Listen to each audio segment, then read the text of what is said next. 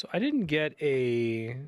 Do you not get offline production when you do combat? That's unfortunate. That's an expensive lesson to learn. Harvest, level 5. Hey, let's fucking go. Okay. Really exciting. 2 herb patches. It costs money, but that's okay. I think I need to start buying compost because I need to get as much value out of each tick as I possibly can. It's expensive, but I don't really have a choice.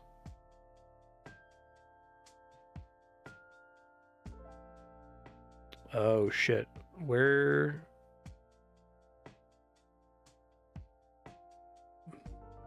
Bury these. Go ahead and get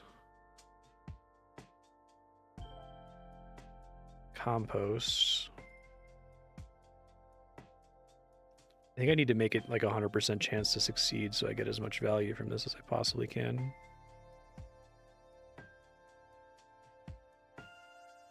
Okay. Guess that's not settings. Settings are somewhere. The gear.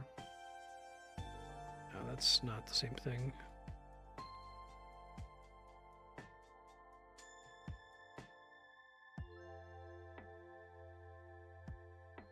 Potions, equipment.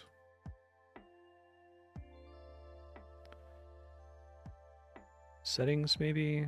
Toggle offline combat. Fuck. I understand it's possible to die while offline. It's my responsibility to ensure I'm prepared for all combat scenarios. Will not notify me if I die. Okay, got it. So I guess what I'll do then, I haven't been doing this off stream in between episodes, but I will do 1 day of this and then another day switch to whatever I'm going to end on. Like I'll log in, I'll take a screenshot of whatever the offline combat production is and report it at the start of next stream. That's unfortunate though. Chance to grow 100%, 100%. Garum.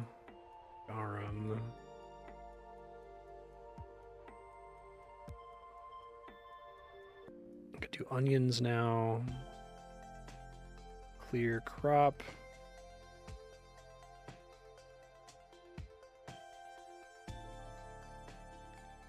Okay.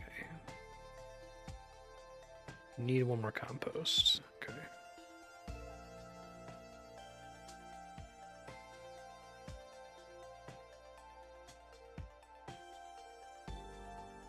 All right, hopefully I'll get substantially more XP now that I'm gathering way more things this time. Should have been thieving this whole time. Shit. I want to try to get this to the point where it's AFK. It's probably already good enough that I can tab out while it's running relatively safely.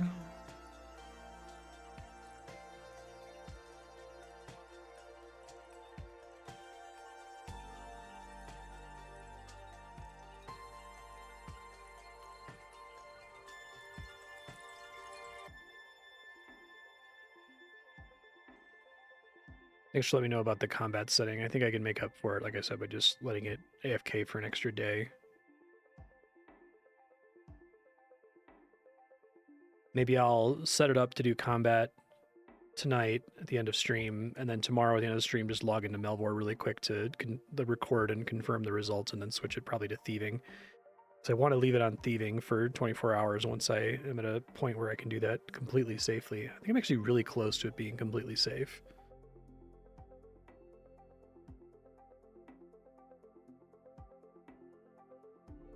Oh, really? I have a couple things. I guess there's the signet ring.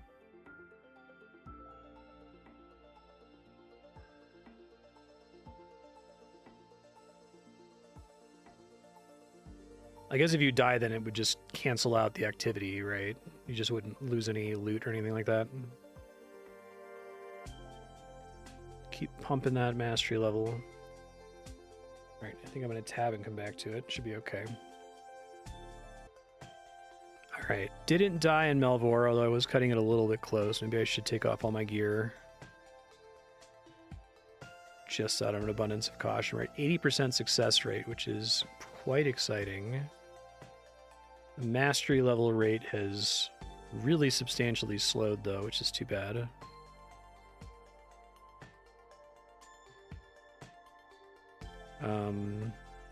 Goblin Chief. I think this is the one that has, Rabbanon was saying, has a rare steel. Oh, did I get a jeweled necklace? Whoa. That's pretty cool. I think that's my first necklace. Hell yeah. Plus 5% global GP. So not when I sell things, but whenever I like pickpocket or whenever enemies drop money. That's really fucking cool. I'm over the moon about that. I guess I gotta be extra careful here because since my offline combat didn't work, it means that my combat level is lower, which caps all of my non-combat skills, so I gotta play it a little bit safe here. Success rate is climbing though.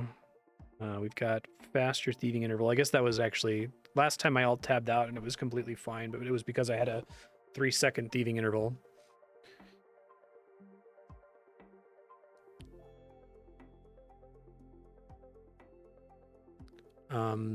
The other mastery benefits here are not until 99, but I am always getting the thieving stealth, which is a pretty noticeable benefit.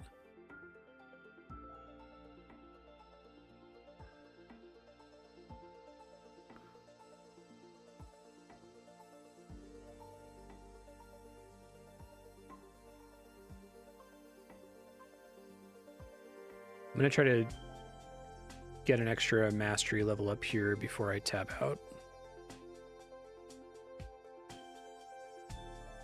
Really the dream here is to just make this completely sustainable. And it is already generating noticeable money. I'm excited to have a farming result that is all good. Also good to know herbs grow a little bit faster than allotment seeds. Okay. Cool. There we go. 81.43%. Let me top off and switch again. Back in Melvor. I feel like I need to spend more time in Melvor here for a bit. Just so that I can let some of my other things tick for longer. And there is a lot of cool attentive stuff to do in this game.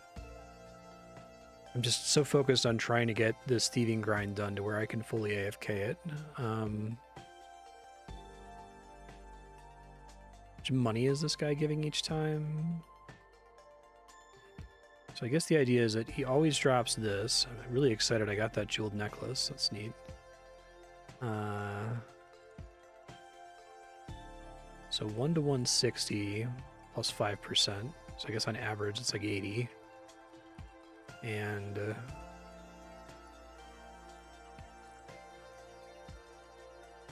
I don't have a ton of other modifiers yet. I guess I have a 17% chance to double loot. Capped at 100%. It's interesting that you can't get like triple loot if you keep going above 100%. Could try to pickpocket this guy like twice. I'm gonna have to pay closer attention for the harder dudes to pickpocket. Yeah, he sucks pretty bad before. I think everything sucks pretty bad until you have a lot of mastery when it comes to thieving. That's interesting, because it's like I might want to stay on the man once it's at 100 mastery, but I guess every tick that I'm spending when I'm already capped on mastery is me not getting mastery for another creature, which eventually pays off.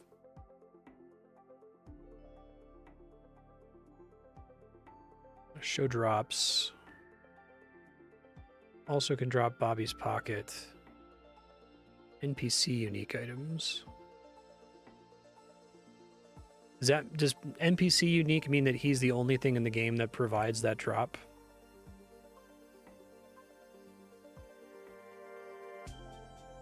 %31 success rate. Fucking sucks. It's not good.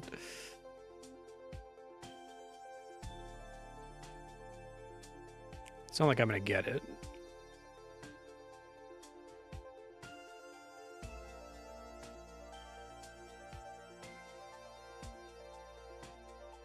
His max hit is like fucking crazy too. I guess maybe this becomes substantially more viable once you have auto eat. If you have a heroic amount of cooked fish saved. Okay, cool. Let me get one more successful steal, and then I'll head back on this man. I guess you can spend Mastery Pool on him, right? And that's like crazy cheap. Okay. I don't think I was appreciating that with spending in the Mastery Pool. Somebody said that, I think. So like the idea is that you I can farm mastery from the man and then spend the mastery to bootstrap another creature. And in fact, that's like borderline required to have any hope of pickpocketing successfully. Gotcha.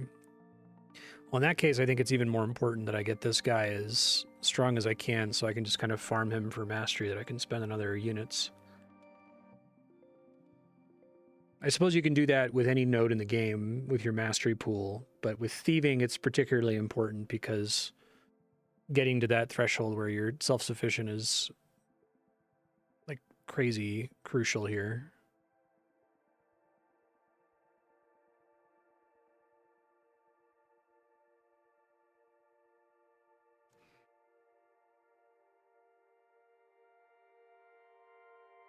$15,000 for their level. Hey, Rabanon, how you doing?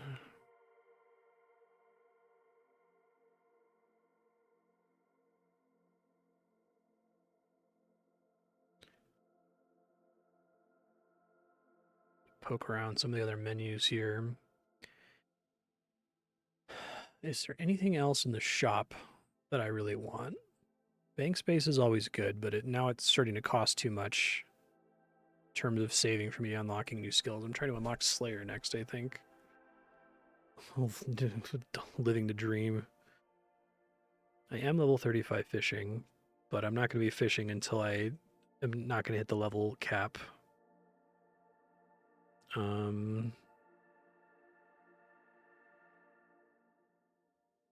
Cooking fire. These require Slayer reward points, which you get from completing Slayer tasks, I assume, right?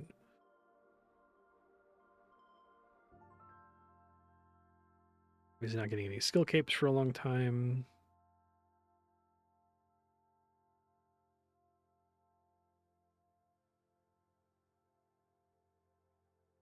Okay, so you have to spend 10 compost on 5 weird glue. I guess you're basically spending rune essence to get... This is like ultra compost, basically. And we're not doing anything with the township for a long time.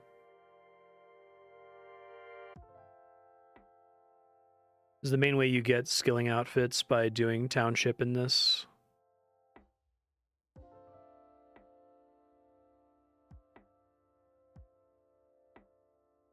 Jeweled necklace is really exciting.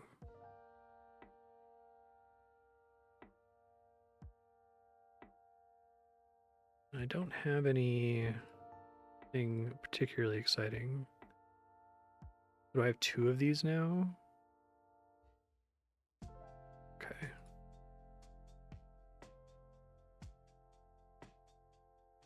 I need to worry about ore. I don't have anything to use it on right now.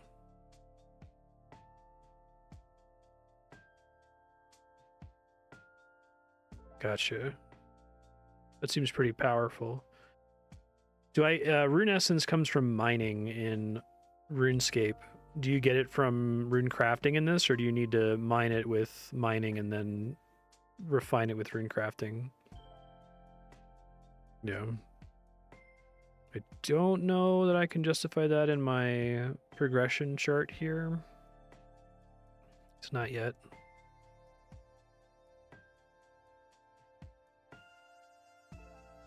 I think I've gotten to a point where I obviously can't leave this for offline production, but it's stable enough that I can probably do something more interesting when I'm playing attentively, like try to chance an Addy Sim.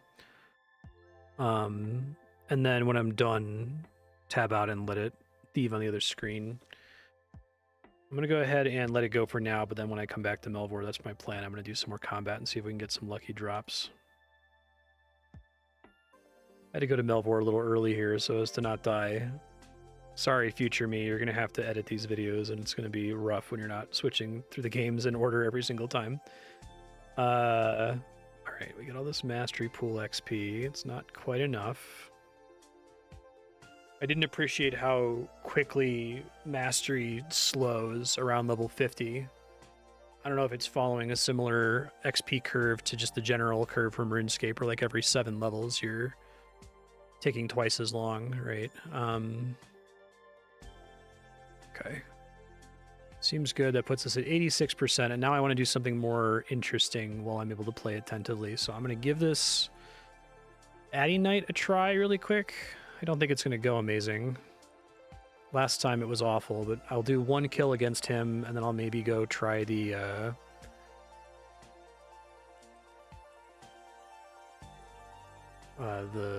pirate for a bit. It's a much rarer drop rate, but he also dies much faster. I'm really sad that my offline combat didn't work. I'll get it fixed for tomorrow. I'll just record a quick 3-minute clip tomorrow of what happened and then picking another skill. Probably thieving if I can get there today. God. I think I gotta do attack here just to...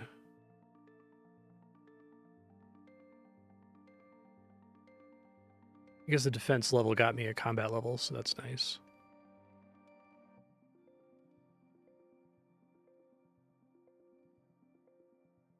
The Obsidian Cape would be sick too, because I don't have anything in my cape slot yet.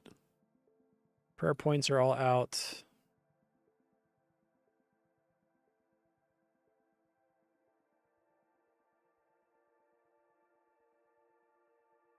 I like that eating interrupts your combat here. You kind of have to weave it in. It's very RuneScape-like.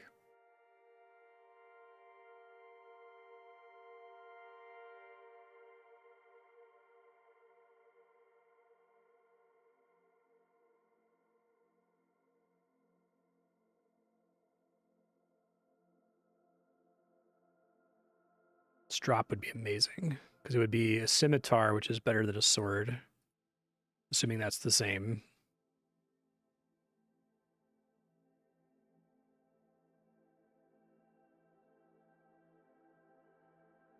I think my soft goal for Melvor is to get thieving to the point where I'm certain it's 100% safe for me to leave it offline, and then probably just AFKing like cows or something to get bones, as I'm alt-tabbed in other idle games here.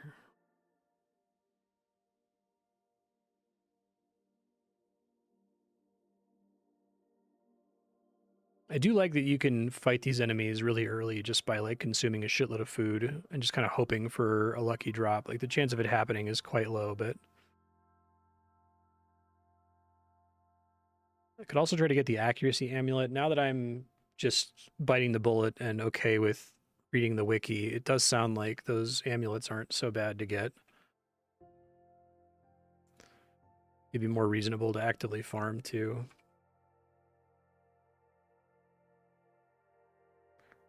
This probably just isn't worth the amount of food that I'm spending. I really have to be substantially stronger to be able to fight this guy. I think last time I killed him, he just dropped bones, which sucks really bad.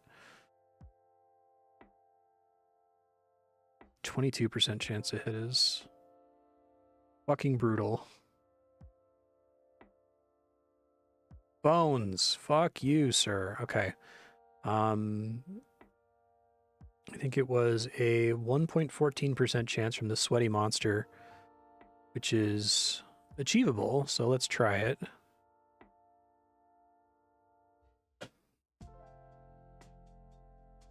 I think strength bonus is generally much better in RuneScape, but I think that they've like calibrated all the enemy defense values in this game that you're actually not going to be at 100% chance to hit as quickly. Hi, Bucky. How you doing? Problem with this guy is he drops a bunch of shit that's going to fill up my bank. Right? Because he's got like... He drops so much shit that's going to fill up my bank. I guess I can just sell all of it and try not to think about it too much. Is there anything on here? I might save some of this stuff. It's hard to say.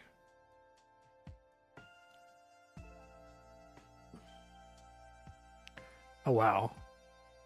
I have like 3 of these now. I guess maybe... I feel like that was like a pretty rare drop, and then I just got a ton of them. Maybe it's just crazy luck. Oops, I didn't mean to click that. Maple logs.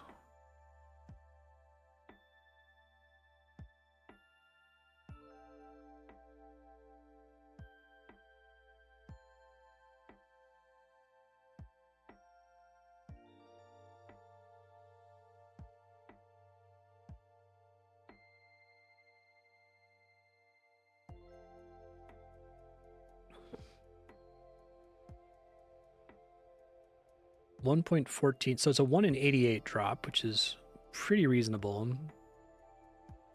I could maybe sit here and just watch for it. I don't think I can safely AFK this guy. I mean, his chance to hit me is actually pretty low. 18%. Let me see if I can calculate how much damage he's doing to me per tick here. On average, he hits me for 229, and he does that every 18% of the time. So every tick on average, he's hitting me for 41 damage. I think we said my regen is 1% of my HP every 10 seconds. So in 10 seconds, I get 31 HP back. But he has like 5 chances to hit me for 41. Well, I guess he'll hit me for 41 5 times on average. So yeah, I'm nowhere near this guy being safe to AFK without auto eat. Auto eat is a shop purchase. Okay, for 1 million. But it reduces food efficiency. I kind of like that as an idea because it makes it so that you might want higher level foods specifically to use them on auto eat.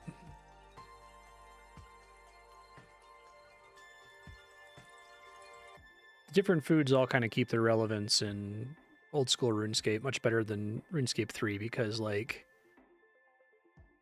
you know, there's content where you can just like slam eat cakes or wines or something. You probably made 1,000, tens of thousands of wines in the process of leveling cooking, and they give you a huge penalty to your attack, so you don't want to use them in melee combat or really use them in anything other than skilling. But I like that the different foods that you make can have different use cases, that it's not just highest food tier is best tier, period, right? 75% chance to hit's pretty good. Gold bar.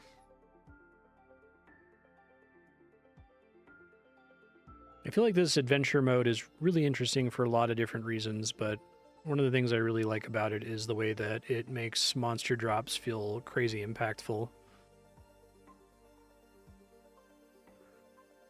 That's true in old school as well. If you play as an Iron Man, like there's a couple items that you could make yourself but are a disaster to make yourself, like a rune scimitar. So if you can find an enemy that drops it, like, you know, 1 out of 128 kills, it's absolutely worth farming it pretty early.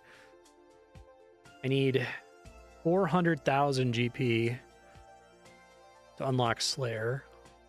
Slayer would be a great thing to do attentively, because I bet all the Slayer monsters have cool drops. I might not have this set to all.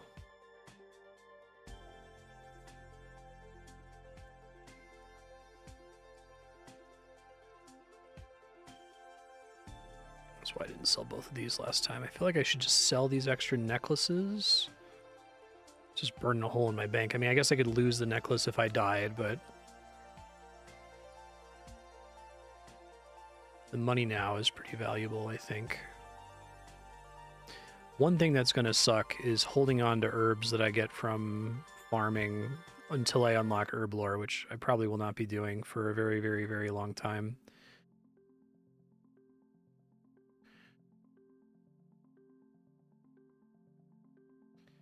So in RuneScape, there are different Slayer Masters in the game, and each Slayer Master has a different pool of enemy. Thank you for asking me your questions about RuneScape, by the way.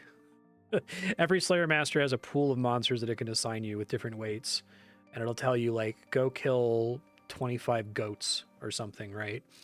And each time you kill a goat on a Slayer task, you get a small amount of Slayer XP. And when you complete the task, you get Slayer points, which are like a currency you can spend in a shop to get Slayer adjacent rewards. So like a really huge upgrade is you eventually get something called a Slayer helmet that gives you like plus 10% accuracy and damage against any enemy that's currently your Slayer task. And given how little power creep there is in old school RuneScape, that's like huge. 10% accuracy and damage is gigantic. There's like almost nothing like it. So frequently what you'll do towards the mid to end game is you're starting to like fish for Slayer tasks where there's like a boss who's the same category as that task. Right, so like they added a rat boss recently named Scurious. If you have a rat task, he counts as a rat for the rat task. And if you have the Slayer helmet, you can hit him way harder for however many, kills you have in your task. And then there's a ton of enemies in the game who are Slayer exclusive. So enemies that can only be fought at a prerequisite Slayer level. And most of them have interesting loot or stuff on their table that you can't find elsewhere. A lot of the late game is unlocking unique Slayer bosses.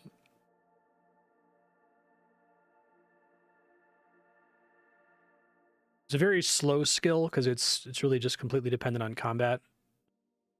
Yeah, so I have a Slayer entry requirement to fight some of these guys, like this mummy. Also drops an amulet of strength. This one's also level 1. Not as interesting drops.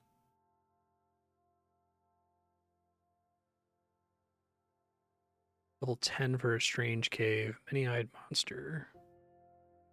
Eyeballs.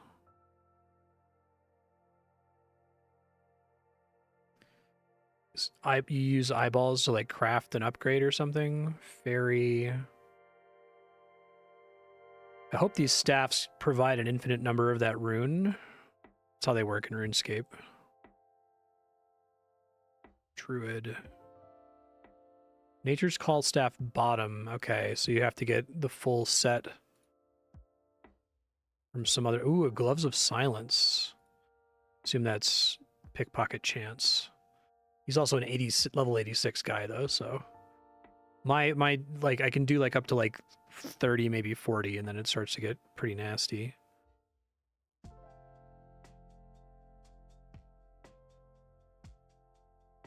Oh, and that's interesting. Each of these Slayer areas has some kind of custom problem that you have to deal with, like reduced accuracy, slower attacks. Yeah, because another thing is in let me get back to where the fuck I was. Hold on.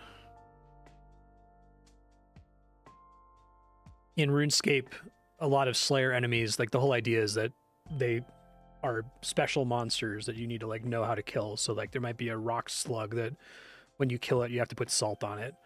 Or like there's a gargoyle that you have to hit with a hammer when it's dead in order to actually kill it. So I assume that's how they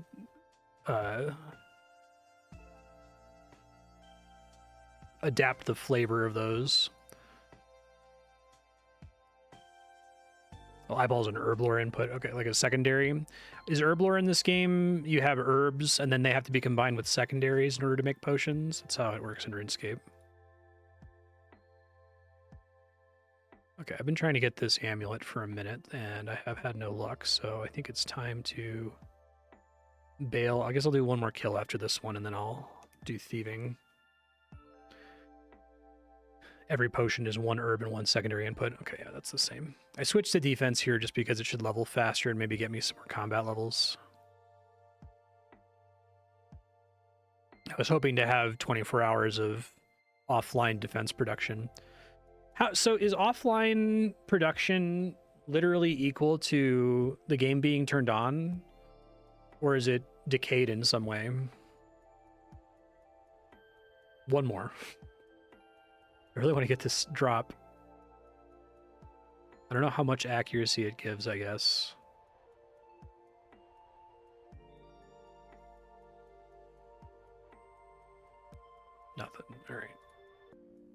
Let's go pickpocket then.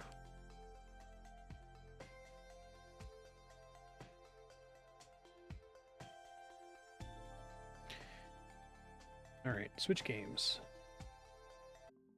All right, Melvor is looking positively delightful. If I die in Melvor while I was tabbed out, is it going to have a thing on the screen that tells me that I died? It's just going to get me back to thieving right away. So if I tab back here and I'm still doing the thing, then I never died. I think we're almost at the point where thieving is completely safe. I was still slowly losing health, but 87% success chance is fantastic. There will be a pop-up. Okay. Oh man, this is getting brutal. Probably no longer makes sense to spend it on this guy now because I think the benefit is kind of marginal. I could go for the Golden Chief because you said to me, I'm just going to look it up since I have the wiki unlocked now.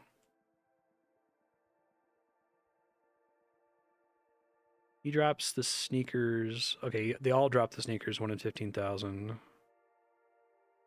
The Golden Mask.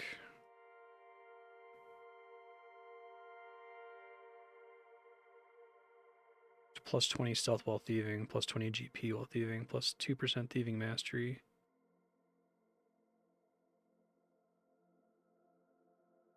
Chance of receiving a unique drop from NPC is based on a combination of factors. The unique drop chance for NPC is included in the tooltip for your stealth against that NPC.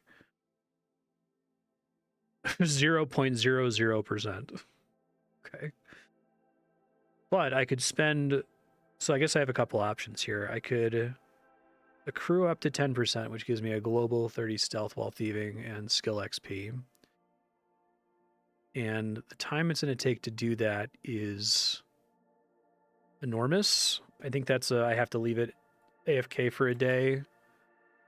By 60 divided by 60. Yeah.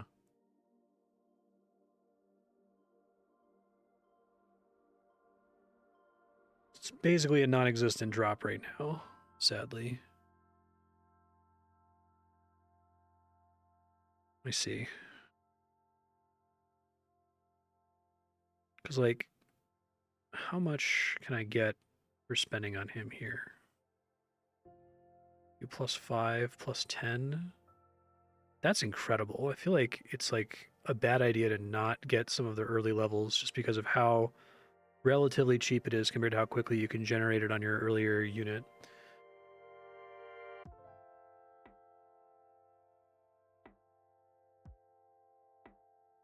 So he's still 0 and probably will remain 0 for an extremely long time. Okay.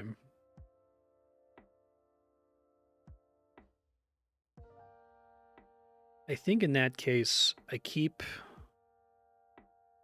going to keep plugging it into the man mastery just to get this to a point where I know it's completely safe when I tab out. Let's do the math again here on damage taken. So I know y'all said that I wasn't exactly right because when I get stunned, that's time that I can't take damage while it's counting down, right? So he hits me for 2. He hits me on average for 110. And that happens like 12% of the time. So on the average steal attempt, he hits me for 13.2. I steal every 2.8 seconds.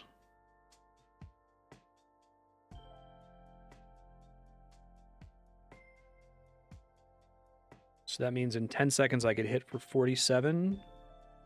And in that same period, I regenerate for 31. So we're almost there. I think I'd want to be slightly better than neutral because I think I don't want to get chanced on a really unlucky string of stuns. But that doesn't include, I guess the calculation I just did doesn't include the fact that I'm not taking damage during the stun.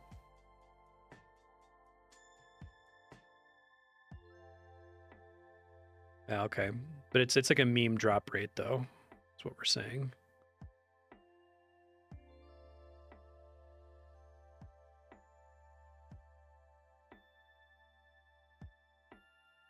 Oh, sure, to immediately start a new target. I guess they've made those feel more interesting. They're not available to Iron Men in RuneScape 3. Yeah, I don't hate that implementation of those guys, I don't think. All right, well, anyway, I think this is pretty safe to AFK now, if not all the way to completely safe. It might be completely safe, accounting for the stun timer. Since I'm in Melvor, though, let me do something more interesting and fight and try to get this accuracy amulet.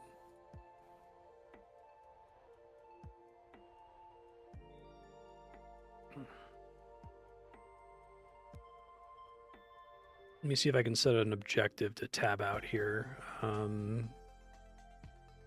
30 defense is probably too long. 29 defense. We'll see if we get it by then.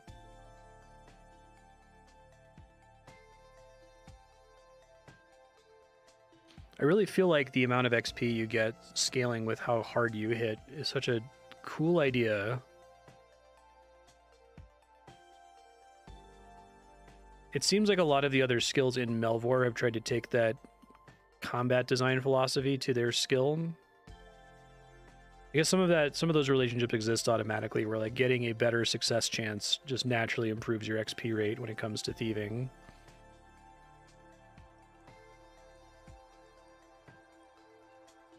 Like, that level 1 thieving was horrible. The success chance was like abysmal. Just get stunned like 90% of the time or something. It's real bad. All right, 25 bones. I can turn on prayer for a little bit here.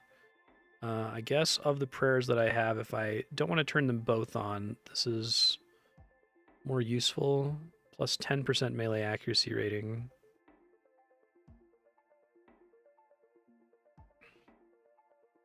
Does that not get reflected in this here? Hold on. Oh, not 10% flat. Okay. It's of your, no, it's of your accuracy rating, which converts to chance to hit based on the enemy's defense, I assume, or on their evasion. Let's see. No, it's still 3%, still noticeable.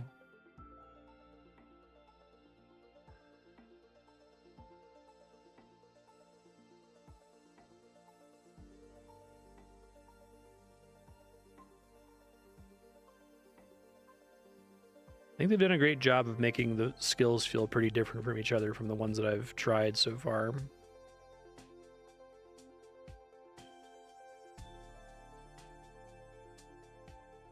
Got 5 more of these, which is cool. Could sell this. It's a lot of fish to sell. Uncooked, too. It's worth more if you cook it, right? That would be enough to be able to unlock Slayer, which is probably more interesting content to watch while I'm playing this actively.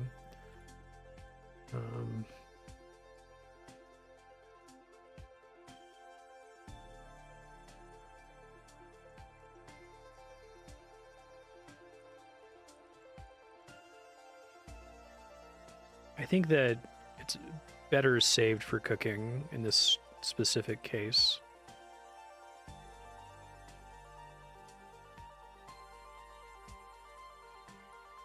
I still have potato seeds I can sell, yeah, because I can just trivially go get seeds. A lot of this game feels like Ultimate Iron Man, where you're playing without banking, where it's like, even though you have a bank, sometimes you have to consider, is this a resource that I can just go get at a whim? You know, whenever farming becomes available, do I just go fight the farmer really quick and get the seeds that I need instead of just wasting the bank space, hoarding them for no reason? I'm going to go for 1 more defense level, and then we'll move on from trying to get this accuracy amulet. Completion log skills.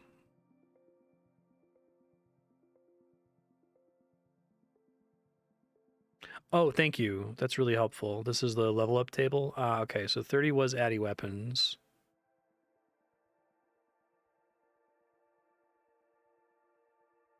Addy is 30, Rune is 40. I appreciate that.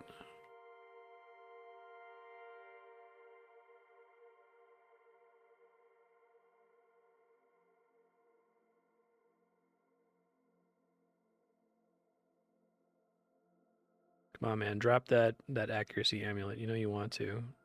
Any idea how happy that would make me? 1 in 88? Can I see a kill log anywhere? I'd love to be able to see how many times I've killed this guy. That's the thing with RuneLight, the third-party client that everybody uses in RuneScape. You can see how many enemies you've killed, so you can complain about how dry you are. Monsters, maybe? Oh, fucking fantastic. 34 times slain, 35 times encountered. That tracks a lot of information, doesn't it? That's kind of cool. So I got 2 KC on this fucking Addy Knight. I guess this doesn't track your drop history, just how many kills you got. Okay.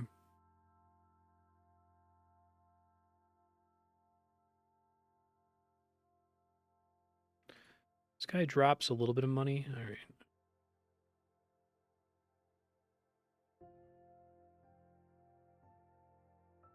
Oh, really?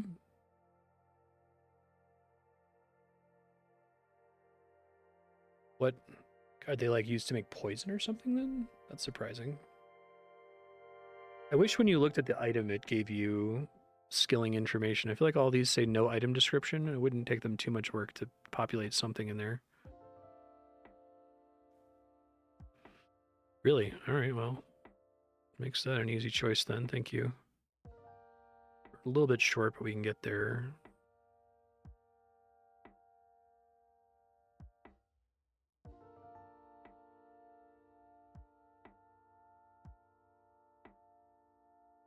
Raw blowfish.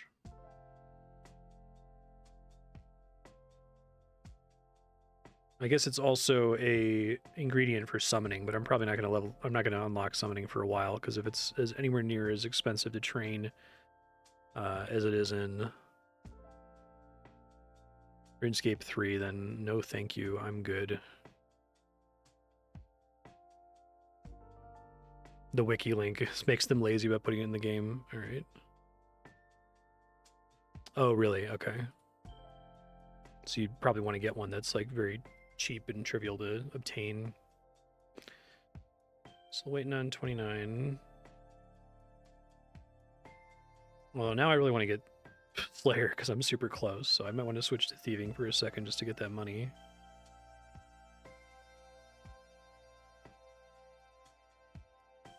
You stop missing 66%?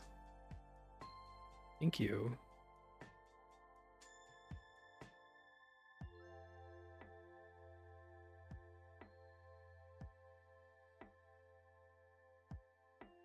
Oh my god. Thank you. Good lord. Alright, let me get this money really fast.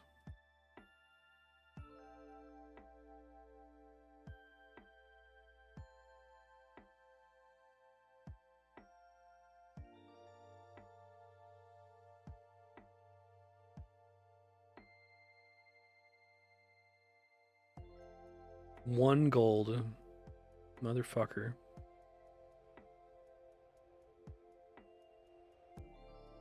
$321 GP. I got 20% doubling over here.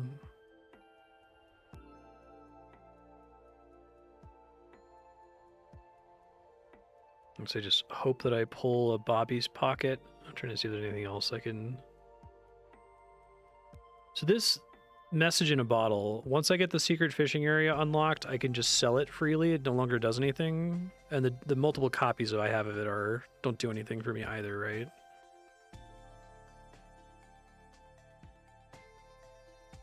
Okay, thanks. Gets me there a little bit faster. And I guess I can sell a lot of my extra barbarian gloves. And if I lose one, that would kind of suck, but... if I, like, died... Okay, let's check out Slayer. Hell yes. Right, so do I like only get Slayer XP if I'm fighting an enemy in a Slayer area? Is that the idea? As opposed to the game giving me tasks of specific enemies that I'm supposed to fight?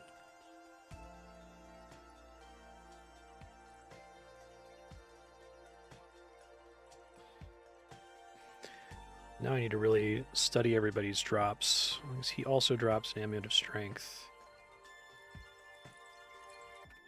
Rather than accuracy.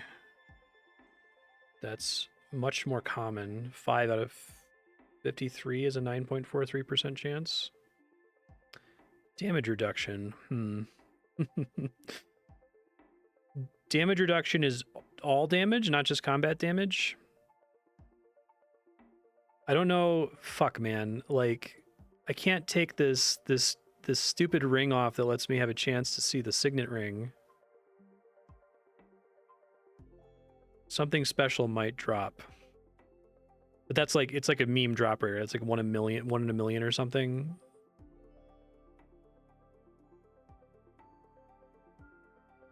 Oh, there's a Slayer task section. Okay. Well, I want to do my tasks then.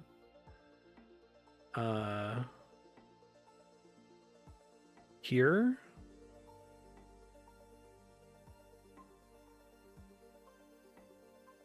I'm sorry, I'm blind. Tasks are below my stat list. Oh, thank you. Wait, I'm really sorry. Where is it? Up here? Next to my equipment. Oh, Slayer task. New task. Okay. Ghost. Jump to enemy. Sweet, thank you. That's cool. I like Slayer a lot because it's a way to get you to do content you wouldn't otherwise do. For years, they've proposed like Slayer for crafting, right? Or Slayer for processing skills, where they would say, go make, I don't know, 7 bronze two-handed swords. I guess that idea is less interesting because like making a bronze two-handed sword doesn't feel that much different from making a bronze plate body or whatever, you know what I mean? But I think something like an artisan Slayer, but for skilling, could be cool. Thank you for telling me that there are tasks, as that would have driven me crazy trying to track that down.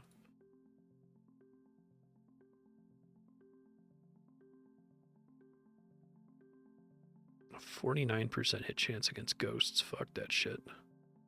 Guessing they're specifically pretty resistant to physical. Yes, and rain. So you want to use magic against them, but I don't have it unlocked yet, so fighting them is going to suck. They're not super dangerous, but they're just going to take forever to kill. Okay, I can just do like a Slayer task every time I'm tabbed over to this game.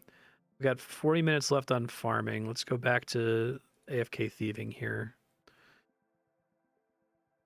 And we'll come back to this in a second. Looking great in Melvor here in terms of my survivability while AFK. I don't think it's good enough that I could like turn the game off. I think I might need to be pretty close to 100% for that to be the case. Just to cover for any extreme bad luck situations. I think I still want to keep pumping this just to get this as close to perfect as possible. Plus 66 from man mastery. Up farming is ready. All the herbs are ready. Harvest. Farming level 6. Farming level 7. Let's look at milestones here. So now I can do cabbage. Let's plant another garum. So let's do compost first. Shit, that's right. I think I have to now. I think I can get more if I buy from over here, right? Okay.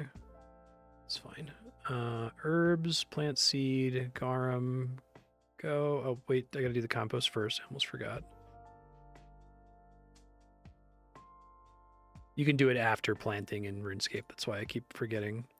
20 minutes on these guys. I get another allotment patch at level 10. And a tree patch at level 15, which is pretty exciting. I guess I have to find where I can get tree seeds. Oak tree seeds, so acorns. Probably just one of the farmers, right? Let me take a look.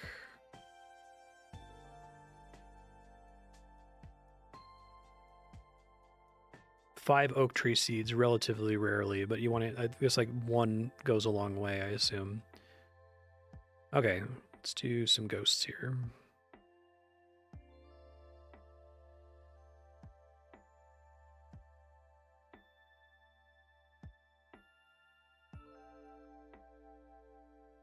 These guys, amusingly enough, do drop bones.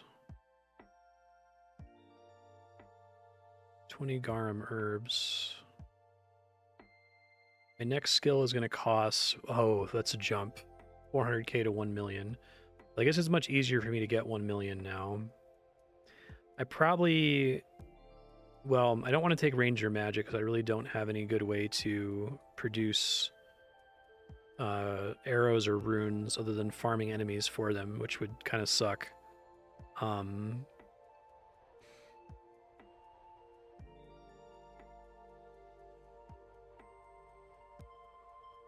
Slayer is now 2. Fuck yeah. The main benefit of Slayer levels is access to new Slayer zones and Slayer monsters. I take it.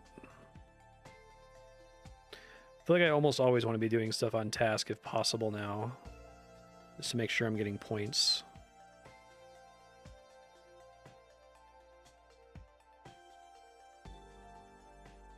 Do you start with 80 Slayer?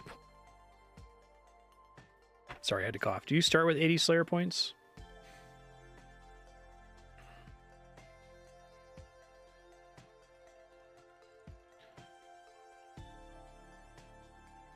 This guy sucks. Doesn't drop anything good.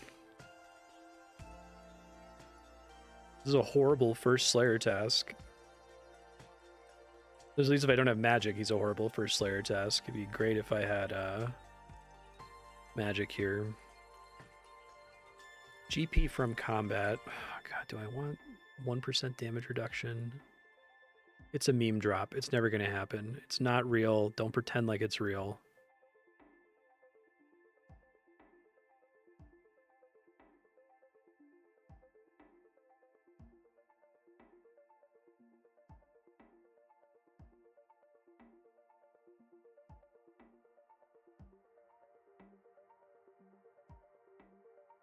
Not Underslayer.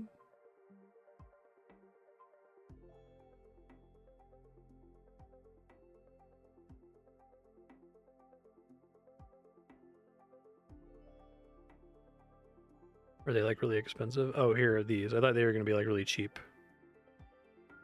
Okay, that's kind of interesting. I don't know that I want to spend the points on that before I get some of this cooler shit. Yeah, this makes sense when they give you access to specific areas. It's cool.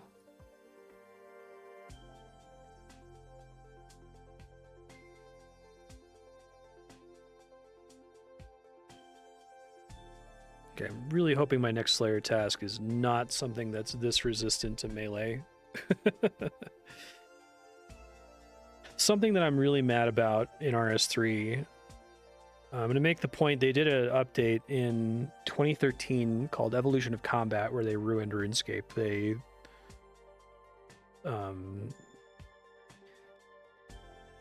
They tried to add a WoW-style GCD system with all kinds of abilities you could activate, which is fine in WoW, but like, they obviously didn't build the game from the ground up with that system.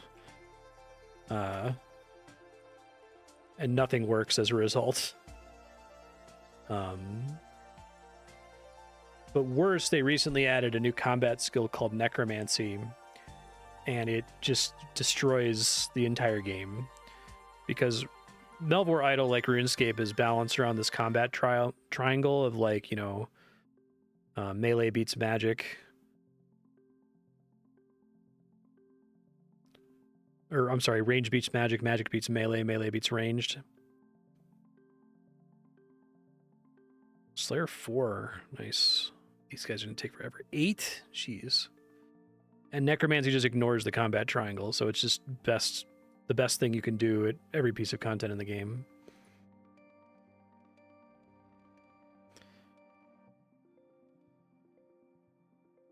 Evolution of Combat was the Chicxulub crater, and Necromancy was the cloud of dust that blackened the sky for 40 years afterward. Finished the job. Oh, really?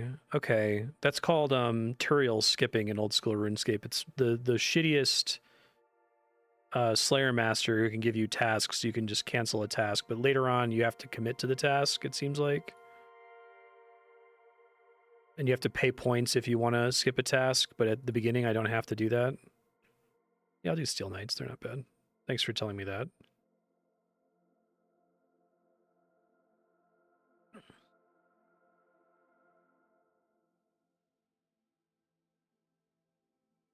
Eventually, though, I'm going to get above easy tasks, and then it becomes kind of expensive to skip.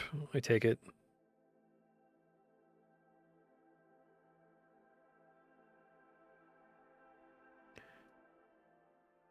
I need to start... I wish I could, like, mark certain items to auto-sell whenever I obtain them. Save that ring? Probably. Yeah, extending tasks is also in RuneScape. That makes sense. I noticed that down here. That's pretty valuable if you're like... So you can only pay to extend the task that you have. There's not like a thing that says whenever you get a Steel Knight task, it's always extended. You pay it on like a per task basis.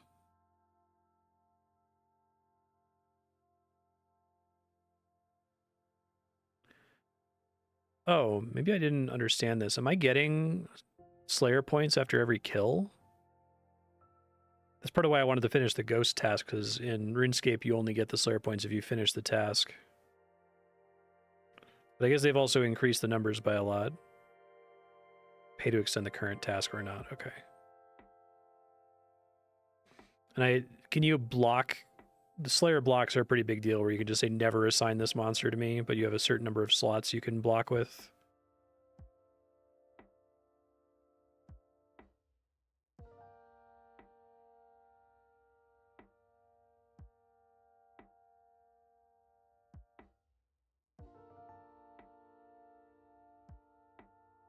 I'll try to finish this task, then we'll tab out.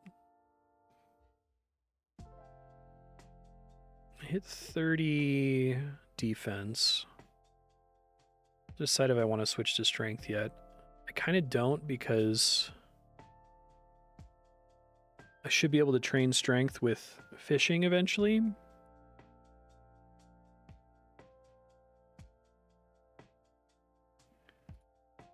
Slayer level 5. Very cool. So that I can see the Slayer level up table from here. Forest of Goo. So the first Slayer level up you unlock is the Strange Cave. Okay.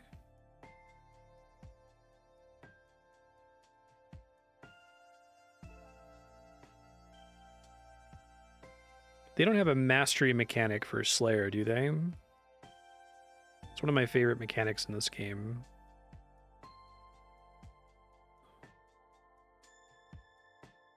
Yep, that's the same too. Oh, so you also get coins?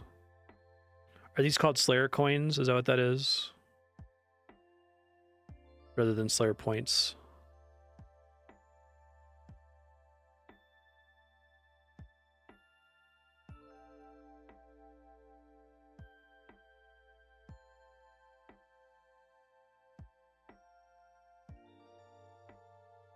Yeah, I like how they definitely, like, basically plagiarized RuneScape in a bunch of ways, but definitely also made their own game. They asked a lot of questions about, like, if it were actually a true idle game and not a single-player MMO, what would we do differently?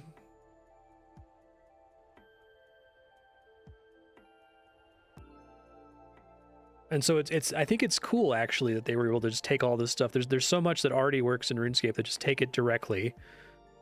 And then you can ask individual questions about if there's things that would work better in this form factor if you change them slightly. I wish more indie developers were able to just take stuff like that. It sounds like, lucky for them, Jagex just decided to start publishing the game instead of, like, pursuing them legally or anything.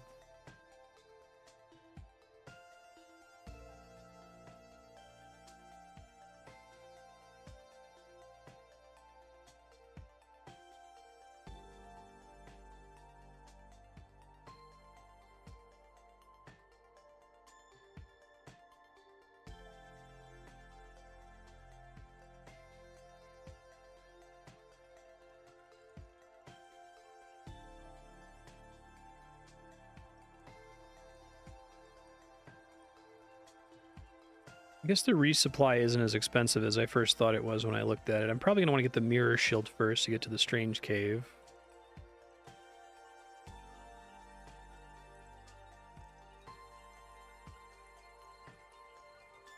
Midnight Valley, 1 item is consumed per player attack. That's brutal.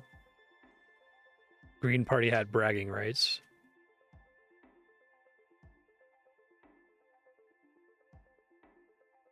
Slayer Cowl. Oh, some of these would be good, right?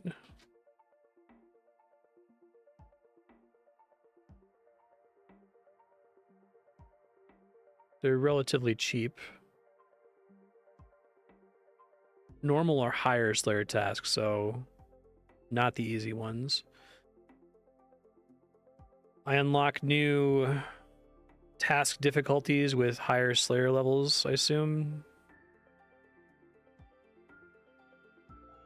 Let me see. Oh, I guess if I do, it's not in the level up guide. That's 7 minutes. I'm just gonna wait out the 7 minutes here. I might not spend as much time in Melvor next time. Level 25, okay.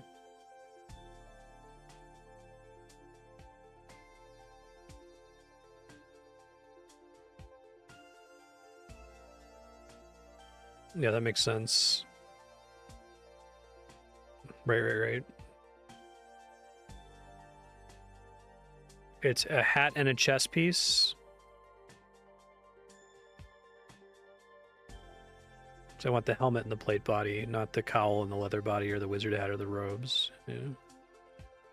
Okay, that's a cool objective to try to work toward here. Do they have any like basic stats? Like does it the equivalent of another metal tier of plate body or something? I finally got the plate body from this motherfucker. Okay, so I got new task. This guy drops an amulet of defense, which I don't really want, but I guess I'll take it if I get it.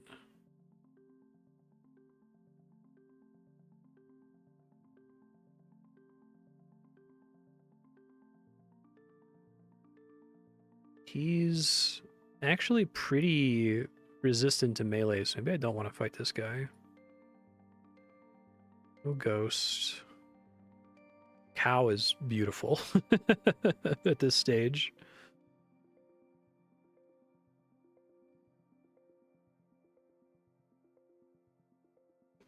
I'm just gonna camp this until I get my farming patches ready, and then we'll move along.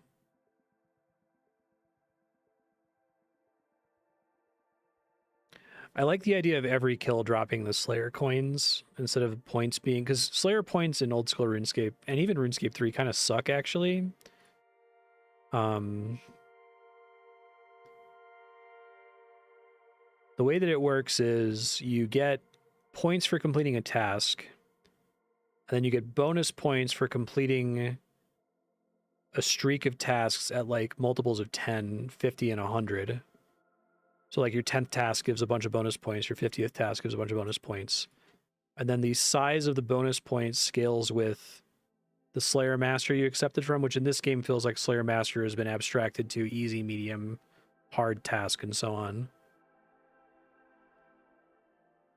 Equivalent combat stats to steel gear. Okay, that makes sense. Thanks.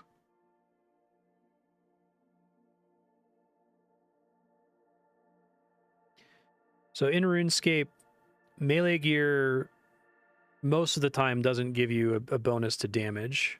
It's mostly just defense. The range and magic gear give shit defense generally, but give you a bonus to damage. Is that how it works in this too? Generally, I mean, there is melee gear that gives you like a strength bonus, but it's pretty late game.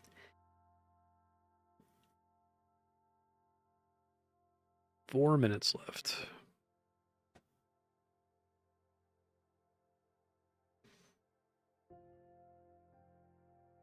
I love a Cow Slayer task right now. At this stage of the game, I love a Cow Slayer task. I'm going to stay on defense just because defense gets me combat levels faster, since I don't have to level 2 skills to get it to contribute.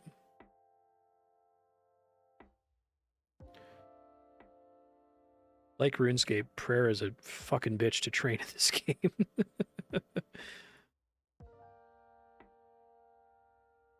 Is there anything you can get that increases the amount of prayer XP earned per bone?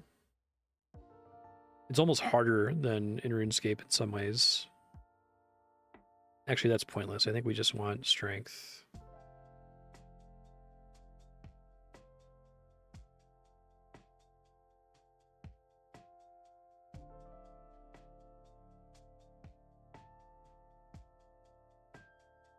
Yeah, that's about the same as RuneScape. Gives you defense, penalizes magic defense, tanks your ability to attack with magic. Yeah, because I really like that way of instituting the combat triangle in old school RuneScape. In RS3, they like formalize the combat triangle in a way that's profoundly fucking stupid. Where it's like, how do I describe it? If there is a guy whacking you in the face with a sword, because magic beats melee in the combat triangle, if you're wearing robes, you take less damage when you get whacked in the face with a sword than if you're wearing full plate. I remember I had I had crafted high level like tier 80 melee armor in RS3 and was getting wrecked by these giants, and I switched to like level 20 robes and they did no damage to me, and it's just like so stupid because of the way they formalize the combat triangle and just the math that happens behind the scenes instead of it being the way it works here, where it's like, okay, well you could wear plate as a mage, but your accuracy is going to be ass, so don't, right?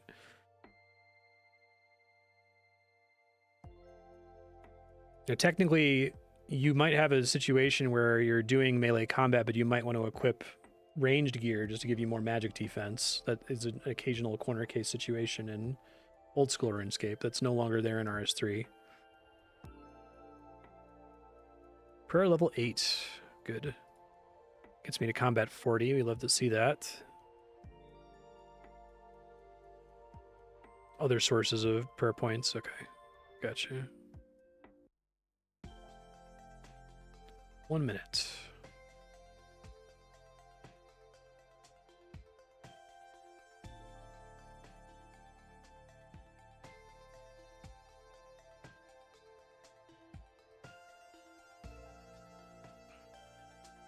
Jump to this junior farmer. Oh, he's gonna drop a bunch of seeds I can't use.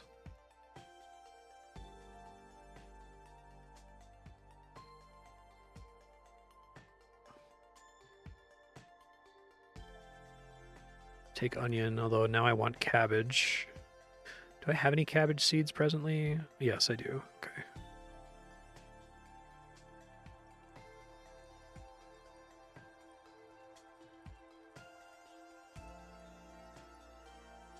Farming.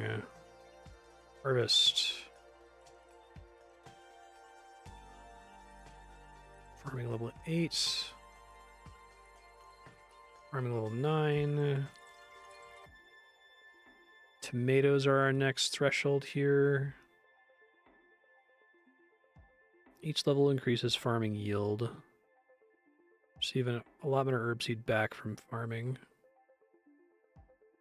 So I need all this compost. Came a little bit short of level 10, sadly.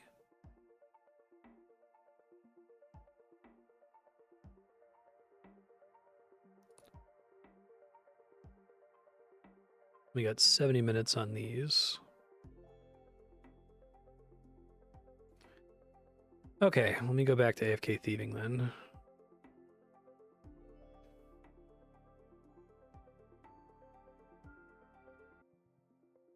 Okay, we're back in Melvor. What are we doing here? I know, right? Man, that shit gets crazy expensive. I do think taking him to 99 is the way to go. I still haven't gotten his other drops. His other drops are the the sneakers and like a hat, like a cosmetic hat. I think it's now completely safe for me to AFK this guy.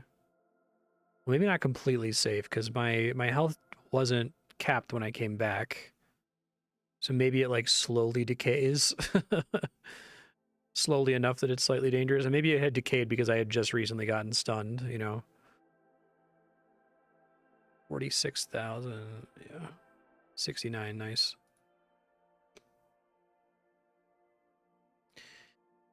I feel like his maximum hits going down too. Is his max hit like a function of my thieving level or something? Or does stealth itself reduce the damage he can do?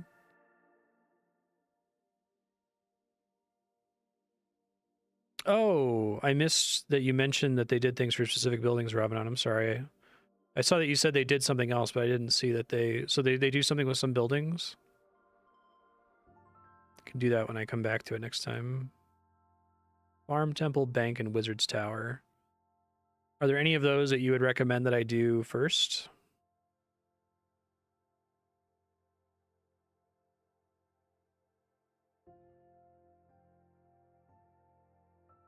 Trying to decide when I want to swap off of defense here.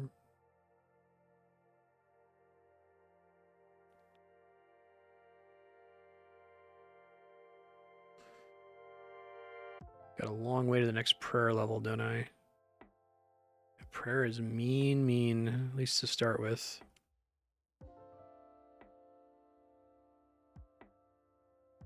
Prayer level 10. I'm currently 8. I assume it's going to be like a ranged boosting prayer and a magic boosting prayer. I guess rapid regen would be interesting, assuming it's in the game. Maybe it's like it would tick every regen tick, it could drain a prayer point. But the regen ticks are less frequent, and that way you could train prayer by doing activities other than combat. You could like set it while doing thieving. You had enough bones to supply it.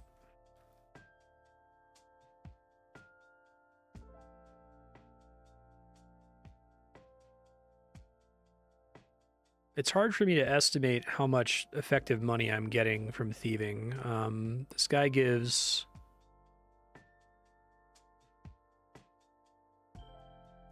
not a lot of average GP per pickpocket.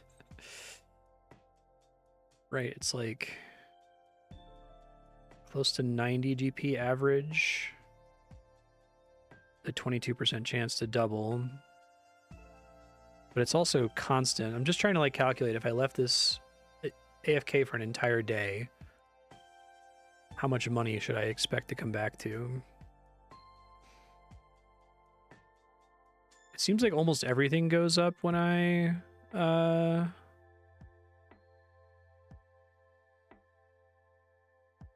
level up here. Like I get more money per pickpocket. I don't think it started at 1 to 174. I feel like that's higher than when I first started.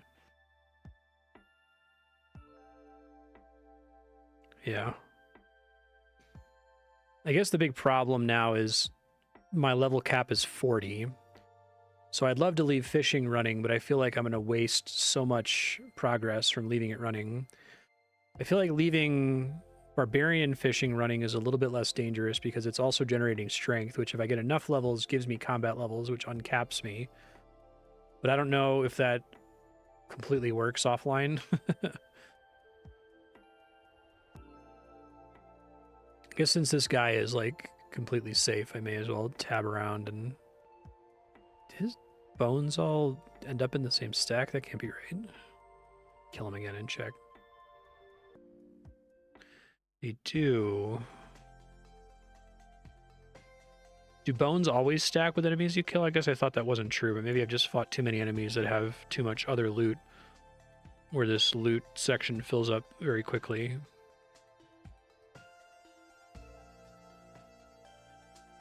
Close to Slayer level 10. Bones always stack, okay. Unlike every other drop. So RuneScape has a concept called noted items, which is where occasionally an enemy will drop banknotes of an item. Items basically never stack in your inventory unless if they're noted. Is there an equivalent of that where there's some enemies you can fight who drop an item that happens to stack?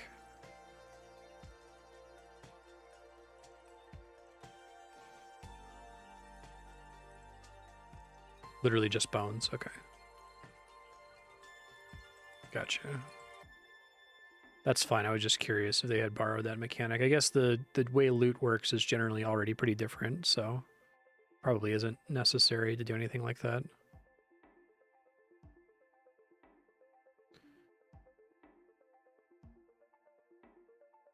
It would be lovely to be able to plant a tree today, but I don't think it's going to happen. I'll probably be able to plant it after the last episode next week. That's okay.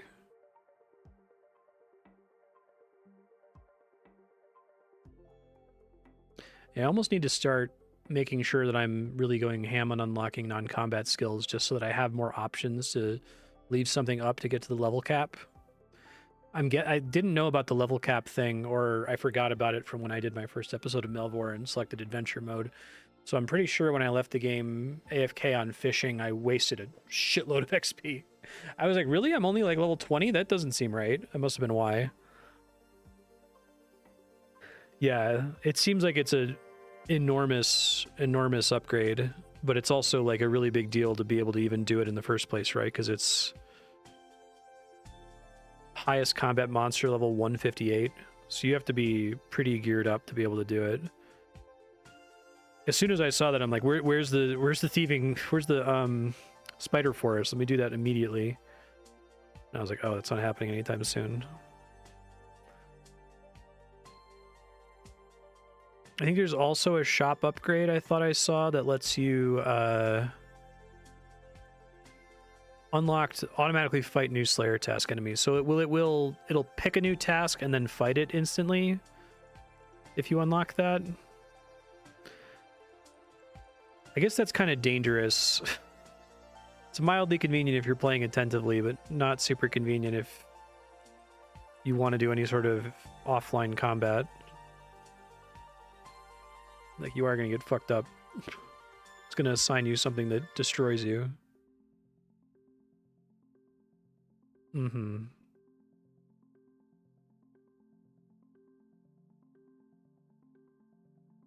Yeah, that makes sense. I think I might get one more defense level and then, I don't know. These guys only have 500 health, no kidding. They drop a bunch of fucking bullshit that I don't want. I guess that's another problem with doing Slayer. I guess I'm glad I bought all these bank slots before I started doing Slayer. Or I'd kind of be in trouble right now.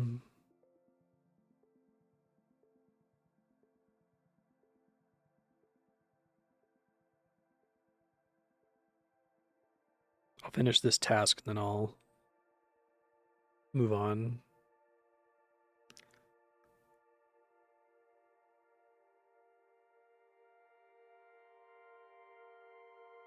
Just to make life as difficult as possible for future me in editing, I think I'll go straight back into Cookie Clicker here to check those sugar lumps.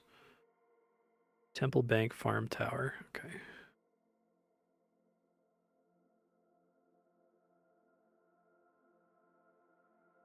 Didn't mean to do that.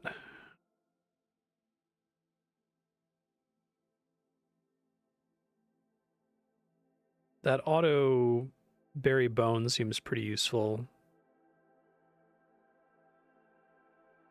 If you're specifically trying to train up your prayer.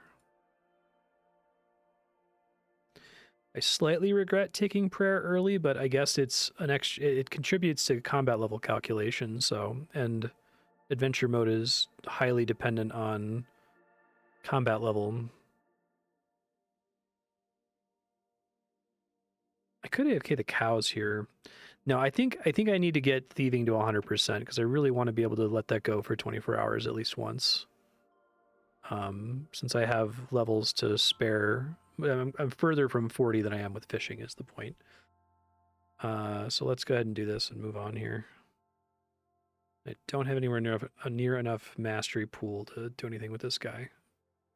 We got these checkpoints, and then the only other thing that matters is 99. Which seems like it's probably overkill for a lot of NPCs, but stealth gives you more than just... It's not just success rate, right? It also affects your double item chance. That's cool. Oh, and I guess also the NPC unique item, but this guy doesn't have one, so... Okay. Well, I came back to AFK thieving with full health, so I think that's a really good sign since I was away for so long. But I have been thieving for so long now that I'm close to the level cap. I gotta do combat. Fuck, man. That's a pretty brutal aspect of adventure mode. I really like having to unlock the skills one by one. I think that scaffolds your play in a really interesting way. But having a level cap on all of the skills based on your combat is a very interesting choice, I think. I don't necessarily just like it. I have to think about it more. It highlights the line for that stock. Okay, thank you. Still nowhere near this. Maybe if it AFKs for like an entire day, we could get there. But I think I can finally leave this AFK. And I guess the nice thing with this is that it isn't going to fill up my bank. I get a bunch of these, which is great. This actually isn't that uncommon.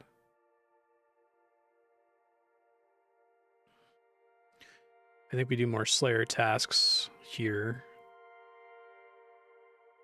I guess let me do the math. Excuse me. So I take 108 damage when he, on average, when he hits me. And he hits me 4% of the time.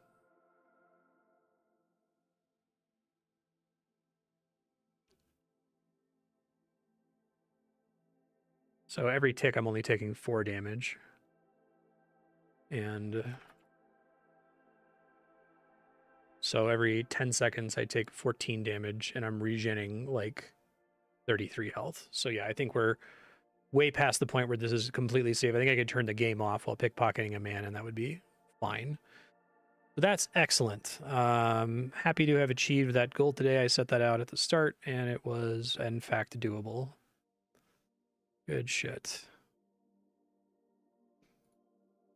I probably don't have to do that in between sessions now. I can probably let myself AFK on cows or something to get bones. Well, what else would I... There's two kinds of AFK in this game. There's shut the game off for 24 hours, and then there's do it while I'm alt-tabbed. Thieving was great for being alt-tabbed for a while there because I was sort of at risk of dying, but as long as I made it back in time, I'd be able to heal.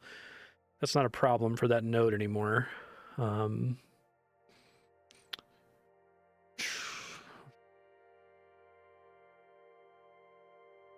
can AFK combat, and I'm going to make up for the setting mistake that I had earlier.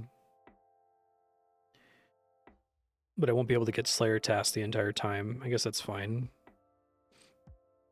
I guess you could get a marginal amount of Slayer XP by picking the lowest level Slayer monster and just leaving that up for 24 hours.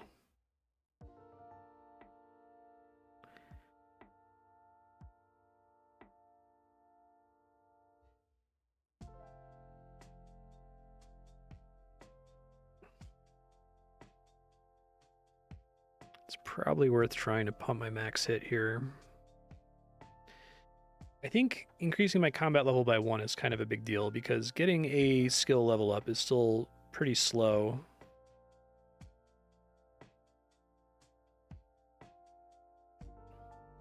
So I think I'm going to take defense 1 more level and then I guess switch to strength for more max hit.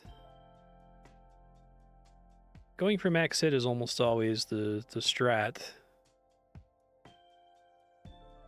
Unless if attack can get you a weapon you wouldn't be able to access otherwise. I really wish I could chance an Addy sim. I think that would be a gigantic upgrade. But the Adamant Knight is a nightmare to fight.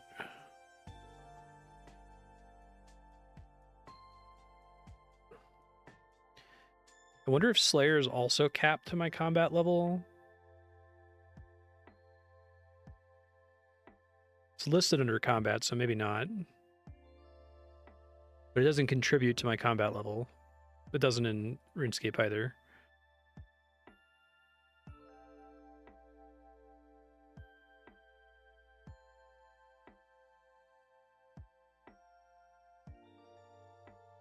I guess it's kind of interesting because, like, melee is kind of balanced in that it doesn't require any resources to do once you have the weapon equipped. There's no, like, rune or arrow expenditure, but you have to level 2 skills to get benefits that are collapsed into a single skill for the other attack styles. Does this come in? Oh, 4 minutes. Beautiful. I'll wait that out.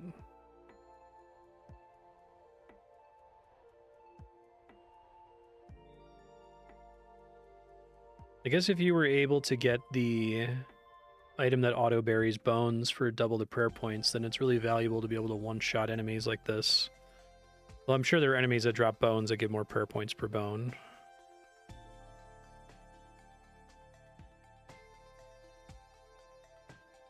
Next prayer level is a ways off, unfortunately.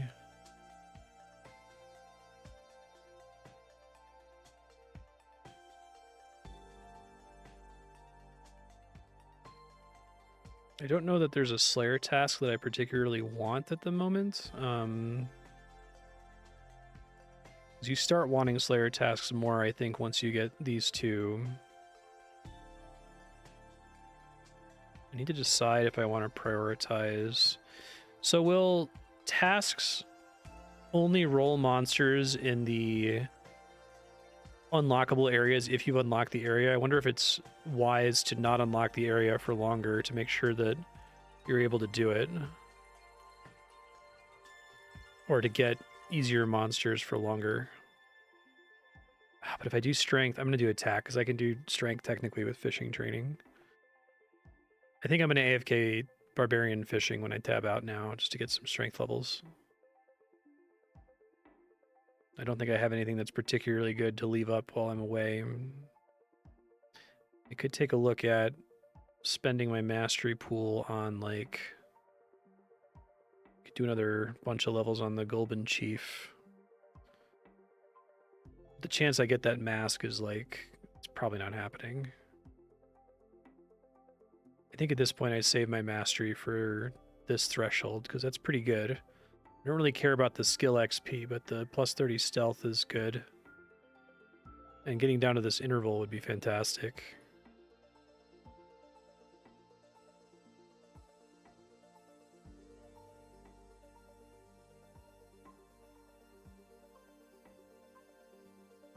Banked anything terribly interesting here?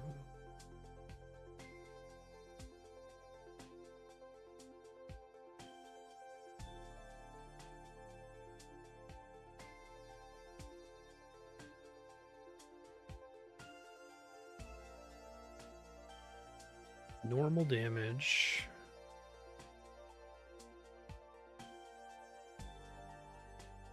No damage dealt multiplier.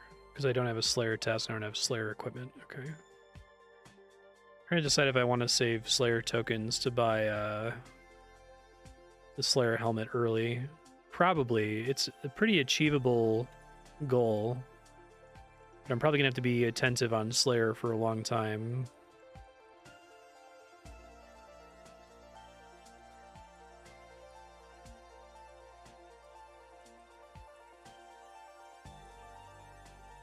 Farming level 10. Well, yeah. Which just gets me the extra patch. To buy more compost.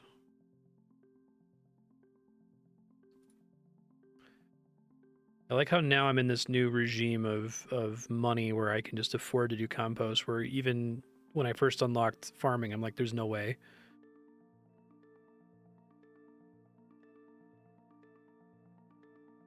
Okay. These guys have a little ways to go. Oh, let's apply the compost first, please. Thank you. Cabbage, and then they're out of sync, but they'll get in sync when we play next time.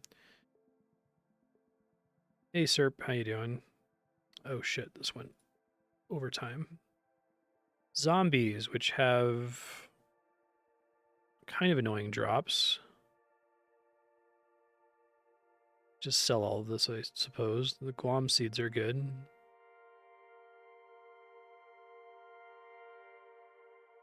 Don't think I can AFK a zombie. Do have a substantially higher defense level now than I had before. I'm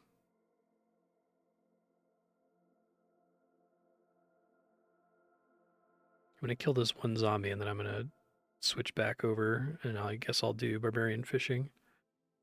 Since thieving is all good to go now.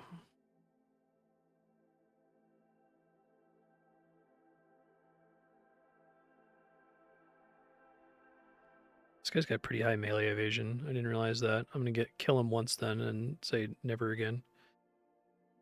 Zombie hands also have relatively high, but I have a 78% chance to hit. Drop a bunch of plate bodies. Probably still better to reroll until it's something that I can really just easily fuck up. Bandits are level 44. They have a pretty high chance to hit me. Holy shit, they have a high chance to hit me. No, never mind. Wizards, no. I'm gonna do mummies. I think they're fine. 70% chance to hit. And their drops are... They have some interesting, like, necklaces and rings and things. Maybe I care about... And they drop the Amulet of Strength, so... I guess being here means I'm taking an accuracy penalty just for being in this zone, which kind of sucks. Oh. Plus 12 hidden attack level? Is that... That's not better than the Amulet of Accuracy, right? I think I'd rather have that for now, and I would switch it if I go to do something that's not combat.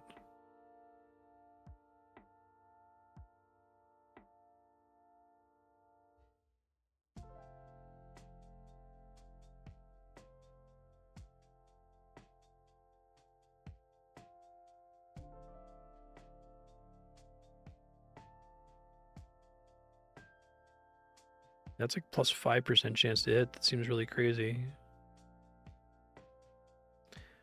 I was expecting those jewelries to need to be enchanted first when I first saw them on the drop list. Drops that super frequently too, huh? Maybe the ruby necklace is plus max hit.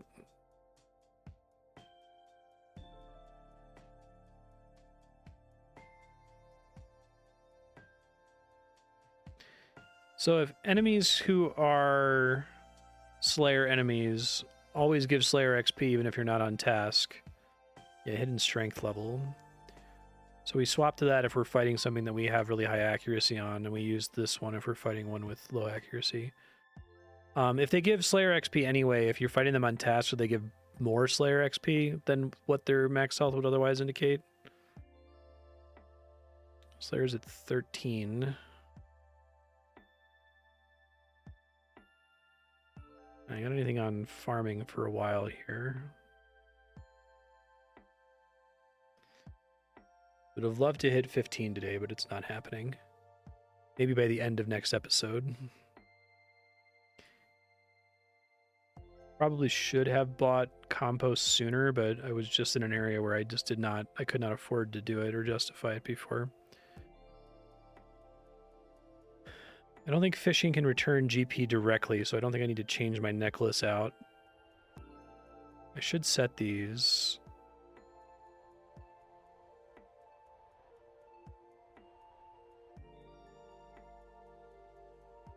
Can do a quick equip would be nice. We want that one on when we're thieving.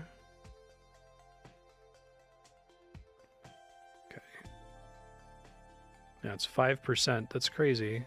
I feel like that's better than what we said the Amulet of Accuracy was supposed to be, but maybe it gives you accuracy. Maybe the Amulet of Accuracy gives you accuracy rating, so it works for all three combat styles, and this one only works for melee, which makes it less good. But great for me right now. I'm certainly not complaining.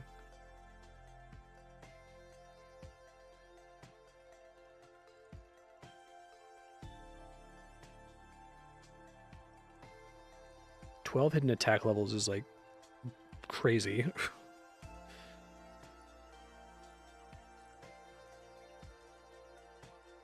Okay, I was about to swap when I started fighting this mummy, so let me go do barbarian fishing, leaping salmon. Hopefully get some strength levels here. Percent boost versus a flat skill level boost. Okay, so it's the flat boost is better earlier, I suppose. Sure. I think I can get the new fishing rod. Yeah. I need 50 for the Addy rod. Okay. In theory, the fishing rod shouldn't apply to barbarian fishing, because the whole point is like you're grabbing it with your bare hands, but... So here I probably, even though I'm at this checkpoint...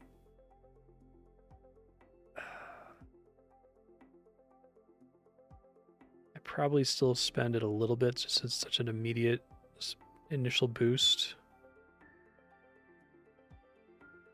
And it's not that expensive.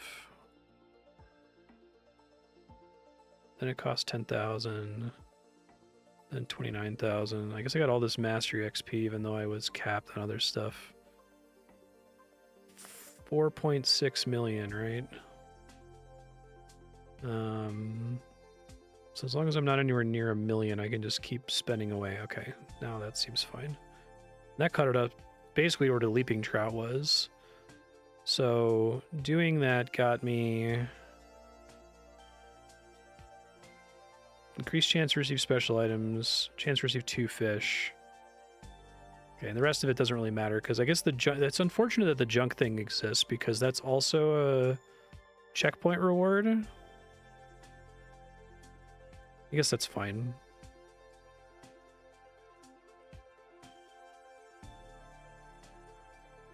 Alright, let me let this go and get some strength XP, and we'll come back to it in a moment. Okay, gotten a good chunk of strength here. Actually got a combat level out of the extra strength level, so that's cool. That was exactly what I was hoping would happen. Mastery XP has slowed way the fuck down, but that's okay. Got 3 fishing levels.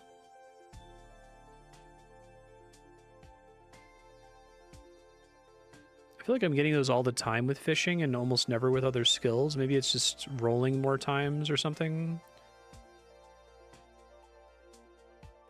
Sell all of these.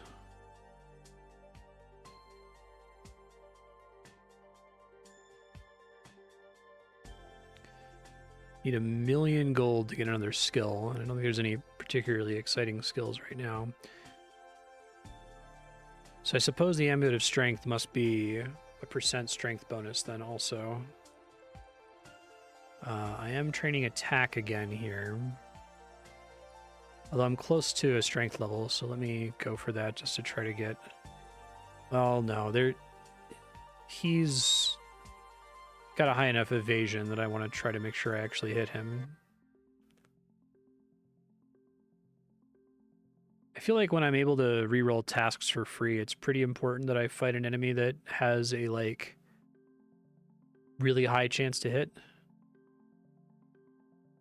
I think missing in Melvor is especially brutal.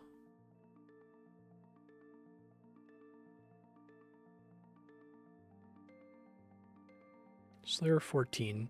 Generally in RuneScape, if you're going to train combat, you want to just find an enemy that has a lot of health and, like, no defense.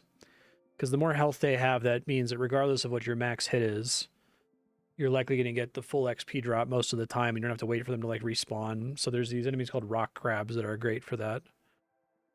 Ooh. That's cool. I definitely prefer that to 1% damage reduction. And it's a pretty small amount.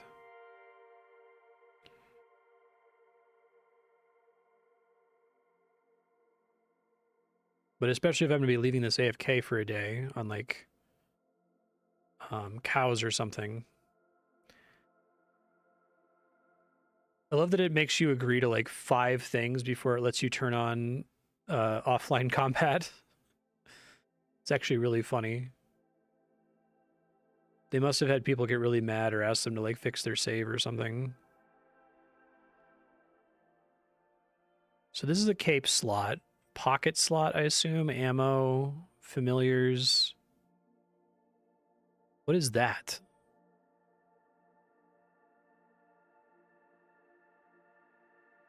Attack level's another 1% chance to hit. This is huge. I feel like unlocking these guys is really incredible. Like all of the jewelry they drop seems super useful. That's funny that I got the diamond ring first. I didn't realize that it was rarer than the amulet of strength. I think we said that his amulet of strength drop rate is like much higher than the other source that I had, the non-slayer monster. Let me check. Yeah, it's like 10%. That's really crazy.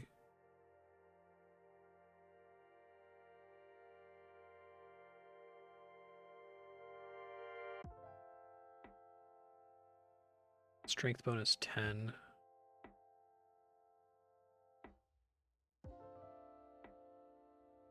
Yeah, it's like 9 times more frequent than it is from the moist monster. Okay, that's cool. Makes me feel good about unlocking Slayer because I wouldn't be able to fight him at all. It's tempting to buy bank space right now, but it's like really expensive, isn't it? Yeah, it's all my money. I can probably deal with what I currently have going. I'm just gonna sell these. Probably sell my potato seeds. Oh, I guess I'm out. Oh wait, no, they're right here.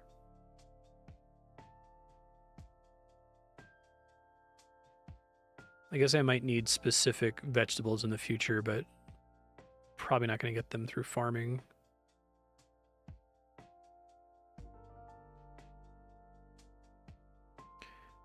Need to collapse this more quickly. Hopefully I can get, if it's like a 10%-ish chance to get the amulet of strength, hopefully it drops before I finish this task. So I have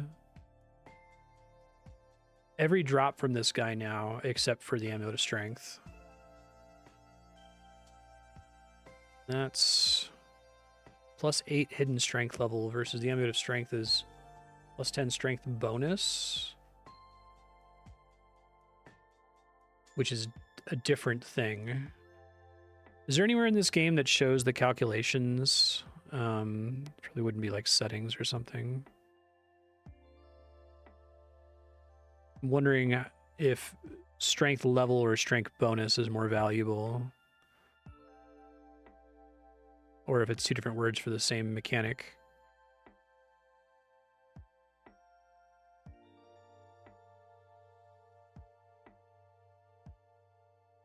I'm actually really excited about getting the Slayer helmet. Do almost all of my combat training on Slayer monsters if I can. So I think it was... How good is it in this? 5%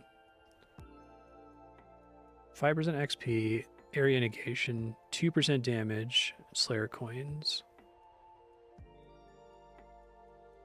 So you really want both of them. It's actually weaker than it is in RuneScape. That's kind of crazy. The helmet by itself is like 10% accuracy and damage. It's probably still good against anything you don't really need the defense bonus from the armor and the plate body on. In my case, it's a flat upgrade to the chest piece. Are they the same cost? They are, so I get the plate body first since I have a mithril helmet. Come on, 8 more kills. Give me the strength amulet.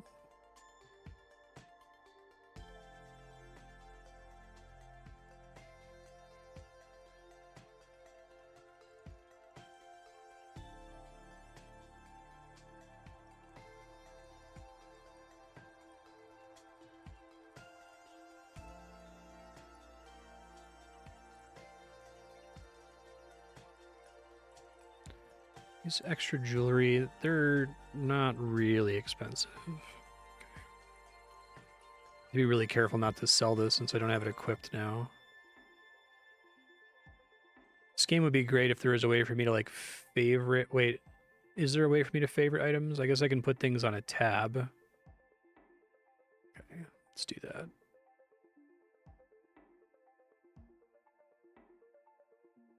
Oh wait, hold on. Select the items I want to move. So all the gear that I want to like hold on to and not sell can go in a tab here.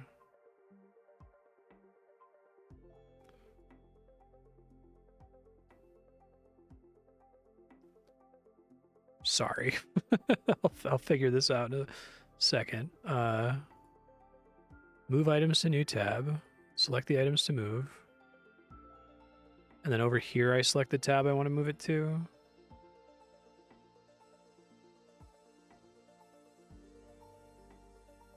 Okay. Keep me from accidentally selling them. And let's go ahead and make a seeds tab as well. Let's try not to die here.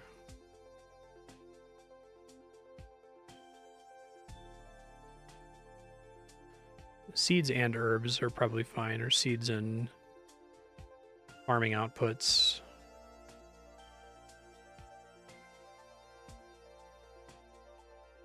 Okay, and we can do cooked and uncooked food.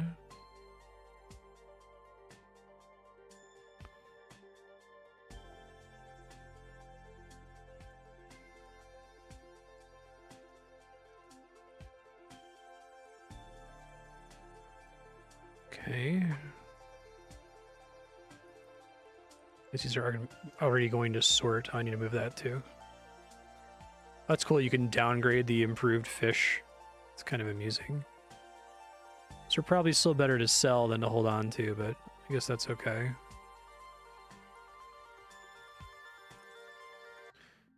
You can do crafting stuff, so this guy, well, crafting and smithing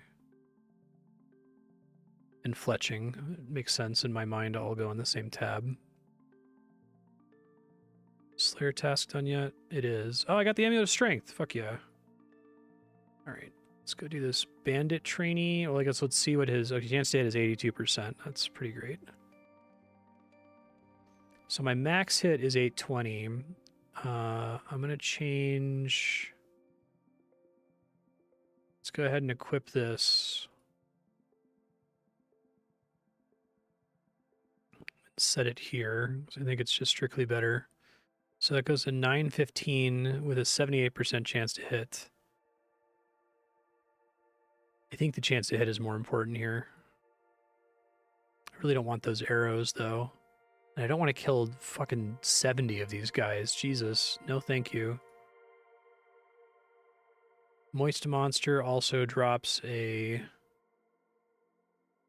I want to, like, fish for the, Adult Farmer? Maybe? Let's say I want to fish for the Mummy again. Just because he seemed to be really good Slayer XP. But this guy drops compost. Oh, and oak tree seeds, which I'm going to need soon. I don't really have the space for all of these seeds, but they all seem like they're going to become useful relatively soon, so I will try to make this work. Although, okay, my chance to hit on him is great. How nasty is he? He's actually not that bad. 14%, 420 max hit.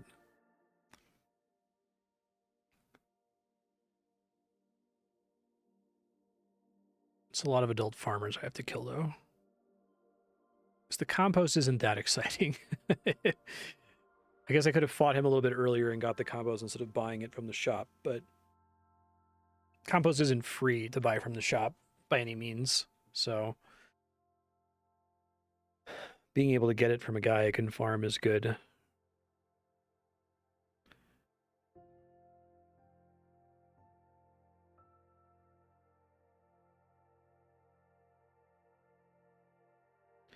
I really only had to do like one round of cooking to kind of prep myself for a very long time before needing to worry about cooking again.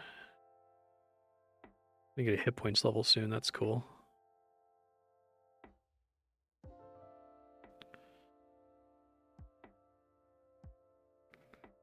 Try to keep my bank organized here. Let's move all of our runes.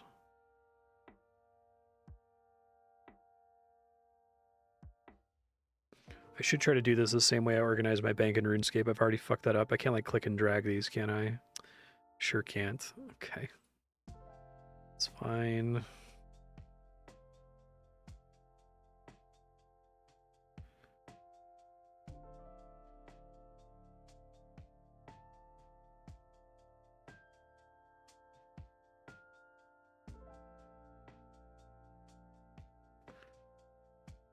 It's not all in here.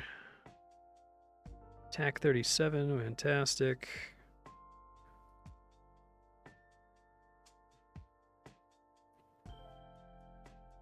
Did I get a... Oh no, that's just the one that... Right. Move that to here, please. What am I... Here we go. Rope can be upgraded.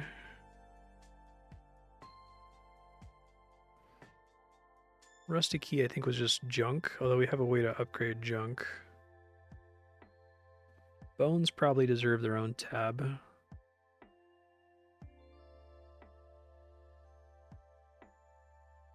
If I get more later. Okay. So many of these I just want to hold on to. I probably can sell the mithril bars, not because it's worth the money, but I'm probably just not going to be using them for a really long time. I'm probably going to sell these just to get rid of them. Seeds, there's nothing I can do about it right now, unfortunately. All but one is an option. You love to see it. Although I guess once it's in my bank and I'm not having it equipped all the time, it's taking up an inventory slot no matter what. Or a bank slot no matter what. So maybe I hold on to it in case I die and lose an item later.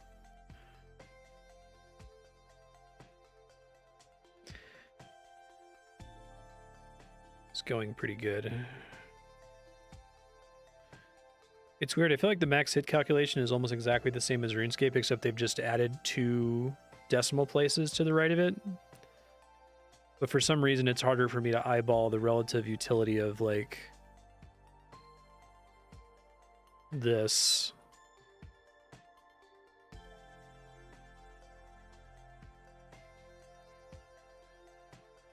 I guess the idea is that if we do this, even though my accuracy is going down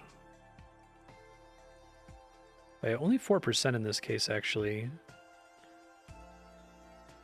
Every digit above the previous max hit is a digit I can roll other than 1, right? So...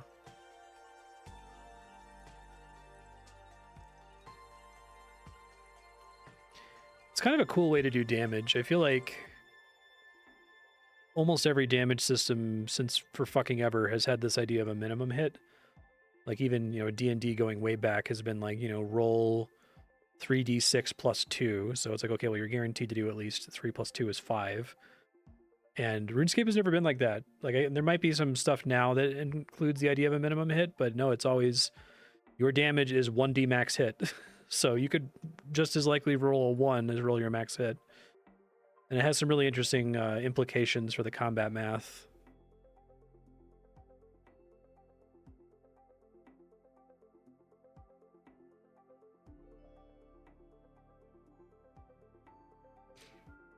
It's nowhere near the most dangerous enemy in the game anymore, but back in the day there's a challenge called the Fight Caves, which I hope they have a version of the Fight Caves in Melvor Idol. I think that would be really neat. But the idea with the Fight Caves is the boss randomly uses either a ranged attack or a magic attack, and he like telegraphs which one he's going to do.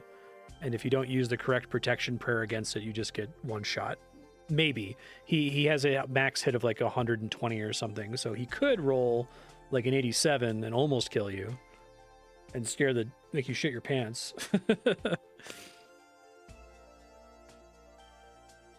strawberry seeds. Okay. I wish I could, like, click on these and have it tell me what farming level they are. It seems like I have to figure that out myself, which is kind of frustrating. This is what I was waiting for. Now XP is getting really slow, sadly. Just got... I don't have enough for tomatoes yet. Buy more compost.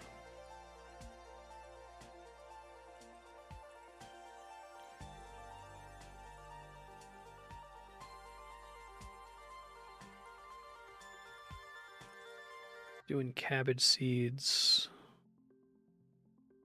Oh, now I can do tomato. Oh, because of the marginal XP for planting. That's right. All right, that's fine. That's a little funny, but cool. Oak tree will probably happen next time. I'm gonna finish this Slayer task and then we'll move on. This guy is fucking eating up my bank space, though. Cabbage actually heals an okay amount, but I don't have space for it, so tossing it.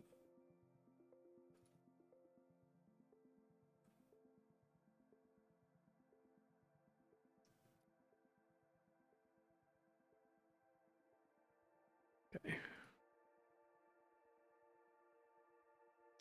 I think I've gotten almost all of this guy's drops, but I haven't gotten the oak tree seeds yet, which is what I want from him.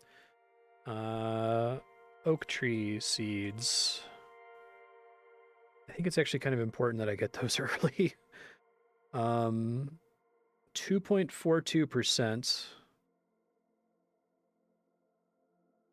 I guess there's a guy I can steal it from. Master Farmer has a pretty good drop chance at 47 farming, but or 47 thieving, but I'm nowhere near 47 thieving. Bob the Farmer is 39, but I guess I could technically train to 39 if I let thieving go AFK, and I could try to do that to make sure I have one. I got 2 kills left, so if it drops, I would be very pleased. 2% is like 1 in 50. It's pretty doable.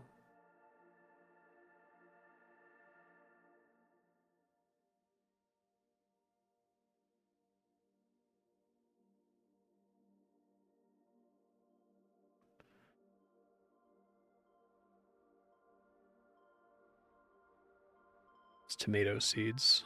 Ranged goblin. All right, let's go fish.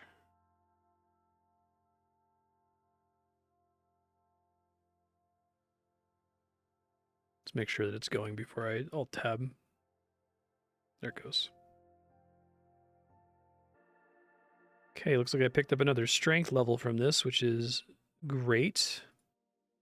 Yeah, none of this matters until 99, so that's okay. Let's keep doing Slayer tasks here and see if I can get another good one.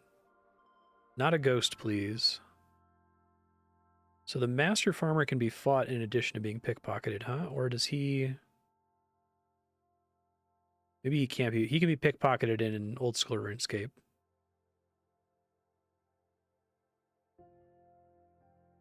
He doesn't hit me too hard. He doesn't hit me too often. My chance to hit on him is ass, though, so I think we do that. I might just fight him until I get this oak seed drop and then reroll the task. But since I want to fight him anyway, can I see the pool for each task somewhere, or is that just on the wiki?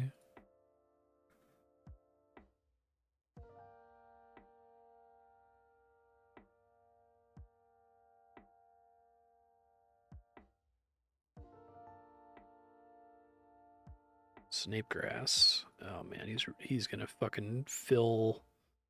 He's gonna fill my bank, isn't he? I cannot afford to sit on most of these seeds, I don't think.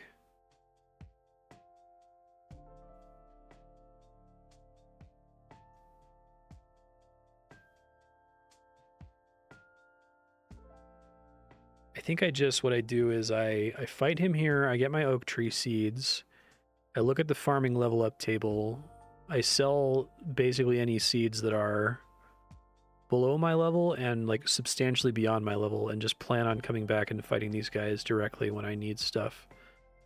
So the farming level up table is sourweed is next. I love some of their names. I guess they felt that the herb names were too like on the nose if they just called them the RuneScape names.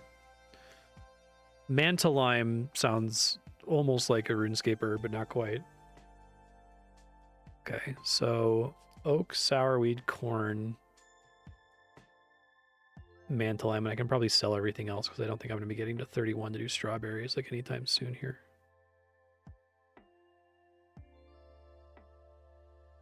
There's our oak tree seeds. He's already almost dead again, so I'll get one more kill. If that's like RuneScape, it should be huge. I'm guessing tree farming is like, you do it like once a day and it's a huge influx. Willow. Check a goblin. 74 goblins is a lot of goblins, but... especially since his drops, like, suck. Excuse me, not a goblin, a golbin. Crewing these runes, but I'm not really using them. No, I don't want a junior farmer. Rose and archer. Curious. Icy Hills. Unavoidable attack that does 100% of the enemy's normal damage. Gives you Frostburn for 2 of your turns. Frostburn is a... okay, my chance to hit this guy is great. 3% of current hit points are taken as damage. What else? What is this guy's drops? Ice arrows. He seems really nasty.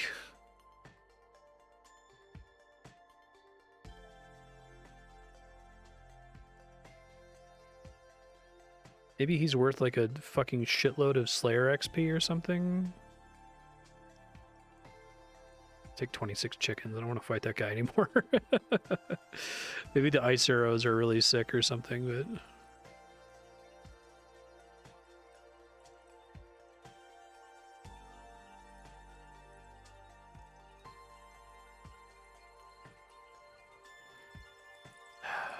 it's somewhat painful to sell these.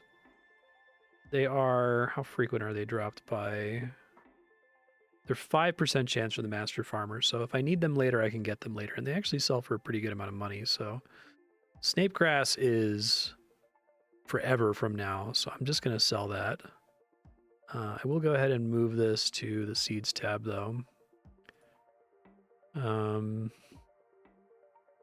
Other herbs. Corn is soon. Strawberries are not soon. Mantalimes are kind of soon. I'm actually probably going to hold on to all of my herb seeds. I don't know if this is anything like RuneScape, but RuneScape is like you need every last herb seed to have any chance of training Herblore. It might make sense for me to unlock Herblore relatively soon, although I don't have any of the secondaries. Because I'm assuming the potions are great for everything. They're like really, really useful in RuneScape. But it's also one of the most annoying skills to train, so... I've been doing this long enough that I probably have a decent chunk of bones here. Yeah, I can turn some prayers on. I guess against this guy, I don't want accuracy, I want max hit. And prayer-wise, I want max hit.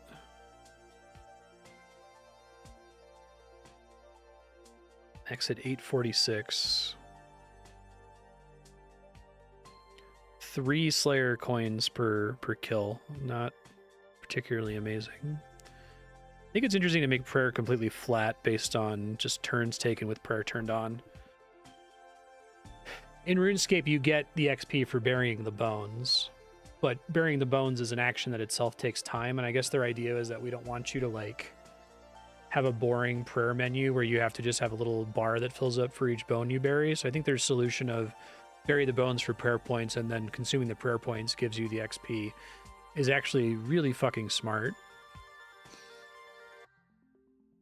I feel like if you just pitched Melvor Idle to me as though someone made an idle game that's obviously ripping off RuneScape. I wouldn't expect it to be as thoughtful as this is, but this is like insanely thoughtful.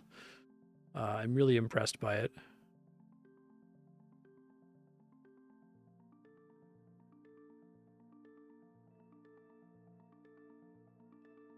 Prayer level is in my future. I think I'm going to try to get a prayer level out of all this before I do anything. The Mithril Knight is not great. And he could drop a Mithril Plate Body, but I think we determined that that's like a 1% drop chance. And the Simi, I think, is an upgrade.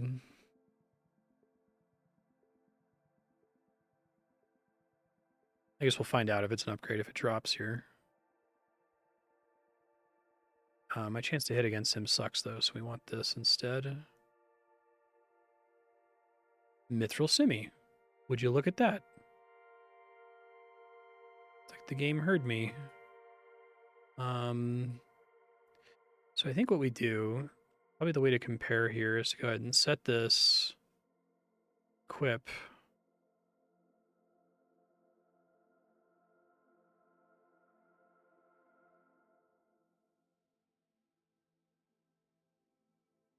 Just compare directly.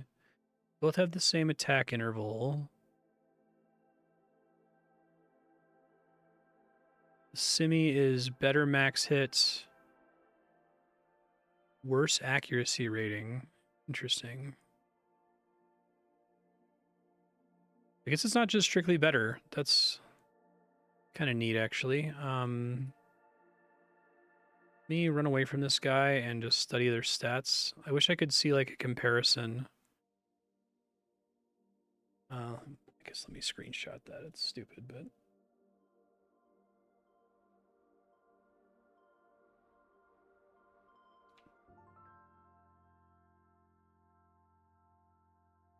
like gear comparison is like really, really important in a game like this. So the Scimitar has 15 worse stab bonus, better slash bonus, much better slash bonus. Block bonus is new, but it has slightly worse block bonus, and it has better melee strength. So if an enemy is weak against slash, I guess we can see that. Let me fight this guy. I guess because this guy is in armor, he's resistant to slash and weak to pierce. Where can I see that? I just see evasion.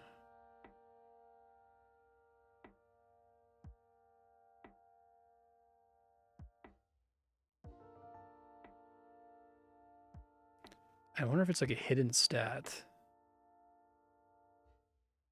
Since it doesn't matter if I start a new task mid-task, I have to go kill some plants really fast. So this guy, like, has got to be weak to slash, right?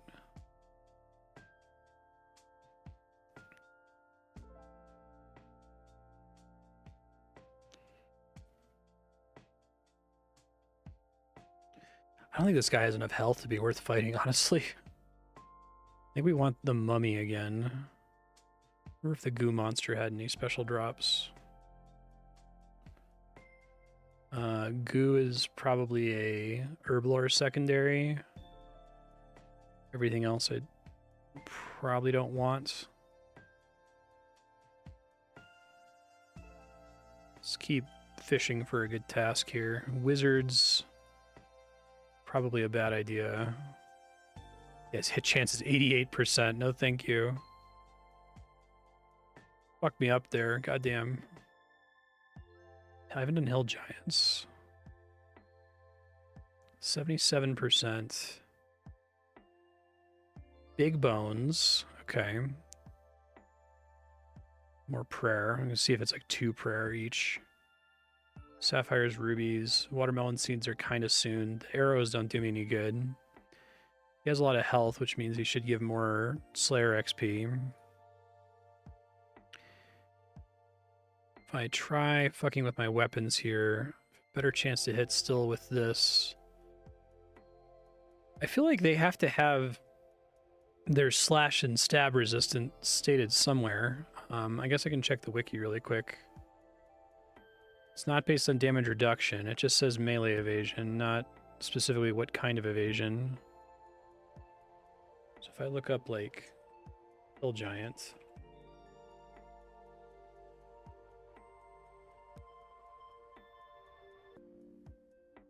I wonder why they'd even bother to mention stab and slash, if maybe they've been iterated out of the game, but they didn't remove it from the tooltip. It's really strange. Is it just which of the... Oh, no, they've changed how that works. Interesting. Okay. I didn't... The wiki didn't say this, but I just realized it, so... It's what attack style you're using, which I think in RuneScape literally just affects... XP gain?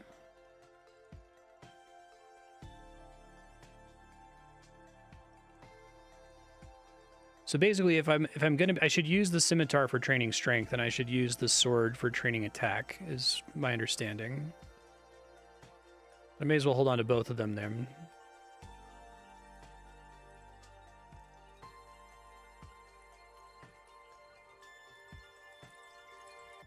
Yeah, I see it go up to 78%. Okay.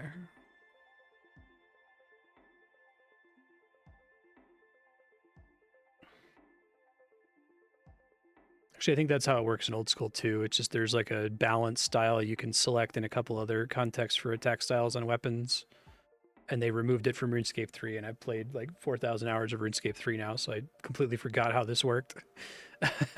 Even though it's interesting. They made all of the weapons like degenerate with each other. It sucks. Each tier there's like, you know, there's like a battle axe and a two-handed sword and a scimitar and a one-handed sword, and it's all the fucking same shit in RS3. There's no reason to use one or the other, ever. Big bones are 3 prayer points each, which is cool.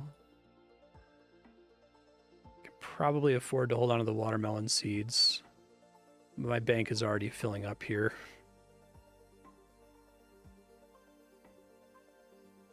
You move some stuff over and then I can tab out here in a second. I'd like to finish this task, I guess.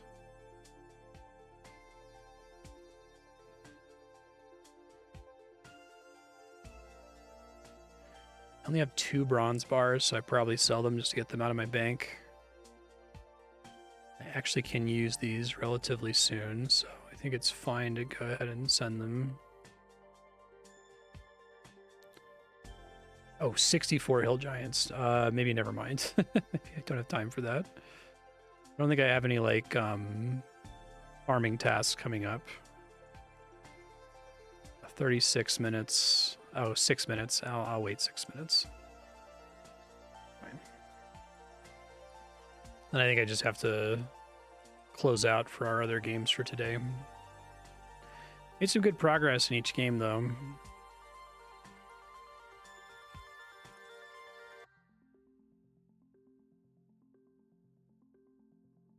I think my plan for Melvor, since it'll be the first one we close out on, is I'm going to, since I turned on the AFK training, I'm going to AFK like a cow or something, maybe with defense, since it's going to contribute more to combat. I just want to get combat levels to increase my skill cap for the other skills. I'll sign off with that, and then tomorrow after the regular stream, I'll boot this up just to get the passive generation, since I didn't get it today due to not having my settings configured correctly.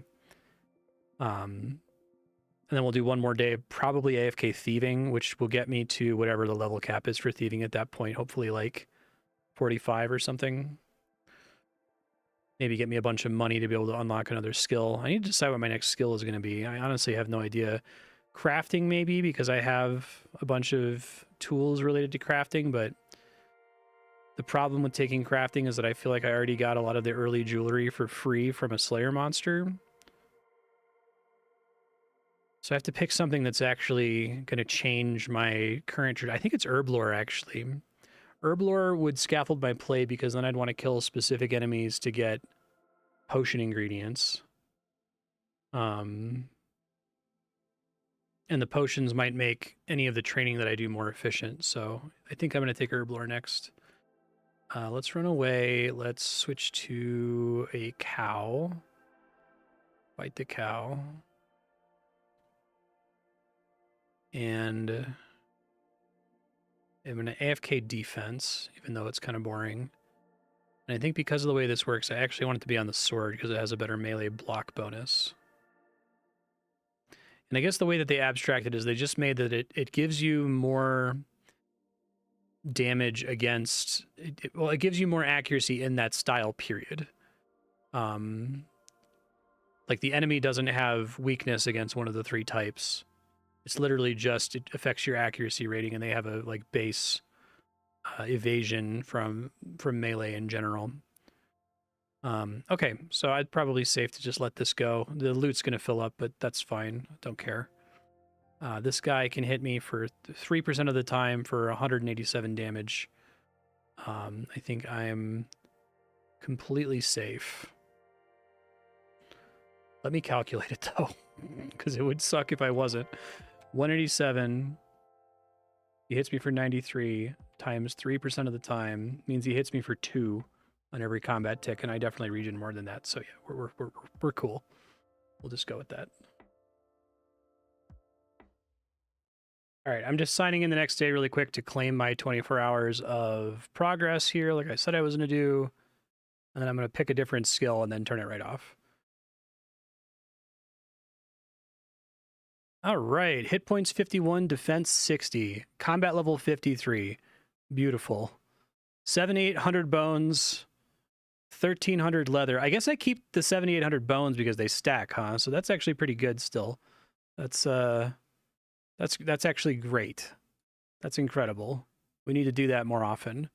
Tempted to just let it sit on combat for another 24 hours, but the whole plan was to try to do this AFK pickpocketing, so I think we're going to do that and then let it go. Very cool. Okay, that's Melvor. I'll be back with it next Monday. Hey, I'm going to edit this into the Melvor VOD. I had a middle of the night panic that, like, I wasn't actually ready with thieving and that I've lost some items. I guess loading the save isn't going to save me, but I just want to, like, not be stressed out about it until the next session, so let me just check really quick. I think it's fine.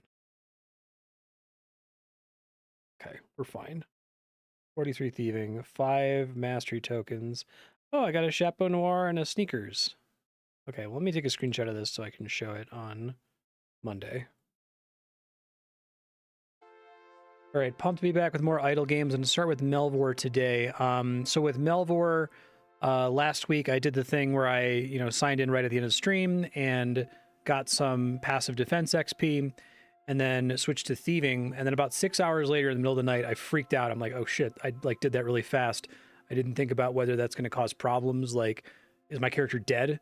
So I signed in a panic, and while signing in, I got about 6 hours of progress, but also ended up getting a Chapeau Noir and sneakers. So I just went ahead and equipped those and set it back to AFK thieving. So that's the progression you missed for Melvor.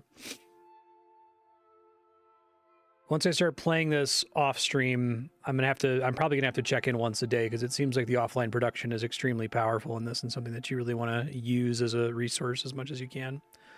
Let's see what the 24 hours of thieving looks like now. Oh man. All right, so we're level capped on thieving, because I only got combat to 53 before. 22 mastery tokens, 450 Bobby's pockets. That's a lot of money. 11 Chapeau Noirs. Wow, so me getting the sneakers before, they're actually pretty rare if I didn't see another one. And then enough GP to do things. So let's check this out. I'm definitely at max mastery on this guy, and I'm past a couple checkpoints. That's great. So thieving interval's down, thieving mastery XP is up, base stealth on enemies. I'm actually just really curious. I guess this guy's at 61.84%. Probably not safe for me to do, like, at all, but I've got all this mastery XP I can maybe think about spending later. Is there a way for me to do mastery spending that's completely safe, where I won't accidentally give up a checkpoint? Because I think having these checkpoints is pretty powerful. I guess I just hit 25%, so probably don't want to touch any of the other ones. Hey, sir, how you doing? I got use up my bank space here. So let's claim all these tokens. That's the way to go. The buttons are green. I mean, you won't break a checkpoint. Okay, thank you. That's very helpful. Don't want to sell that. I can sell all the extra ones I have of this. Just confirming that that is in fact what I currently have equipped here. A Chapeau Noir, sneakers. Let's do my farming run real quick. So we harvest, 13, 14. I'm not going to get 15 right now, am I? I'm very close. Maybe on planting. I think I might want to pick up auto eat. It costs 1 million, but my next skill also costs 1 million. Yeah, that seems pretty useful for all sorts of things here. So we'll grab that to start with. I'm going to grab a whole bunch of compost here, so as not have to think about it. So for 14, that's... Oh, we have to get to 15 first. So let me see if I plant everything here.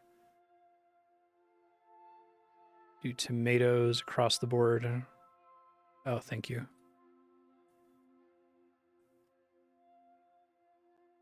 I'm used to not having to worry about that.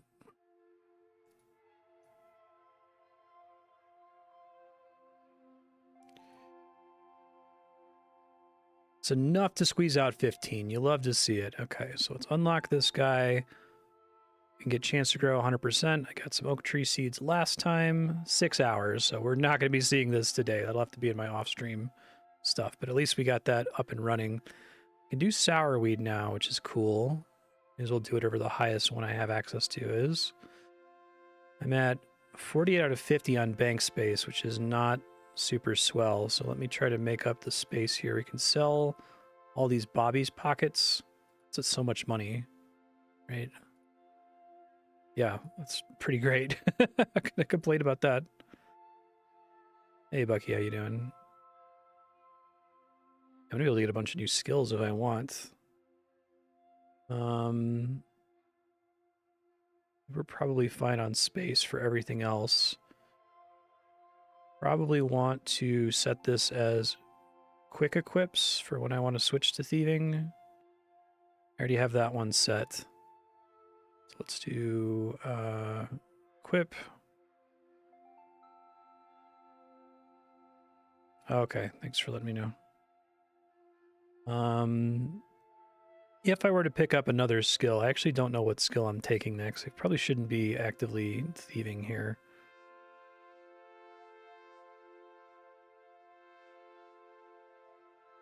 Do something else while I'm standing around. I may as well do Slayer.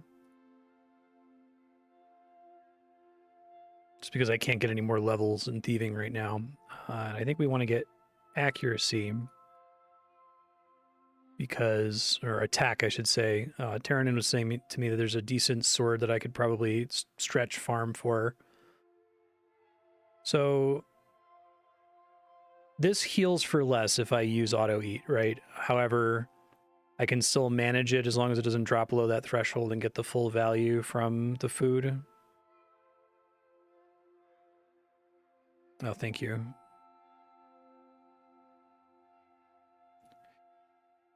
Didn't see that was also a level 15 unlock.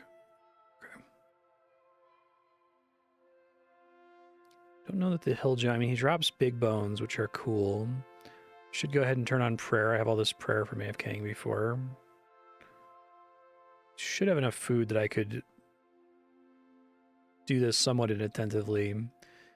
Other unlocks, if I want auto Slayer, that costs Slayer tokens, and I was going to save up for the Slayer helmet and plate body first. So I probably want to unlock a skill here, but I have to decide what I want. Said Herblore. I was talking about that last time. Try to start making potions. Okay. So our first thing here... Can I even make anything immediately? Combat potions versus skill potions. A bird nest potion consumes... Is this any kind of seed? Oh, I need to get more potato seeds, don't I? Shoot. Okay. Let me see if I can get some of those, since I'm not super pumped about these hill giants. That guy could get me an Addy Sim. Chickens would be easy. I don't know if I just want to sit here and filter for farmer. I guess I may as well. If I'm going to be killing a farmer anyway. Okay, the adult farmer is... I specifically need potato seeds, which he doesn't drop, right? What's my next unlock? 2.5 million. So I could do another unlock. I don't want to get too crazy over here. I could do crafting. Let me see if I can keep hunting for a tiny farmer. And I guess I can just be fighting a farmer in the meantime. Let me go combat areas, farmlands. Junior farmer, I believe, has potato seeds. Yeah, okay.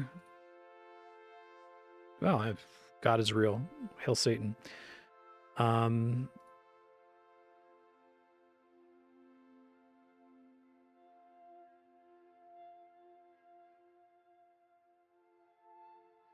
Yeah, I've been doing that this whole time, but thank you.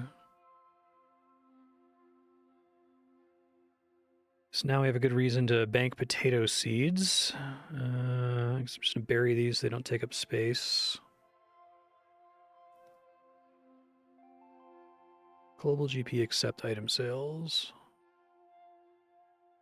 Oh, this is a chance to double loot in combat.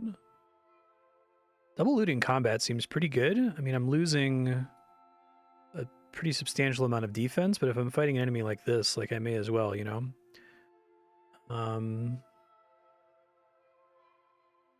Okay. Bird nest potion, create. Oh, do I still need another one? I guess so. I just want to make one, and then I might AFK this guy while we switch to the other games, and auto loot can keep me alive here. Onion seeds. And I'll be getting some prayer levels too, which is nice.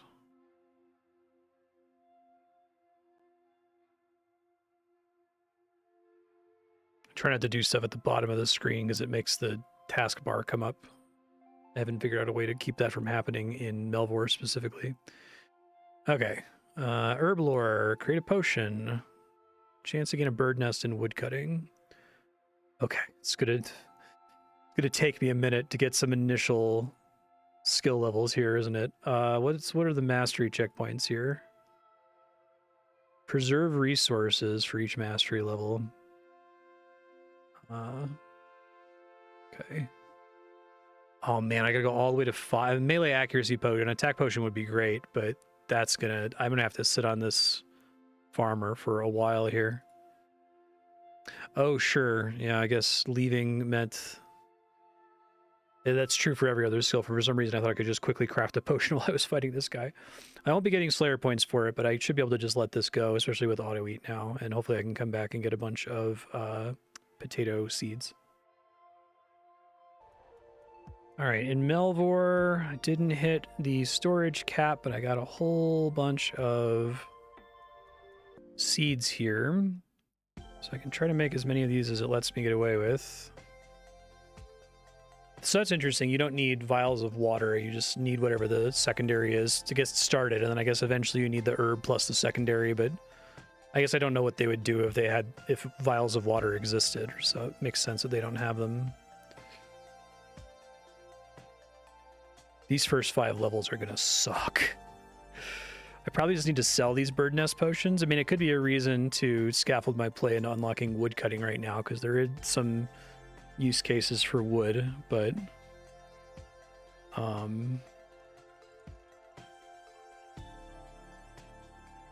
10% increased drop chance is pretty sick, actually.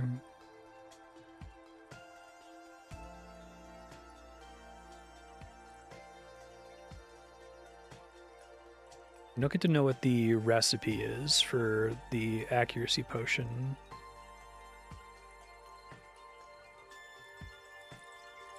Yeah.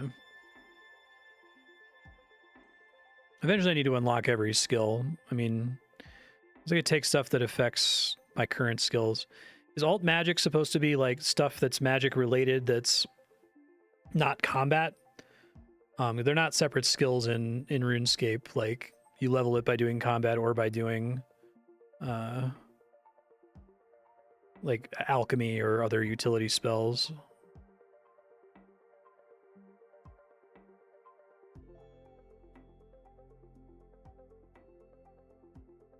Oh, okay. So if I unlock magic, I also unlock alt magic down here. I guess that makes sense, since clicking up here always puts you into a combat interface, and you wouldn't want that for this specific use case. Okay.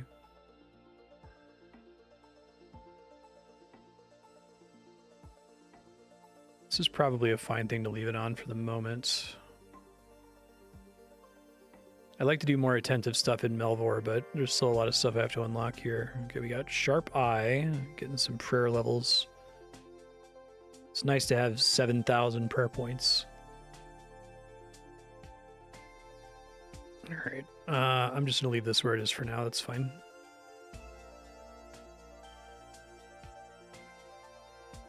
Spent way too long out of this game, so I'm capped on loot. That's okay. Really have to make a decision here. I need runes to be able to do anything in magic, right? And magic is probably worth training long term, just because there's a lot of enemies who are resistant to melee, probably aren't also resistant to magic. So I could do rune crafting, but I think if I do rune crafting, I also have to do mining, because mining gets me rune essence that I spend in rune crafting. Is that right? At least that's how it works in RuneScape. Let me burn through all the seeds that I can here really quick.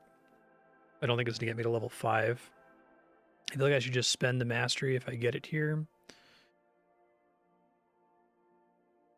That's interesting. Is there no mastery associated with the starting potion?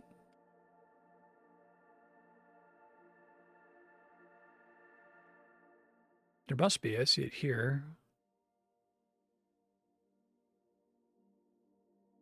All right, the rewards for mastery checkpoints are kind of boring for Herblore, sadly.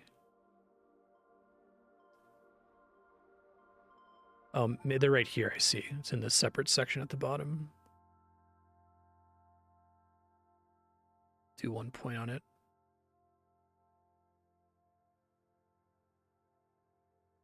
Because it says each mastery level is worth a small chance to preserve resources for this potion only. Oh, it has been using... Okay. Garum herbs. So I can plant those in farming, but there's also almost certainly an enemy I can fight that drops them. Let me get something up and running here, so I'm not just standing around. Garum seeds, slingshot. I'm not gonna be unlocking range anytime soon. I want to be killing stuff that's not adding a bunch of garbage to my bank that I can't use.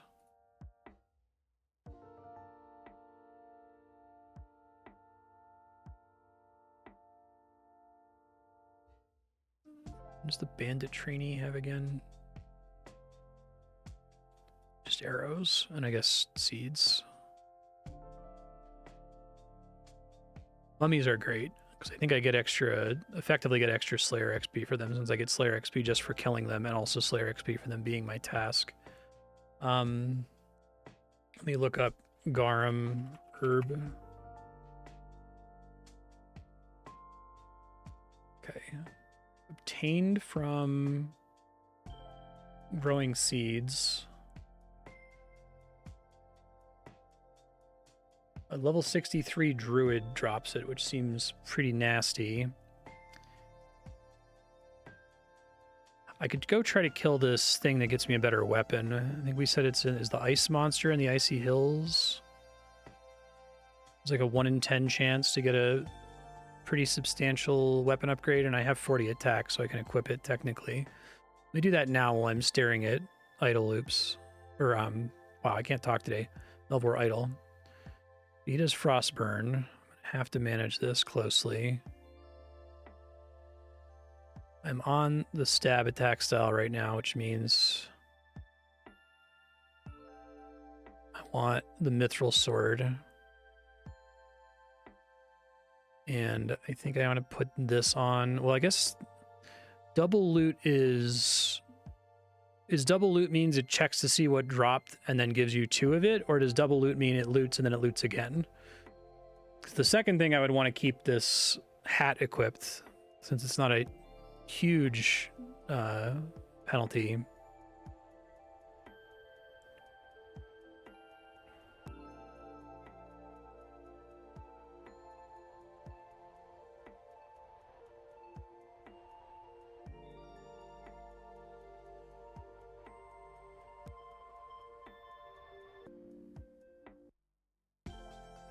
I would be very happy to get this weapon upgrade.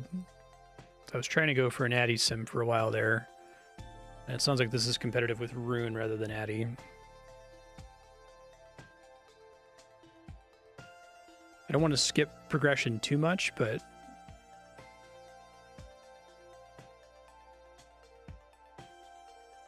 since it is a neat reward for trying to fight something that's outside of my range normally.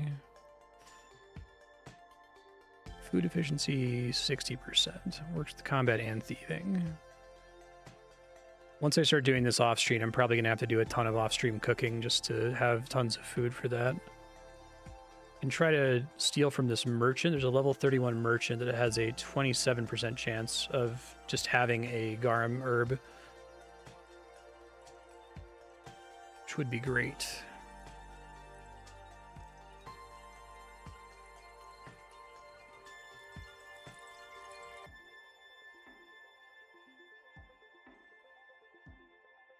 Come on, give me that 1 in 10. I'm going to go dry on it. Okay. Not on the first try.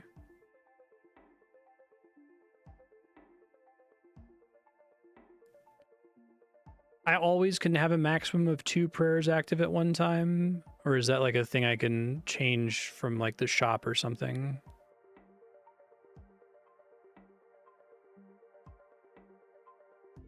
Base Herblore and runecrafting interval. Attack 41.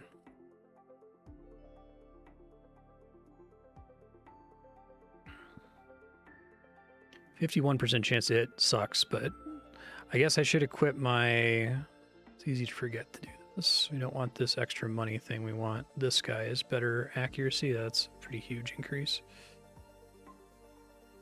Oh, didn't mean to unequip it.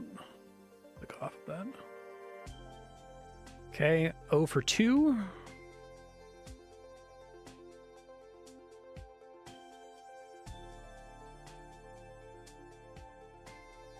Wondering if this weapon is competitive with rune weaponry or if it's strictly better than rune weaponry. I'm surprised this isn't a Slayer monster.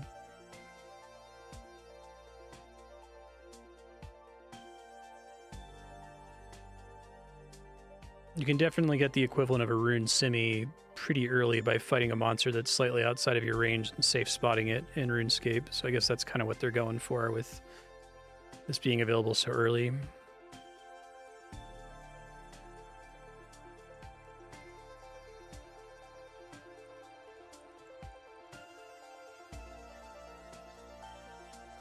I probably just need to, once I start doing this off stream, I probably just need an AFK defense. Oh, hey, 3 kills. Not dry at all.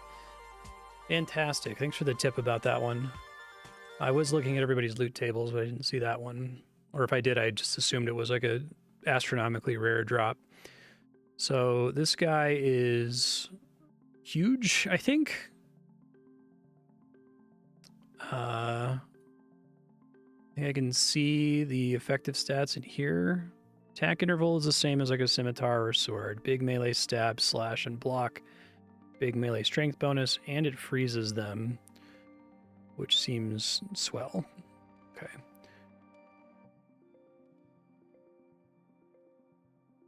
So now we're sitting at like an 83% chance to hit the mummy. And a larger max hit, which is cool. It's probably less important for me to camp attack then. I mean, accuracy is great, but max hit is huge. This weapon has a better stab bonus than it has a slash bonus, though, so... Sourweed seeds. This is still Long ways off, 34 minutes. That's not happening today. If I want to unlock another skill, could do mining to get essence and then do runecraft and then do magic, but that's like planning ahead by 3 skills, and I think I'm going to be able to afford one of these. So something that's maybe more immediately useful.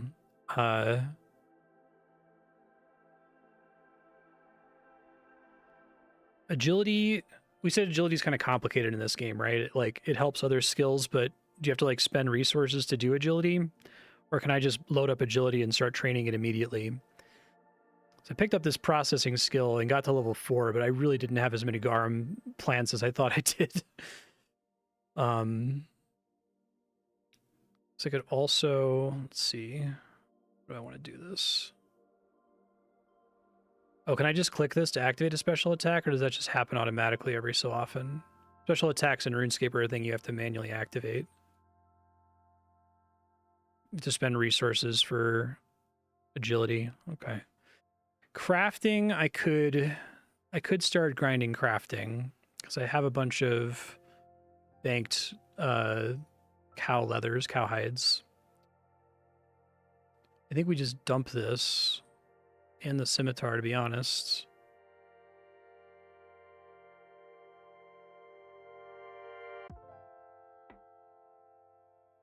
Oh, okay. There's just a chance for it to happen, essentially.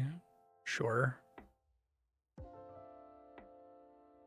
Another productive thing I could do is I could try to steal from this. Is it a merchant has the herbs I need? Merchant. 46% success chance. Jesus. I mean, I've got auto eat, but it's a pretty bad efficiency. So getting tier 2 of auto eat improves efficiency up to 80% from 60%. Probably saves me a lot of food in the long run. It is 5 million gold, but because I'm not incredibly excited about my very next skill unlock, I feel like that's not a terrible choice to try to go for. In terms of being able to get enough money right now, I guess I can sell these for like nothing. 1 GP each, it's probably not even worth it. I was getting really good GP from pickpocketing this one dude. I could spend some mastery on the merchant, maybe.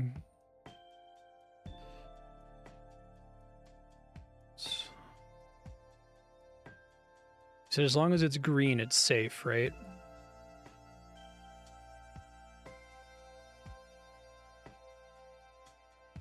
Still?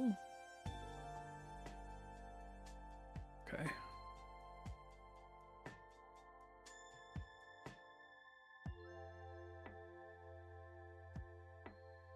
Now it's not safe, I see. Straight to 67 on the merchants, kind of a big deal. Drops are a bunch of herbs, many of which I can't use, which is potentially not great.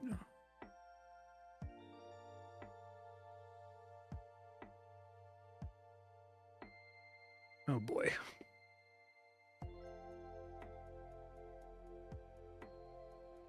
Leaving 54, because I was already like very close to that. I can get up to 55 now, which is nice. If I tab out of this, I'm not going to be wasting a ton of XP.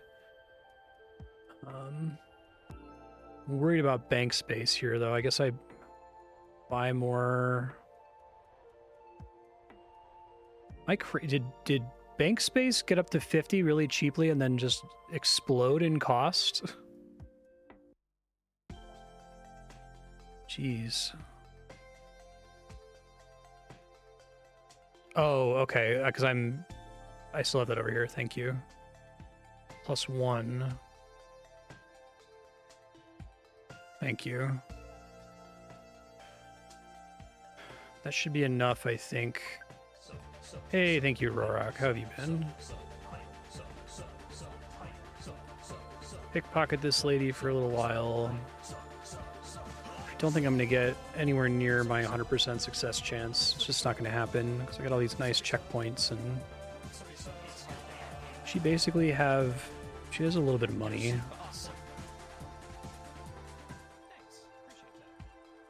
There's a lot of these herbs that I just can't use. Oh, I gotta equip my sneakers. Right. Need to like have a thing when I go into this screen that prompts me to switch into my thieving gear. That made a pretty big difference on success chance. Okay. I think this is actually going to be great for... I'm glad we left thieving running because I'm going to have a ton of herbs now. Let me go ahead and move all of these. I have a seeds and herbs tab. Yeah. Okay, move. Here, confirm. Sort.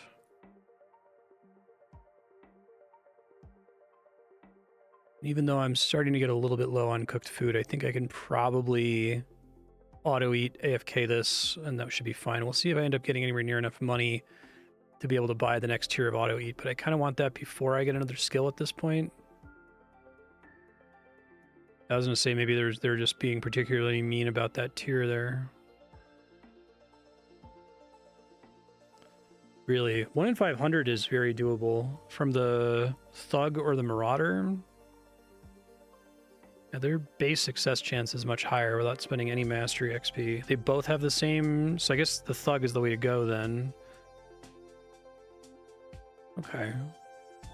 We're getting candy looped here. Love to see that. So Thug. Okay.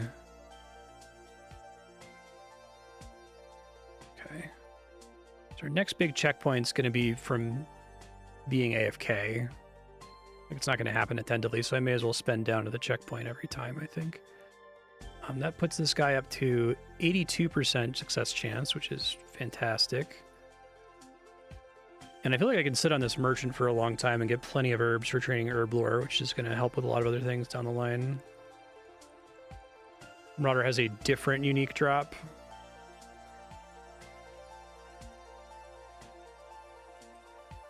NPC unique. Okay. I guess I'd rather sit on this guy. Like, probably safely alt-tab. Cape is the area unique. Okay. And how much money does this guy give? Pretty decent amount. Oh, but he drops a bunch of fucking ranged gear that I don't want. I guess that's why I bought the extra bank space. Ooh, I cannot... I literally cannot risk this. Let me buy 5 more slots. So I don't want to have the cool thing drop when my space is full. I think I would actually cry. Okay.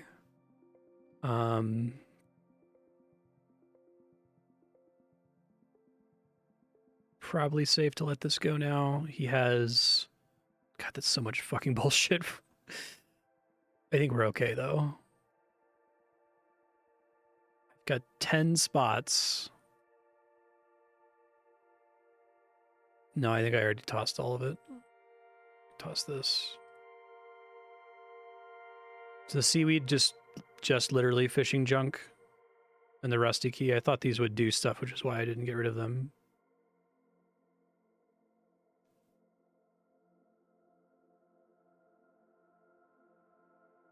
This would be good to have this for when I unlocked range, but that's probably not going to happen for a while. They're just completely useless junk. Okay, thank you. I noticed it said that I could upgrade the rope, which was weird. It's not... Oh, right, you said seaweed and keys, not the rope. Gotcha. Okay, I'm probably good to let this go now.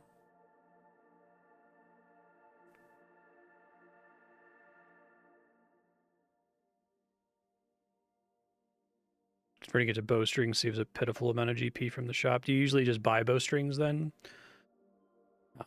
RuneScape has flax that you have to gather that you turn into bowstrings. But okay. Get some more space back, I suppose.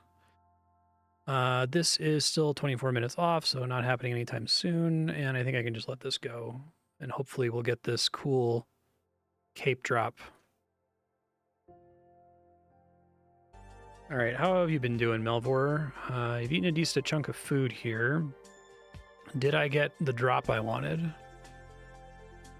Not yet. Seems really good if I can get it, though. I guess I don't know how many times I've pickpocketed this guy so far.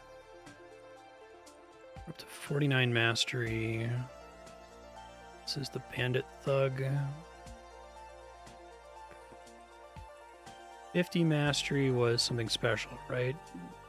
Interval down, which might help with being tabbed out and getting this thing a little bit more quickly.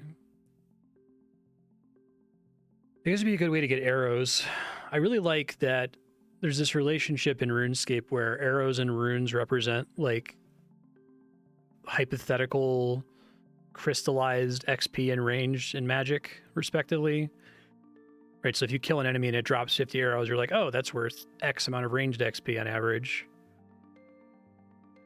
And so if you are tossing your arrows, you're theoretically throwing away potential XP. I feel like I'm going to end up taking ranged in Magic really late, and maybe that's a mistake, because there are some enemies that I'd like to be able to fight that I don't want to just brute force with melee. But I think building a ranged kit or a magic kit is going to take up a shitload of just permanently reserved bank space that I don't really have right now. So I think staying on melee is probably actually the way to go. In terms of continuing to pickpocket this guy forever, until I get this cape. 1 in 500 is like eminently achievable. That is very doable, especially how frequently I'm pickpocketing him, and my success rate's quite high. And I don't have anything in that slot right now. Yeah, I don't even have a cape. Is this like a pocket slot? And then what's this like? I guess this is like a summoning pouch, and this one is like a trinket or something.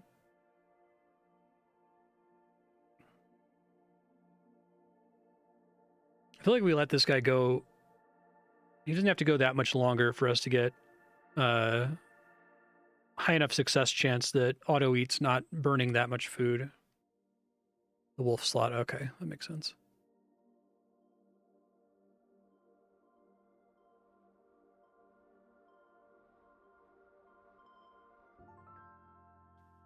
Like the various buffs I have from like equipment and mastery are really what are making this feasible right now. Thieving is really interesting in this game.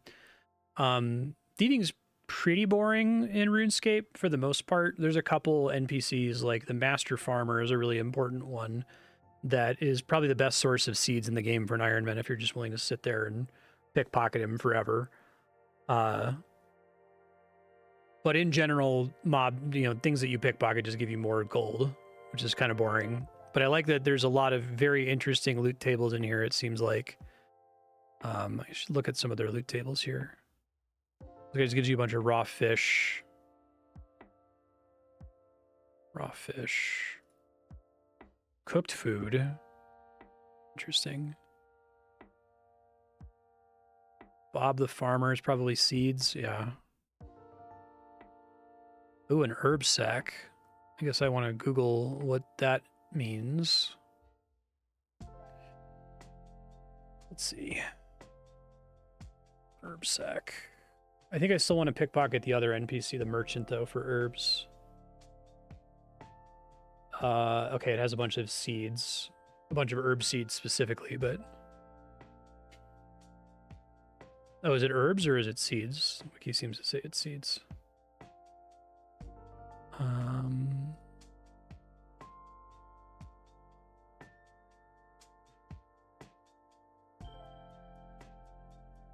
See, I'm trying to decide if I should have mastered this guy first and then the merchant, but I think honestly the merchant's going to be more important since she has such a higher max hit. Yeah, and my base success chance is so much lower. I'm already borderline able to just AFK this safely without any trouble at all. I don't want to do this past level cap, so if I get to 55, I could let it max out the XP bar, but I think I have to tab out and do something else, probably do more combat. Oh, glove that drops increases farming yields by 10%. That's pretty cool. I kind of wish they showed you the uniques. If they're going to have the wiki anyway. I don't know. It's not a big deal. I'm gonna wait out this herb seed here, so like 7 minutes, and then I'll switch.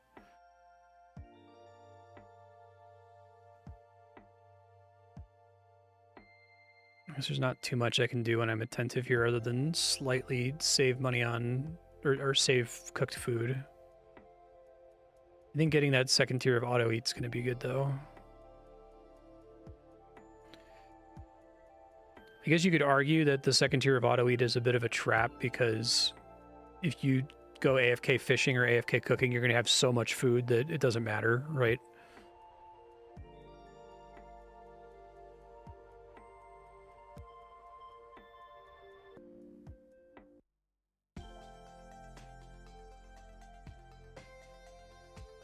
%75% chance to preserve.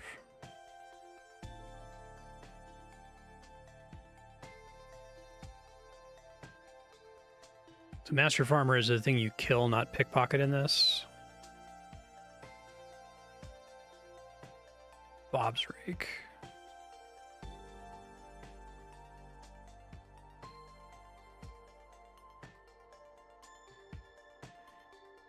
That's like a 1 in 500 though. Okay, so maybe if I ever get strong enough to be able to AFK him, it's worth thinking about going for.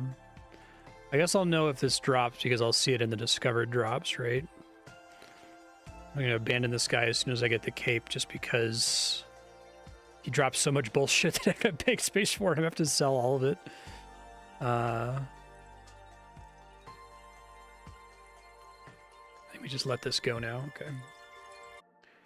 All right, how we doing here? Hey, Thiever's Cape. Thank you for the tip. And a mastery token. I got 3 of them that time. That's really funny. All right, let's start going back for some more herbs here then. Question mark? Okay. Because I can't do it while I'm stunned. So now I have, feeling pretty good. GP gain from thieving, 2% thieving skill XP, 25 stealth while thieving. Harvest, harvest, harvest. 16 farming. I need the garum, but I think I'm just going to pickpocket them. I would rather get more XP from the plot, to be honest. These guys have a ways to go. 20 minutes. Yeah, exactly. Candy acquired.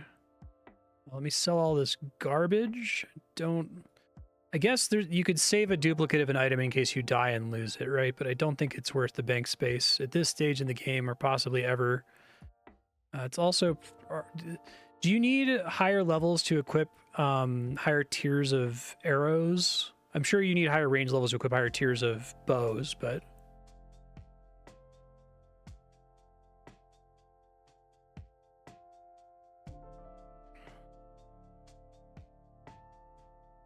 This is an NPC unique from the merchant. Let's see what drops. Apple tree seeds.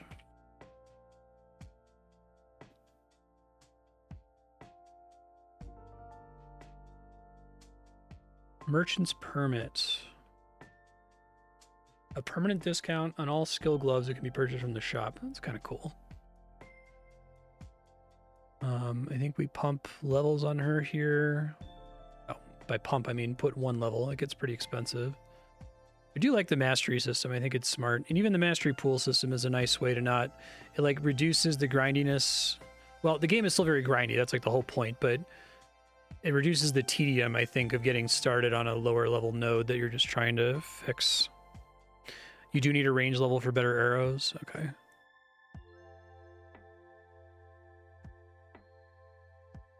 Sell these extra capes.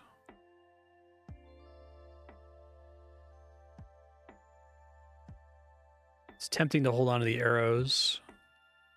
Hold on to old arrows. Now, if I need them, I can just target farm them. Let's just dump them.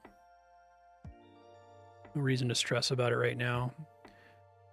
Move you to the herb tab. I might actually give herbs their own dedicated tab. have seeds in here separately.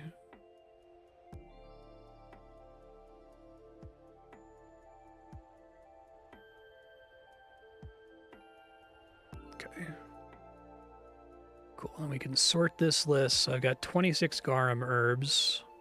I think this lady is fantastic for herbs. Much faster than getting them from farming. Let's see where I can get really quick. If I can get the little 5 here, probably can. I'm gonna need more potato seeds next, but keep bouncing back and forth between those.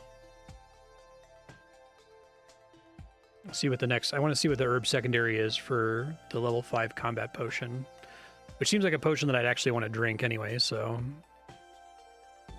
Herblore is like the biggest pain in the ass skill in RuneScape, especially for Iron Men. It's awful.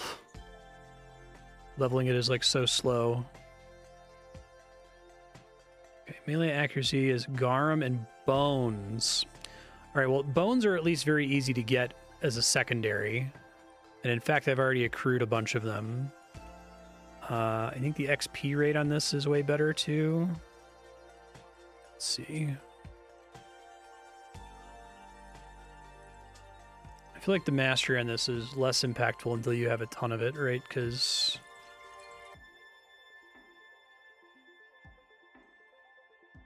every 5 gives you 1% chance to save resources. Does saving resources only save the secondary, or does it save the herb as well? Oh, these guys are much better on Herblore XP. Okay. Yeah, that's a huge breakpoint getting past the first 5 levels. I think we're gonna leave the merchant AFK. She's dangerous, but I've got auto eat. I think I can come back and have enough herbs to make some substantial progress. If I can start getting to some potions that use higher tier herbs, then I'll have a bunch of them banked and can burn through them for XP really quickly once I figure out what the secondary is. That's cool. There's the third herb in RuneScape is called a Terramin herb, and you get a shitload of them early on. And there's a quest you have to complete. Completing that quest lets you use the Terramin to get a lot of XP out of it. So it's always really satisfying to get to that breakpoint where you can finally use all the Terramins you've been banking for, like 100 hours or whatever. When you save resources, it saves all inputs. Okay. Wonder why it's save resources and not duplicate. Well, I guess if you save resources, it's essentially the same thing as doubling XP and output, but it requires an extra tick to process, I suppose. Breaks the degeneracy on that. All right. How's Melvor coming here? Just fine, I think. Got a basic bag. What does that do? It's just worth money, I suppose. It's the same as the Bobby's thing from before. Let's harvest these tomatoes. 17 farming. Where are milestones? Sweet corn's at 20. Okay.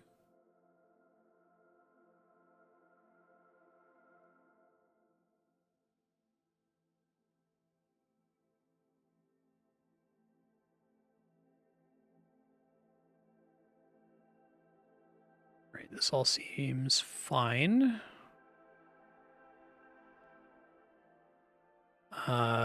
Risk capping on thieving soon, though.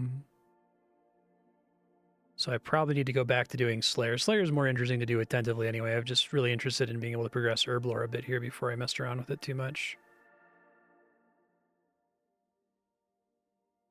Oh, the crafting skill input used to make a variety of consumable pouches that give minor buffs while you have them. That's interesting. So it's like an equipable pouch that degrades over time or something.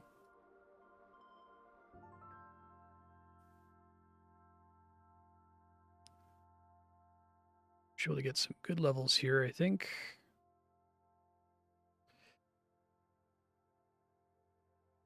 Milestones. Evasion at level 10. Defense contributes to evasion, right? Oh my god, the gaps between unlocks early on for Herblore are kind of fucking brutal, actually. I'm guessing this shit gets really crazy good later on, but...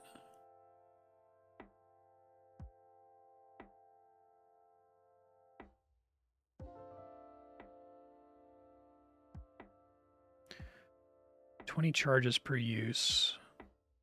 8% melee accuracy rating. I feel like this is going to end up being my bread and butter. Because it's easy for me to AFK Bones, and it's now easy for me to AFK Garum. I gotta get to a point where she's completely safe to AFK the Merchant. And that can just be my herb source, generally.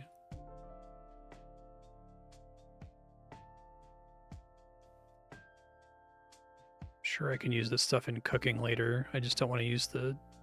I don't want to use up the bank space on it, you know?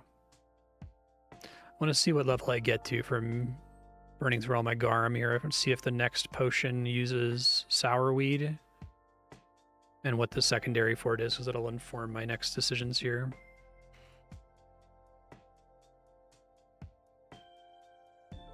Probably gonna need to make a shitload of these, so it's like I may as well dump.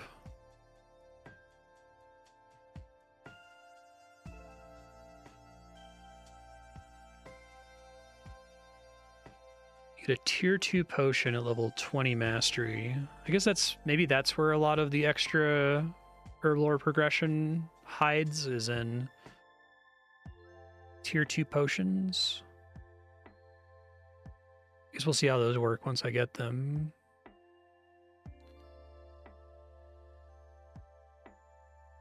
.2% chance. Okay. Oh, capped at 80% chance. That makes sense. You can't just get 100% and make infinite potions, get infinite XP and a skill.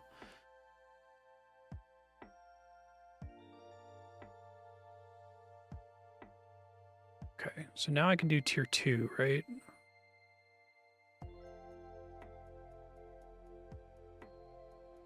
Oh, it's making a tier 2 accuracy potion. So like the potions it makes are just strictly better now, basically. Yeah, that sounds right. Interesting little breakpoint. Evasion potion is... Oh, it's Garum as well.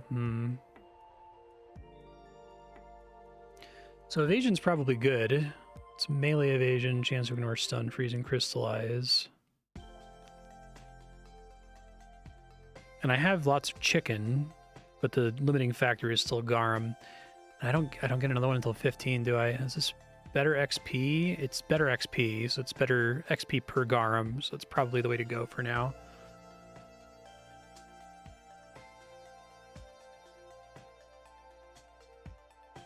Oh, that's really nice.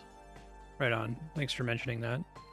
Yeah, because it's... As an Iron Man in RuneScape, like, you make way more potions than you could ever conceivably use, which is actually kind of a cool design. Like, I don't know if they set out to do that on purpose or if it's just like a weird quirk of the XP curve, but it essentially means that as an Iron Man, once you unlock, I don't know, super attack potions, you just have super attack potions now. Like, that's just a buff that you have available forever.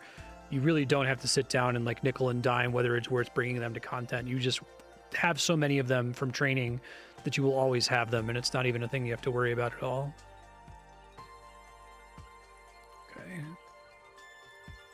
So, to use potions in combat, let's do some Slayer here.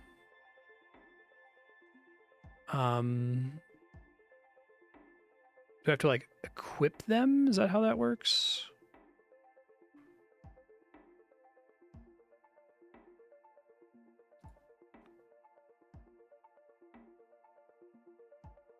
I see sell potion slot at the top right of the UI. Oh, I see. Thank you. Only one potion for each non-combat, so it can be active at any given time. Only one combat potion can be active at any given time. Auto reuse potions for the skills. So let me just burn through my lower tier ones, I guess. Gotta get my auto equip set up here, so let's use that as an auto. That is already on auto equip. Okay. Equip that to feet. Set that so I can swap between those smoothly.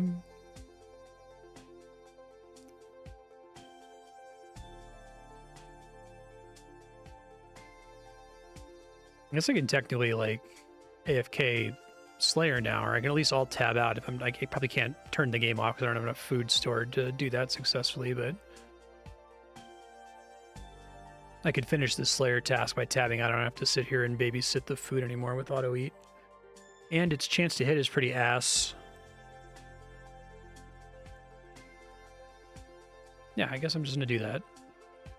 I guess I want to save my extra like amulets, because when I get 100 amulets of strength, I can upgrade them. Although that probably isn't going to happen because it's so many that's required, but it is doable.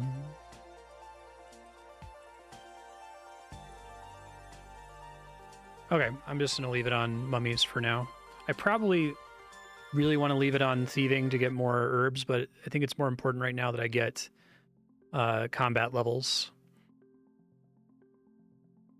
Combat levels equals higher level cap for thieving for when I'm AFKing it. As long as you have food banked, you can AFK any monster with a max hit beneath your auto eat threshold. Which the auto eat threshold is...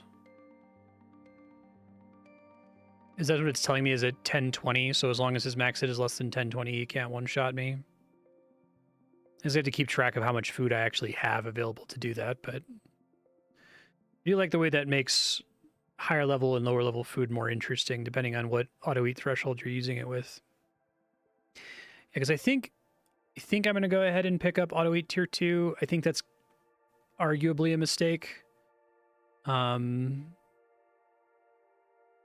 Because it's like, just get more food, bro. Like, it's not really saving you much, but I don't have a lot of food right now, and I guess I'm treasuring the time that I have with the 943 cooked food that I'm sitting on, so it's probably a thing I want to get eventually anyway, and I'm not incredibly pumped about getting my next skill yet, regardless. I guess I could do crafting. Really what I would do mining, rune crafting, magic, but that's such a long grind. Yeah, I'm just gonna let this go. It should be fine. So I'm going to finish this Slayer task. I have a lot of amulets that I can dump. I guess I'm not really dumping most of them because I need to actually equip them.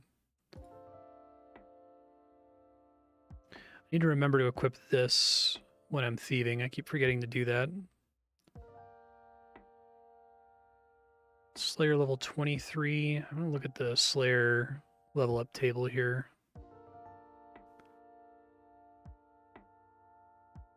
Forest of Goo, Strange Cave was 10, and next is 30. Slayer points, I'm still nowhere near having enough for the Slayer equipment, right? 10k.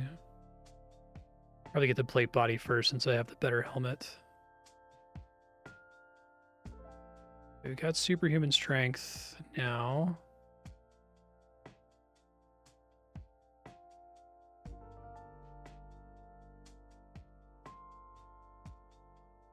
It's good we burn through prayer points faster.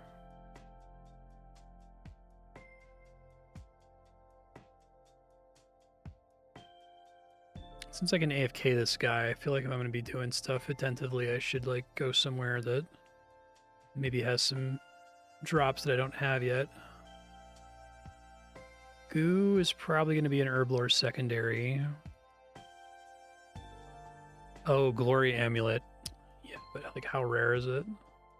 Guy's combat level 69, nice. Scattered Goo Monster. 1 in 50, that's pretty achievable. So Amulet of Glory and RuneScape is it gives you both attack, it gives you a bonus to everything basically. Attack, strength, and defense. Yeah, I could do a 1 in 50. Level 69 is a little bit scary in terms of enemy combat level, but attack interval up. That kind of sucks. I guess that makes sense because it's goo.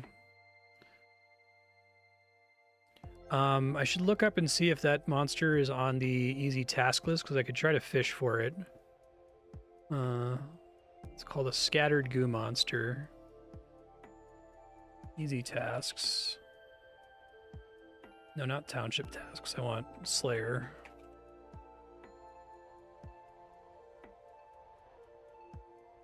Okay, easy.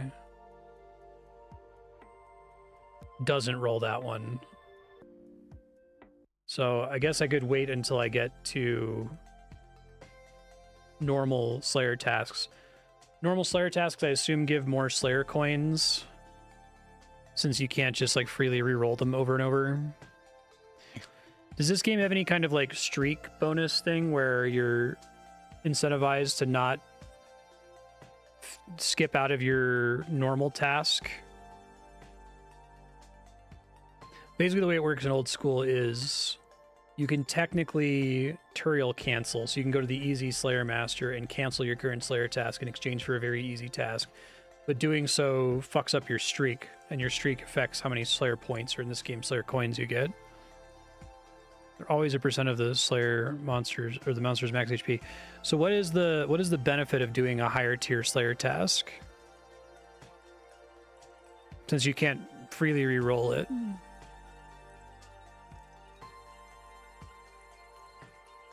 I guess with the easy task, it almost feels like you don't even need to really finish tasks. You can just re-roll them mid-task once you've got the kills you want out of it.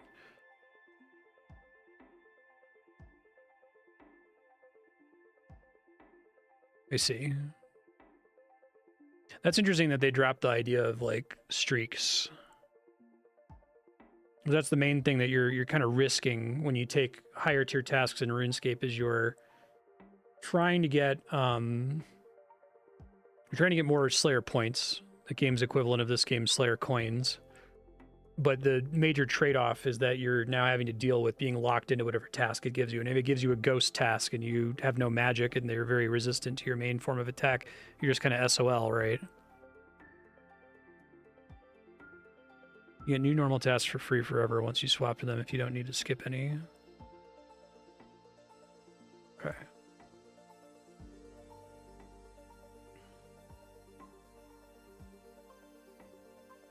Can swap down to easy for free, but moving into another tier costs coins. Gotcha. Makes sense.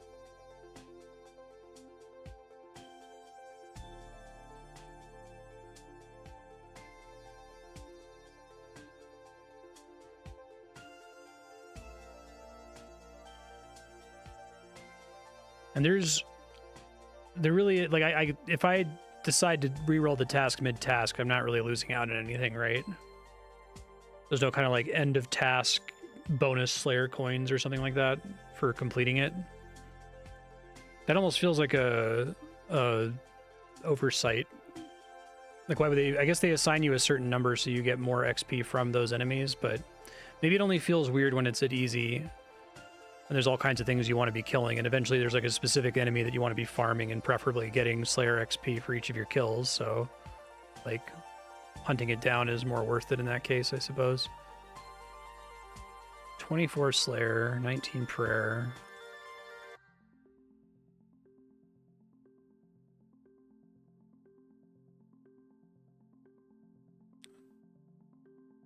See how bad a level 69 enemy is. We said it was 1 in 50 for the Amulet of Glory, which is doable, but tough. I probably don't want to... I would burn through all of my food if he hits me crazy hard, so...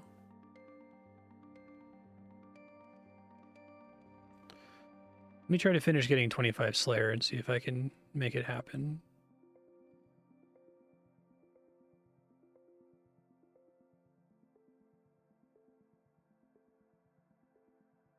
I see. So you have like all the upside of a long Slayer task and none of the downside, because you can always just roll out of it if you don't like it for free.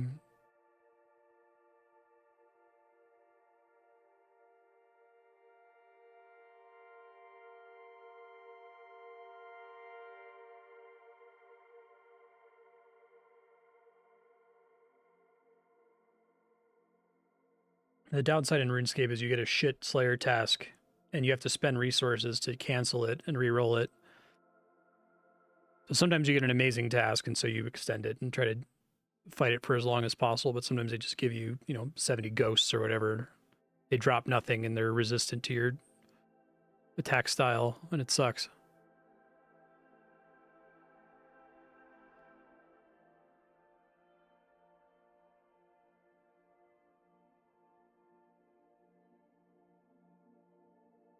I'll go ahead and finish this task. I think it's pretty good.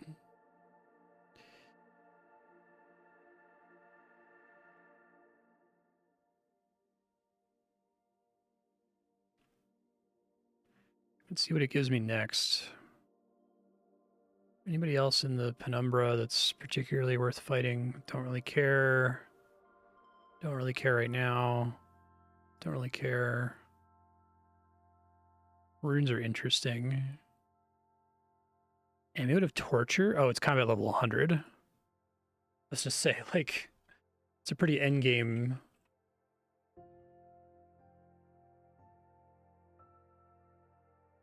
Strength 10, stab / block 10.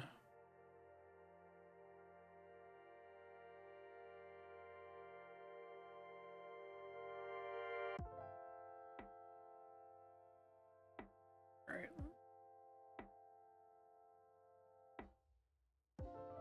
Trying to get something better here.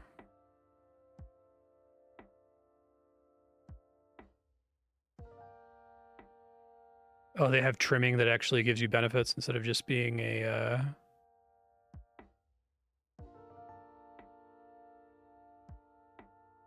cosmetic. That's kind of cool. This guy's got too much garbage. I don't want to fuck around with it. Cows are really fast. But I guess the XP is shit because their HP sucks.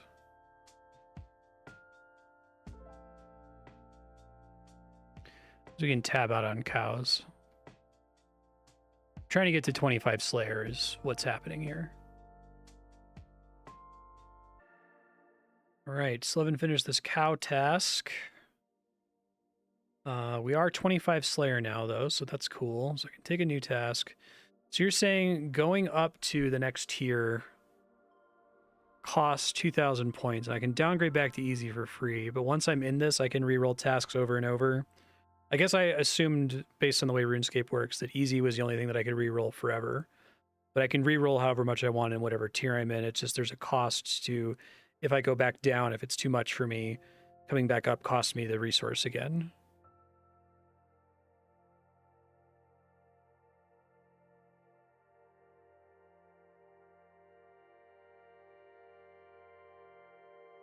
That's not correct.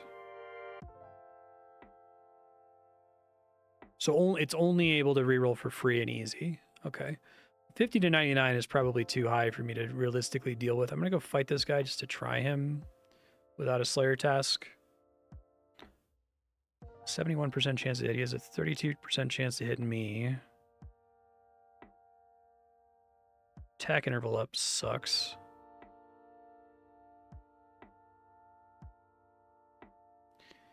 His max hit is 1,000. 34. My auto eat threshold is 1,020, so I cannot safely AFK him. That's what we're saying, right?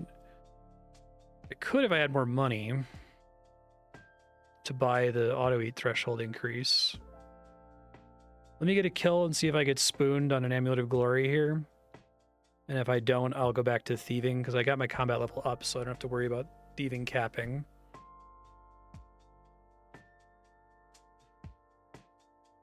Is that enough of a difference with 1%? I mean, it looks like I'm close. It doesn't look like I'm that close. Okay, did not get spooned. Oh, running away to abandon the loot, didn't it? Shoot. Oh well. Alright, so we need to equip this thing and the thieving boots. I should try to remember to do that every time. I need the game to like give me a warning if I come into the screen and don't have those equipped. She does drop money. Yeah.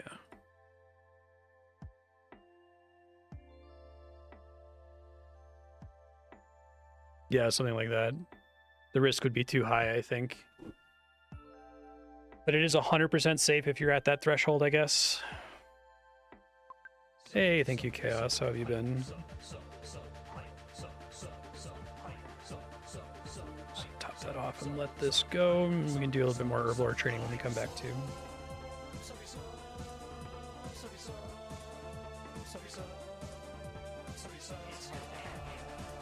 Just Remind myself. You're super awesome.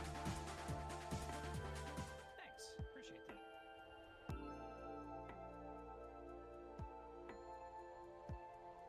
that. Really?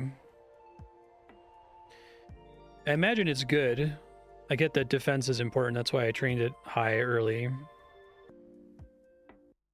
As long as you have a total banked food HP in the active slot, it's 100% safe. So even if I had 3 slots, it'll just use whatever one is active for auto eat. Okay. Let's see. Let this run. All right, how we doing over here? Money is... I'm probably not going to get up to 5 million today. I probably have to let it run.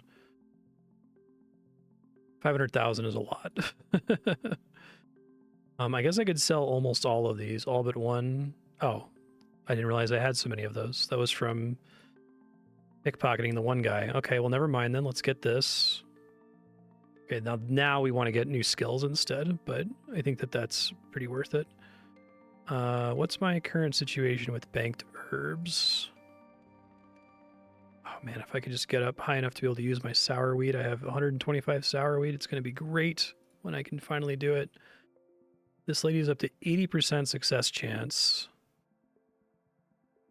And I really don't have... I mean, I guess I can try to keep pumping her here. But it's getting pretty expensive.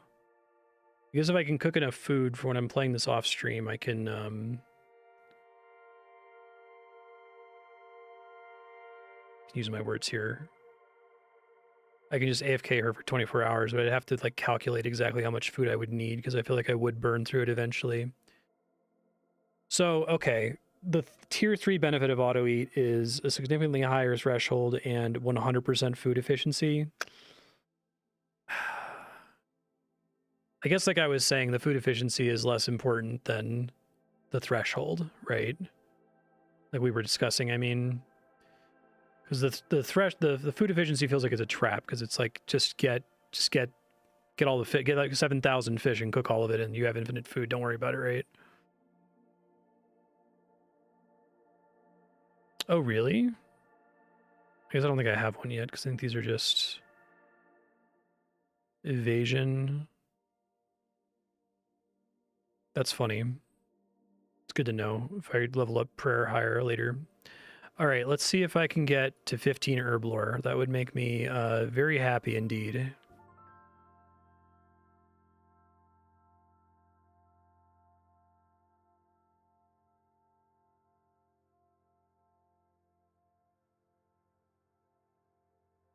Oh, protect item is here. Okay. Does it make it completely harmless because it's never costing any prayer?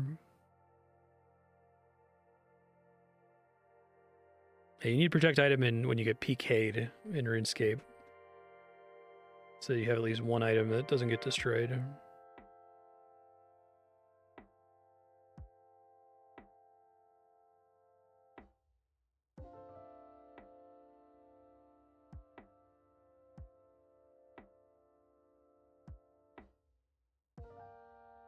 Harmless and free. Cool.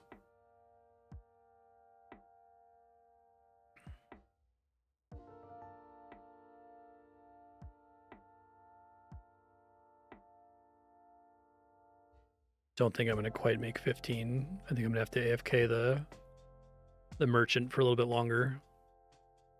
I'm just like intensely excited to see like what the herb is and what the secondary is, right? Like, and it also seems like it's a really substantial breakpoint to get up here in the 30s where you're getting potions all the time. Many of which at least look interesting to me. I don't want to look up what they do just yet. I think that's... I'm willing to wiki some things, but... Here I kind of enjoy speculating on what these guys will do.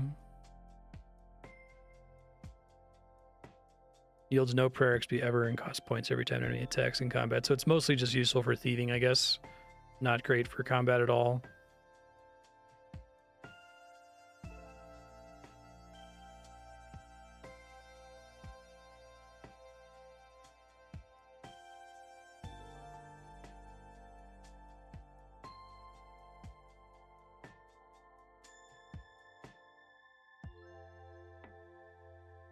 Not gonna make it. That's okay. Got 11 mastery though. We're getting kind of close. Get back on this merchant. It's gonna be amazing to finally use all of my banked herbs. I'm really looking forward to that. Making sure I have my sneakers and okay. Yeah, right. Big opportunity cost.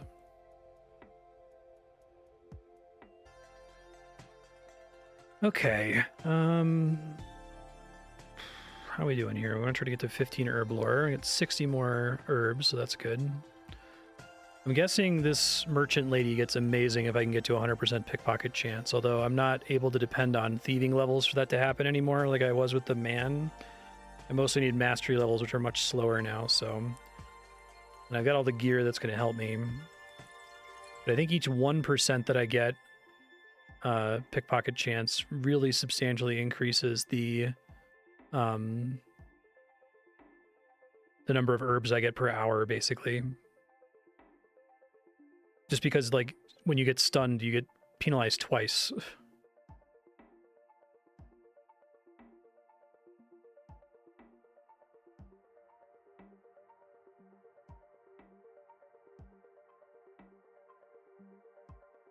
I think we're gonna hit 15 and it'll be fine. Hoping it's gonna use the next tier. I think I have to AFK that, right? Is it better than the this thing? I guess it's only a chance to double loot, which is helpful. But I'd probably have to AFK that guy to have any chance of getting it right. Farming is 18. Wait till 20 for another thing here.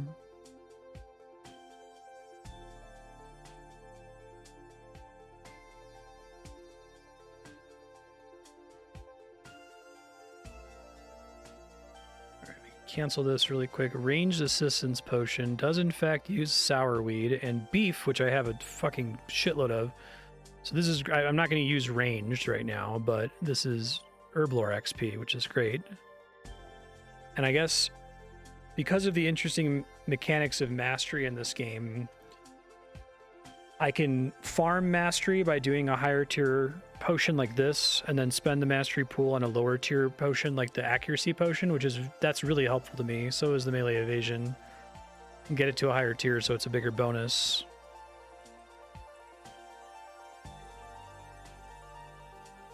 Yeah, I think Ravanon was saying that it's like crazy rare, but it's probably obtainable just fine if I AFK it for a day.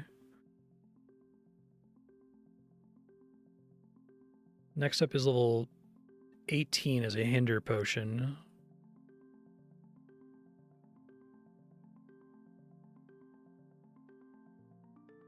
This is great. I love when this happens. Like, I can't express to you how much dopamine gets released when it's like, okay, farm this enemy that drops every kind of herb, but you can only use the first kind of herb, which you'll be accruing a stash of the second kind of herb the entire time. And just like squeeze out, if you can just cross that threshold to use your 170 sourweed herbs, right? I guess it's pretty lucky that the secondary is beef. Secondaries can be a bitch in RuneScape.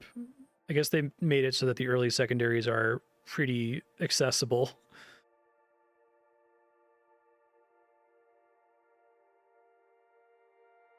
I'm probably gonna have to buy more bank slots. I'm just gonna hold on to all these potions.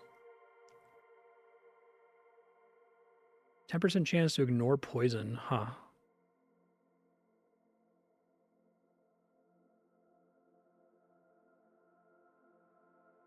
I think getting to level 20 is maybe possible here.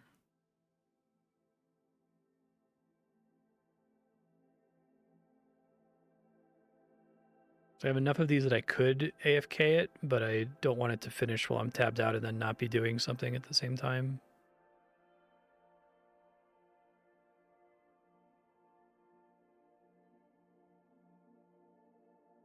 This is only for skilling, right? Okay. Hinder. What is a hinder potion? Inflicts slow. 3% doesn't seem very high. Maybe this adds up. This would get me more XP per sour weed. Would require me to get goo. Goo drops from, I think it's a Slayer monster. Maybe it's not a Slayer monster, but... Green goo monster's level 35. Could AFK him to get... Because I'd like to get more XP out of this, and I'm not going to be using the range assistance potion. It is amazing that this just uses beef, which I have effectively an unlimited amount of.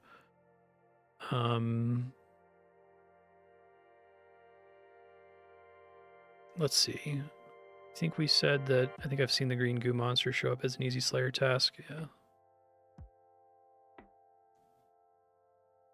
There we go.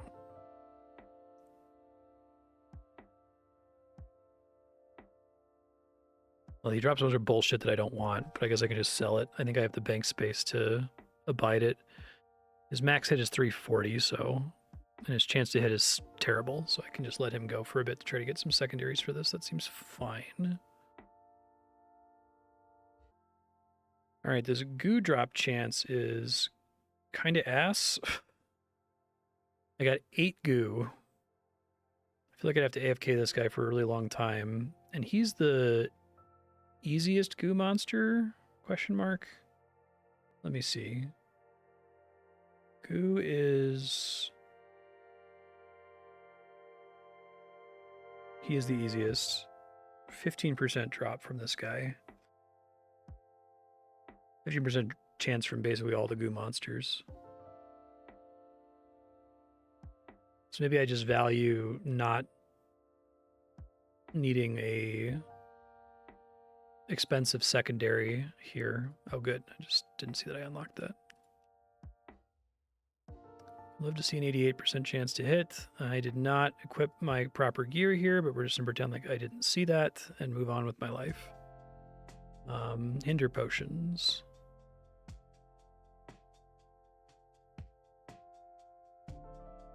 It sucks to get less value out of the sour weed, but if the secondary is that annoying to get, I think I can just live with it. Keep making these potions that I don't have space for.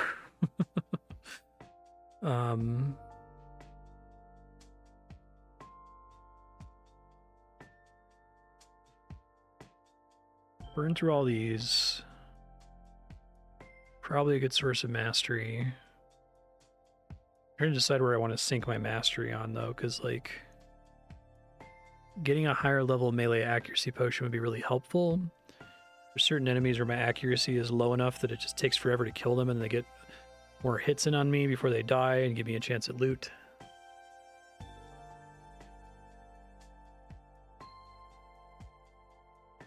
Nice getting this much Herblore XP, though. I want to see 20 as a controlled heat potion.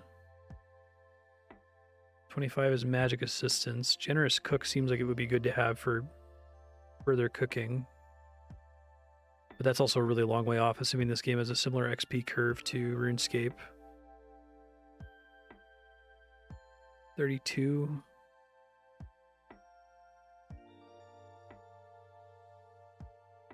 I am unimpressed by most of the mastery rewards. I can probably just spend my mastery pool XP. I'm probably never going to have enough herbs to just like let this run for a day. I mean, maybe if I AFK, if I can get it so that I can safely AFK thieving on the merchant lady, it's maybe doable.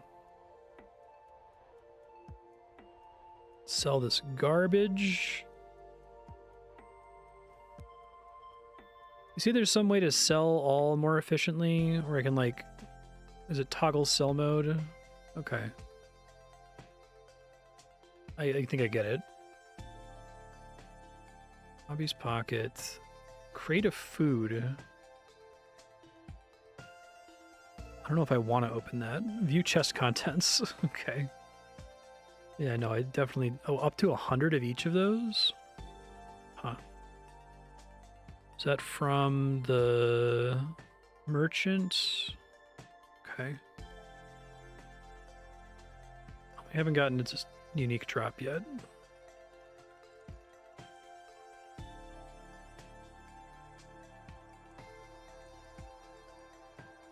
Manage to preserve your resources. Yeah, it's pretty mean. Fortunately, I was AFKing and on the man got me enough to get the two really, really valuable ones, but even these two seem incredibly valuable if I can make them happen. I got like 4 million-ish from AFKing the man for a day.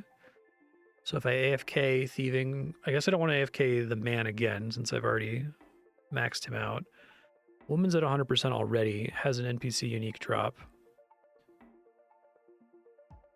Golden is an area unique, but a bunch of garbage that I'd have to make more bank space to be able to endure. Okay,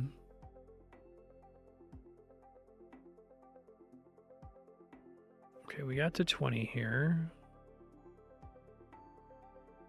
I probably should have checked to see if this used sour wheat. It does. And mahogany logs, which I don't have.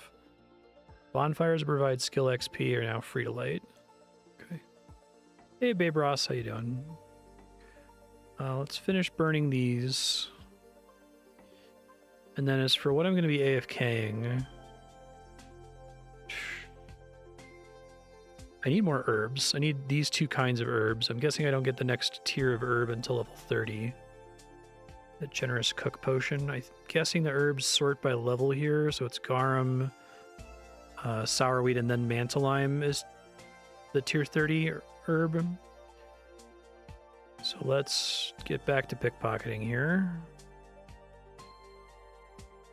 I think we're safe to just let this go. Yep.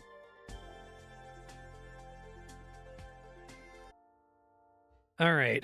This lady is very, very, very slowly gaining success rate. I think the first thing I need to AFK in this game is going to be cooking. I have 18,000 raw herrings that I can cook. That's probably going to cover me for a while, so. But I can do that at least. That's probably going to be helpful. I just got 100 garum herbs, 106 mantellimes,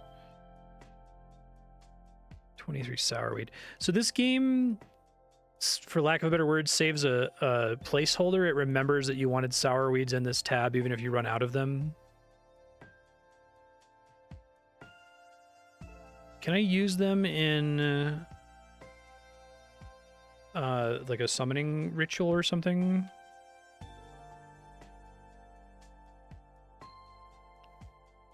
Wish I was rich. Costs, if I want to get a new skill, it costs me 2.5 million GP. Oh, it seems that, yeah, they're just money. Fishing still seems really good to get those for passive strength XP. Okay, thanks. Saves me from space. All right, let me keep seeing what the new potions are here. So we can do range assistance.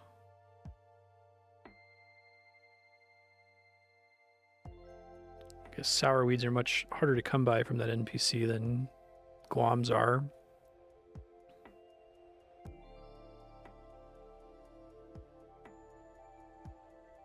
I'm rich in spirit.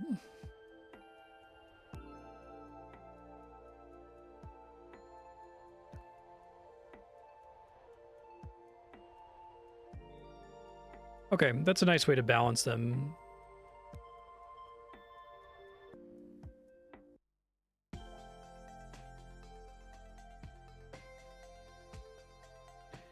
think we want to do the evasion potion until I'm out of chicken meat, which is a great use of chicken meat, because I think that I have better ways to level cooking than to waste my time with beef and chicken.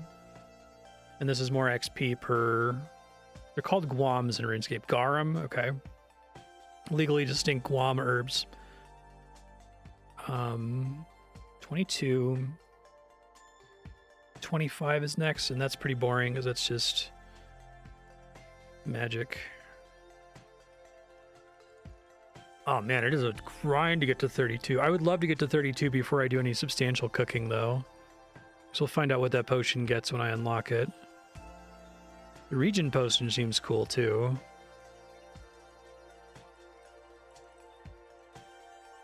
I think that a big advantage this game has, so I talked about this a lot in the RuneScape video essay, but RuneScape is like a cosmic accident. Like, it's good because of bizarre confluence of chance events.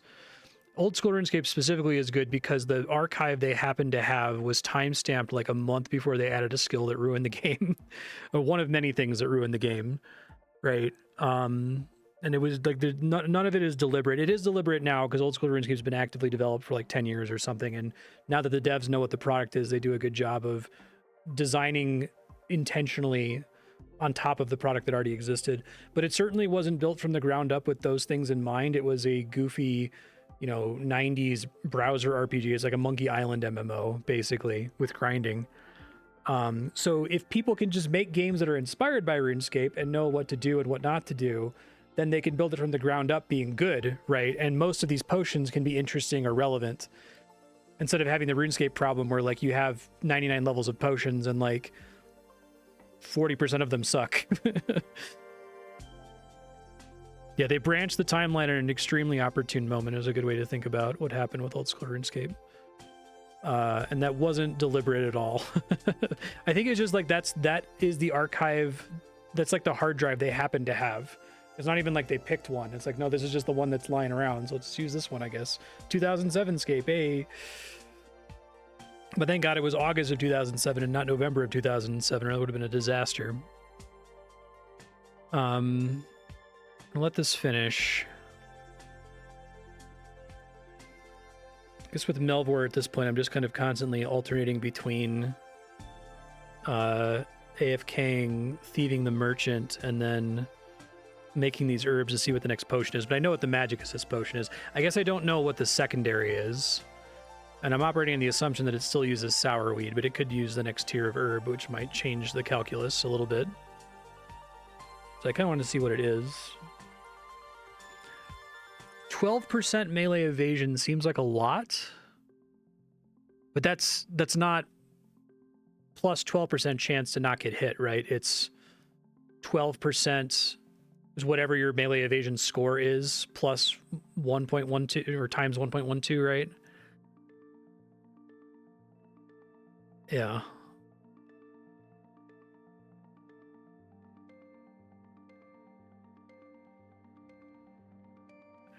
I'm going to turn all of our tier 1 pots into tier 2 pots here.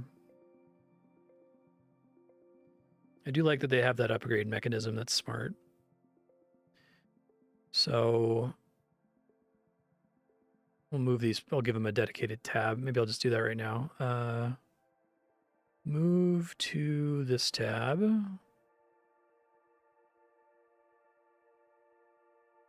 Here.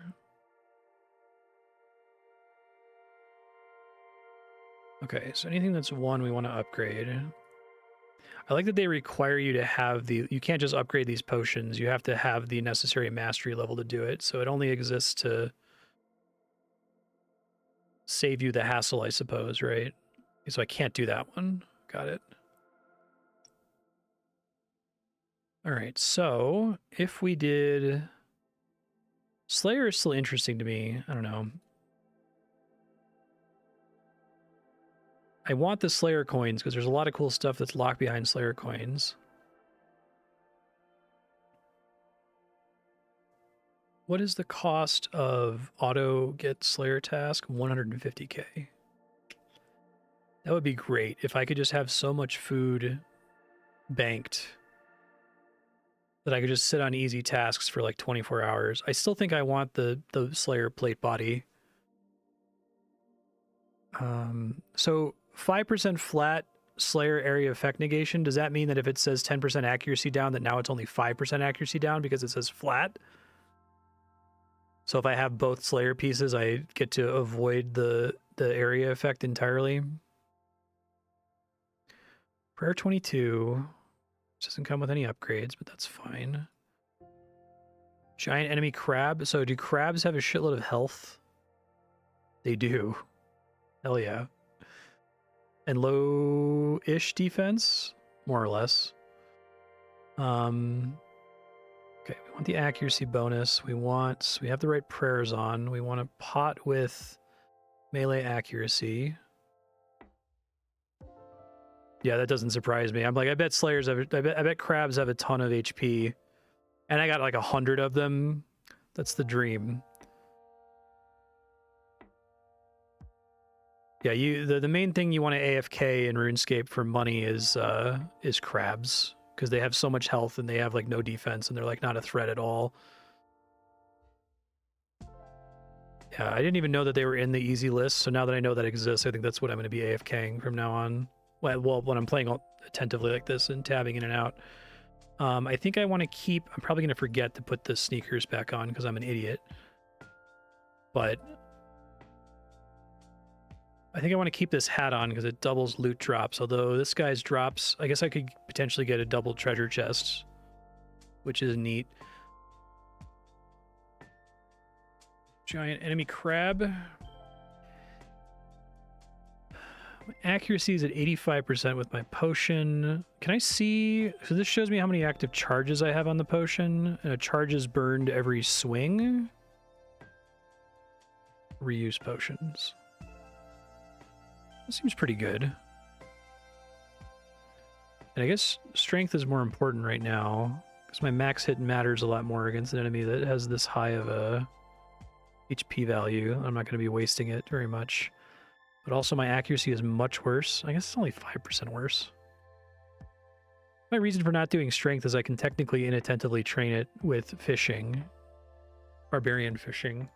Usually it's better to have it than more attack.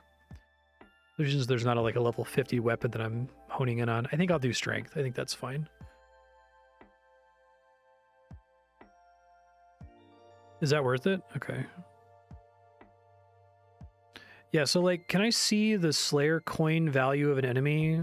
So they drop 60. That's what you were saying. Okay.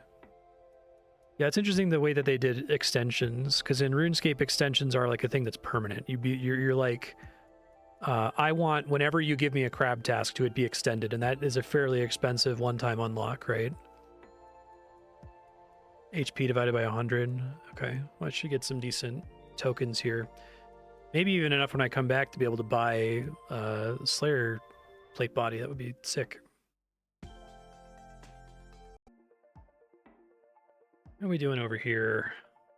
This is rules. I think we just leave this up almost for the rest of the stream. 27 Slayer already. So Slayer unlocks, I think the next one is 30. Yeah. Do I have enough tokens? Don't have enough tokens yet to get the Slayer plate body. Maybe when I come back to this. I guess the big trade-off you're making if you do crabs is that the drops are terrible. But you're not doing it for drops, you're doing it to train XP. These big strength level ups, that's pretty great.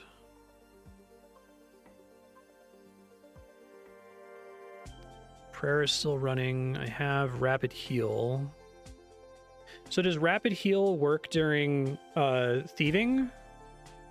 Like you were saying, protect item does, and the damage reduction prayer does, without actually costing any prayer points? So I got 19 of those. That's good. In this case, I feel like my hit chance is high enough that it might make sense to switch to the strength weapon, but max hit of 1276 versus 1176. I don't know. I'd rather have a higher hit chance, I think. Oh, the cost is per region tick. For per HP region. I see.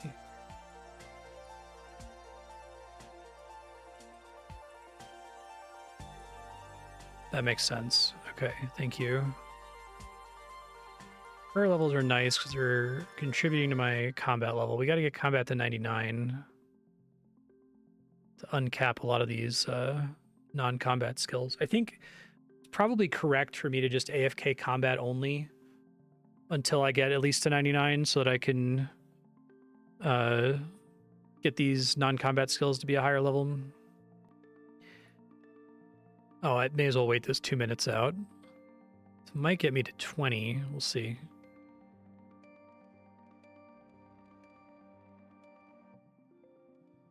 Yeah, I think that this is going to be my exclusive Slayer task.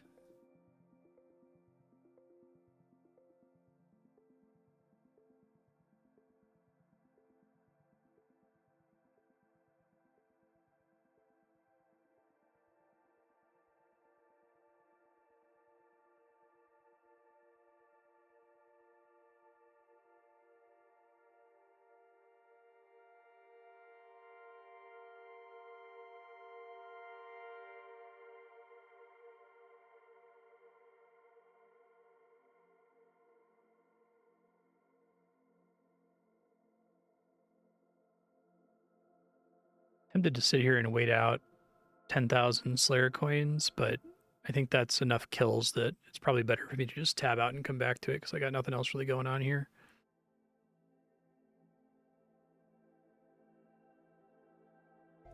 Oh, I forgot to linger to do my farming task. Shit. Harvest. 20 farming. Fantastic. Get that. Okay, and then 20 got me sweet corn, which I think I need to go farm sweet corn. Oh no, I got some seeds. Okay.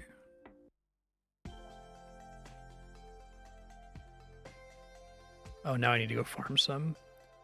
All right, I think that one of these guys dropped sweet corn relatively regularly. I haven't fought the Master Farmer before, and y'all were saying he has an interesting rare drop.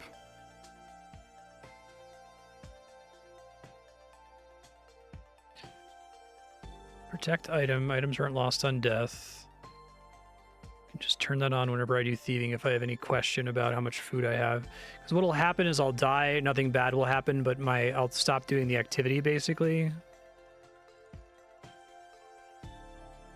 It's the exact amount I needed. Thanks, Master Farmer. Okay. Compost applied. Level 30, we get new stuff. 25, I can plant mantle limes. Okay.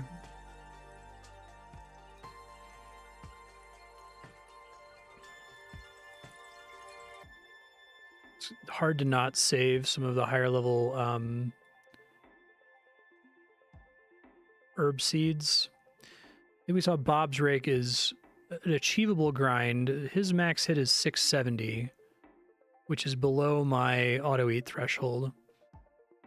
I need a bunch of his seeds. Like the oak tree seeds are good. I need those anyway. He has a bunch of seeds I'm not gonna be able to use, and I'm probably just gonna have to sell. But the rake seems like it would be worth going for because that's. Hold on. Wiki says it's a. Oh, it's a 1 in 500 drop. So it could happen while I'm tabbed out, but he does have a lot of health. I am probably going to have to sell basically every other seed he drops.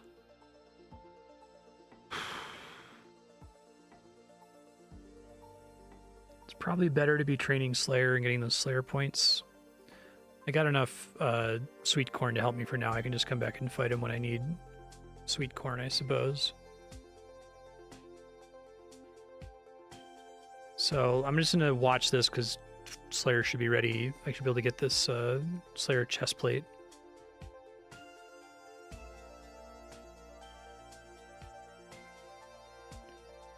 Attack level.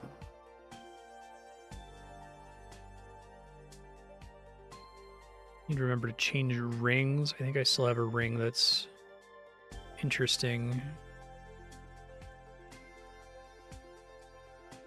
Probably should have that on if I'm AFKing thieving.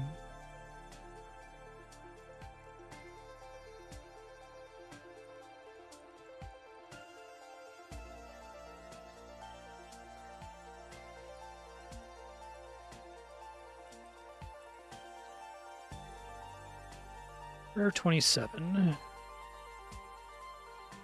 Can I see the level up table for prayer? Safeguard, Hawkeye, Mystic Lore, Steel Skin, Ultimate Strength. Okay.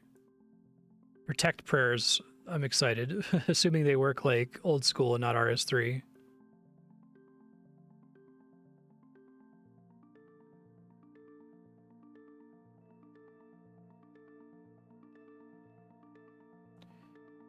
Hey, we got the points. Fantastic. Okay.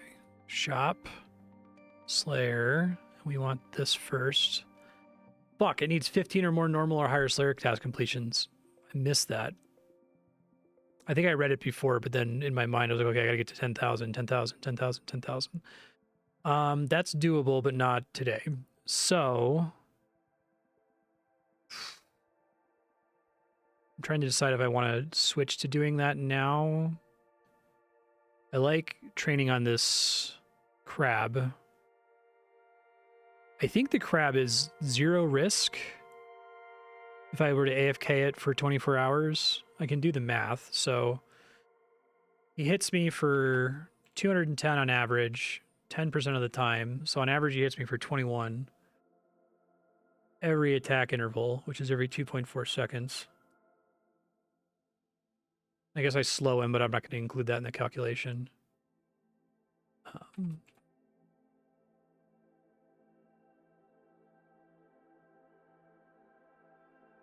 So he hits me for 87.5 every 10 seconds, and my HP region is like 52 every 10 seconds. So he does hit me a little bit harder, but I think it's fine. It might be more fine if I use a potion, but I guess the potion's not going to last the entirety of my time that I'm AFK. I probably have enough food, because like if it's close, that means the rate that I consume food is going to be very low. And it's 80% effectiveness. I don't know, 24 hours is a lot of ticks. I feel like I'd want to have more food or be completely certain that I'm outpacing his damage before I fuck with that.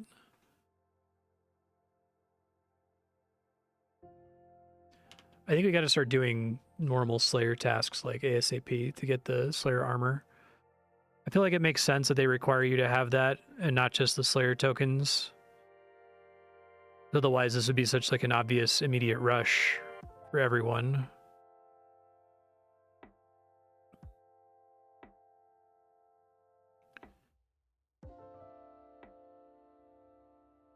Let me see what's in the strange cave, because I can technically go there.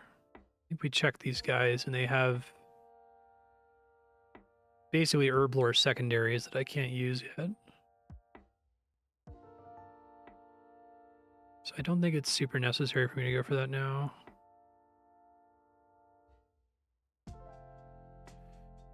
If you're AFKing it for 24 hours.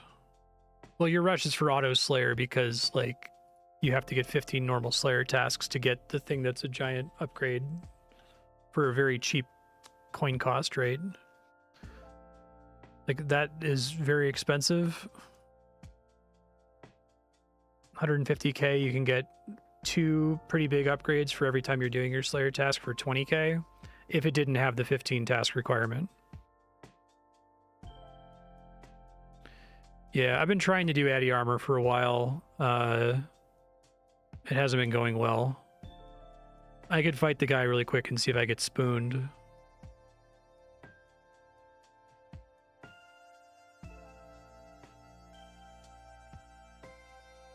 Yeah, I have a 38% chance to hit him. He has a giant max hit against me.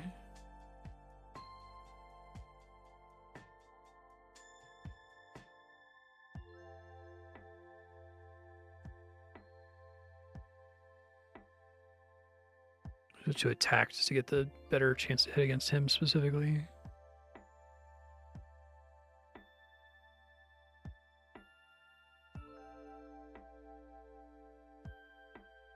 I think I've got nothing but bones from this motherfucker.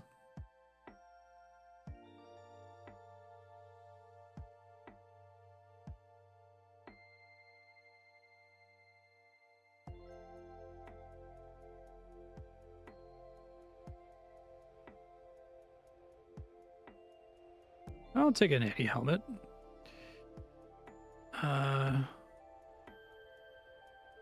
Run away.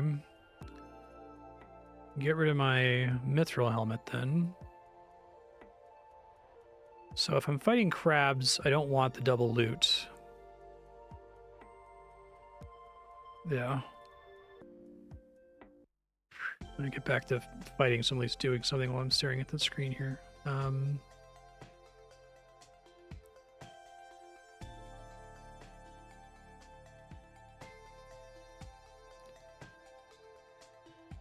So I don't care about double loot from the crab. That puts him... Oh, that's not even that noticeable. It's a 1% drop.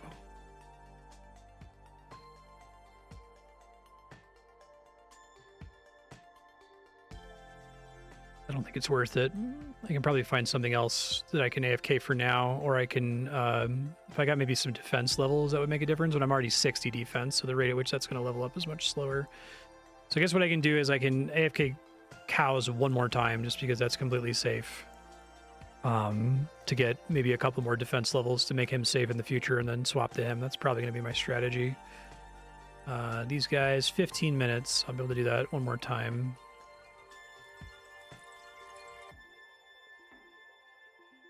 Are raw crabs? Okay. I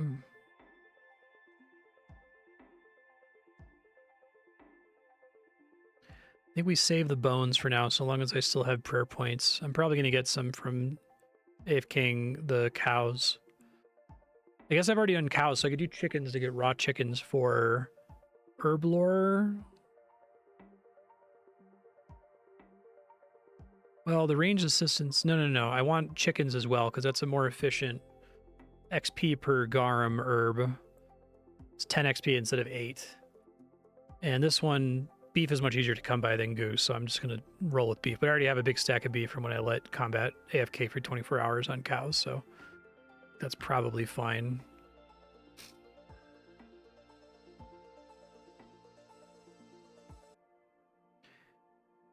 All right. What do I want to do with my life? I'm level 30 Slayer.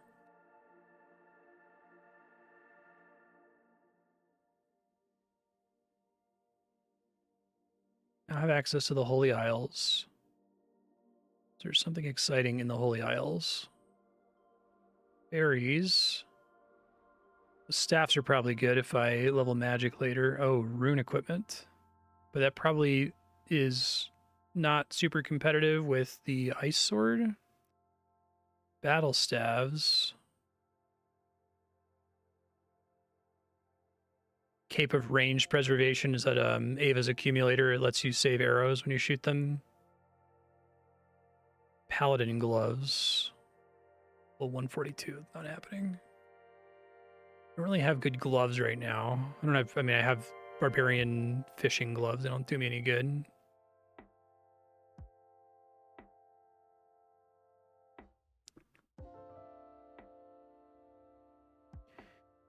I'm going to do something attentive. I guess the Addy Knight is a little bit easier to try to farm right now. Hold on, let me make sure he's the only source of adamant upgrades.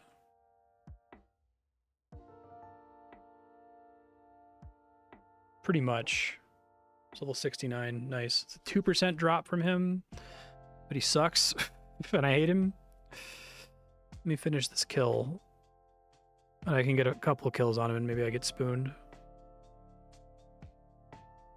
Oh, really? Is it much better than the ice sword?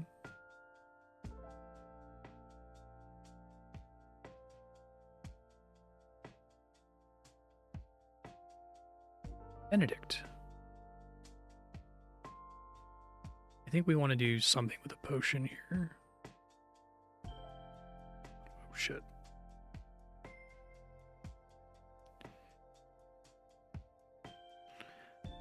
At some point, I'm going to want to make so many potions that I can just kind of leave them on and not have to worry about running out of them at all. Damage reduction with no prayer XP. Brutal. Oh, I'm out of prayer finally. I'm like, why is my attack percent so low? That's why. I can bury some of my bones, I guess. Half of them? Because I think I'm going to do chickens.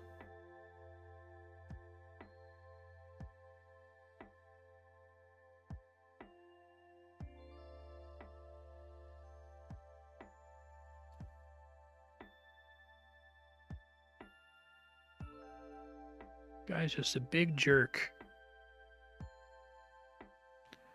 Farming 21. Need compost to add compost. How dare you, game?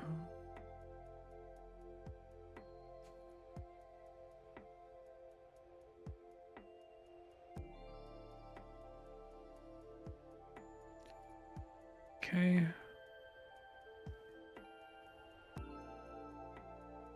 Killed this guy even once yet. Jesus.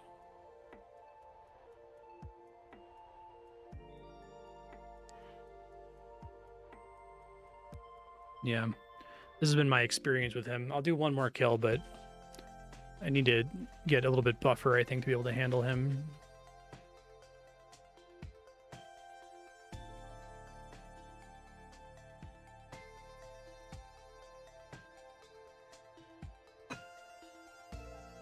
Lauren slash.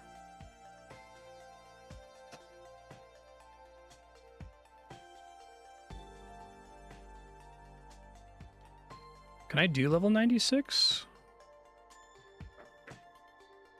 Like, not yet.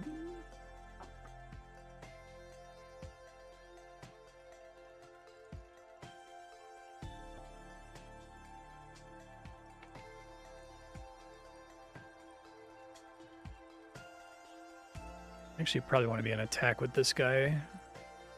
Just because it's better, because my weapon has better stab bonus and his defense is so high. One more.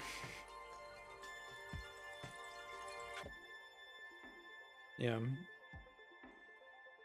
I think the thing I'm going to focus on when I play this attentively is trying to get the 15 normal Slayer task completions to get the plate body and the helmet.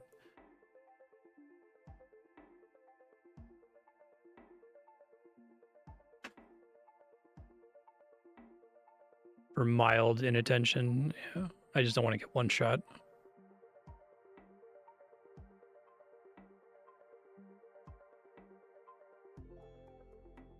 Great. Yeah, I need to find time to sit down and just cook all of my fish because I have like 11,000 herring or something stupid. Because my adventure mode level was capped. Okay, can do some Herblore really quick.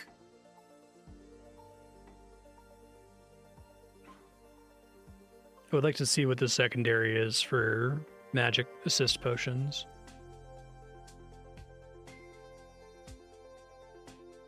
Because whenever I get around to unlocking range, I'll have 1 million of these.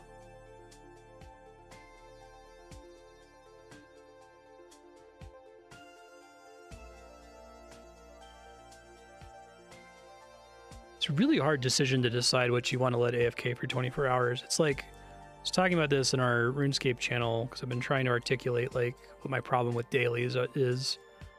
And I think Melvor's decision to have you, there is one daily, but it is a high opportunity cost daily. It's like you may assign one thing to get a shitload of XP over the next 24 hours, essentially. And I think that that's actually super interesting instead of being like annoying, because it's like, yeah, most things are better to do offline, I feel like, because you're going to get 99 mastery on the thieving NPC without looking at the screen. That's great, but I feel like the game makes you work to the point where you're able to get away with letting it run like that. And because when you choose to steal from that one thieving NPC, it's at the expense of every other thieving NPC and every other skill in the game. It feels like a resource that you're spending, as opposed to like RS3 dailies, where the problem is that the daily is such a more efficient way of doing everything than just playing the game normally, right? That's really what the problem ends up being. Yeah, but I'm probably going to end up... I actually want to cook, so... I'm just getting herbs because I feel like herbs are much harder for me to get otherwise. What am I doing with my life? I'm probably, when I sign off, I'm going to AFK the giant crab, but I'm probably going to come back to this game one more time, so I'm going to do a little bit more thieving. So let's go back to this guy. I probably should have set the Addy helm, whatever, it's fine. And this guy. And you can go here.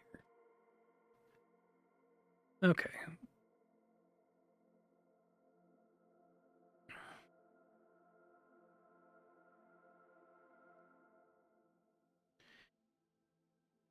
Mastery pool XP I can spend relatively safely. I can do 1. I don't think she's going to be 100% at 99. I guess the big thing at 99 is she has plus 75 thieving stuff for this NPC. So that might actually be enough to push me over the edge. We'll see. But she would be great to just let her go, and I can just have all the herbs I need for Herblore for the foreseeable future. And my combat level is 60, so I'm okay to let this thief for a bit. All right, and this will be the last live stream segment for Melvor before I start doing this off stream. I think I just basically have a whole bunch of herbs now, right? Yeah. 59 garum, 36 sourweed. So eventually I'm going to want to AFK this lady for 24 hours, but I don't think I have enough food to feel confident doing it right now. So I think the thing I actually do we just get the food out of the way? It's boring. And I'm definitely going to cap on XP because my XP isn't high enough. No, I think I need to make sure that I'm not capping. I think capping is really bad. So I think I need to pick, I think I'm going to do it, well, chicken. If I do chicken, I'm getting more bones. But if I do a cow, I'm also getting, this is a hard decision because like, the benefit of chicken is it's pretty efficient secondary to use with garum. In fact, I think it's the most efficient secondary I can use with garum right now. And I have very little of it. I have 864 beef. And another benefit of doing the chicken is that I get a bunch of feathers for fletching later. And I should, in theory, get more bones because they have less health and the bones stack forever. I guess I'm not really going to get feathers because the feathers aren't going to stack forever like the bones are going to. But I will get more levels. And do I do defense? I think defense is better in Melvor Idle than it is in old school RuneScape. It's strong in RuneScape. It's good. It matters. It mostly matters, though, for qualifying for gear. Here, I think having a lower chance to get hit is a big fucking deal for a lot of other reasons.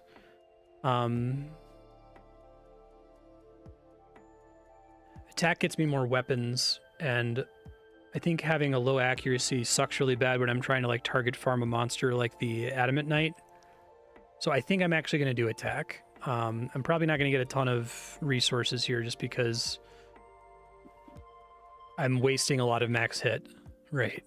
Yeah, I'm wasting a shitload of max hit against the chicken. But maybe I'll end up accruing enough raw chickens that I can do a bunch of herblore. Because I'd love to get that up and have enough potions to last me basically forever.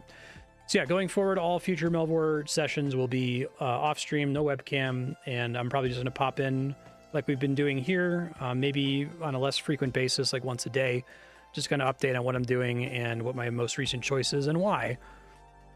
And then you can tell me in the comments if I'm a stupid idiot dum-dum. But I love Melvor. This game is great. It's fantastic.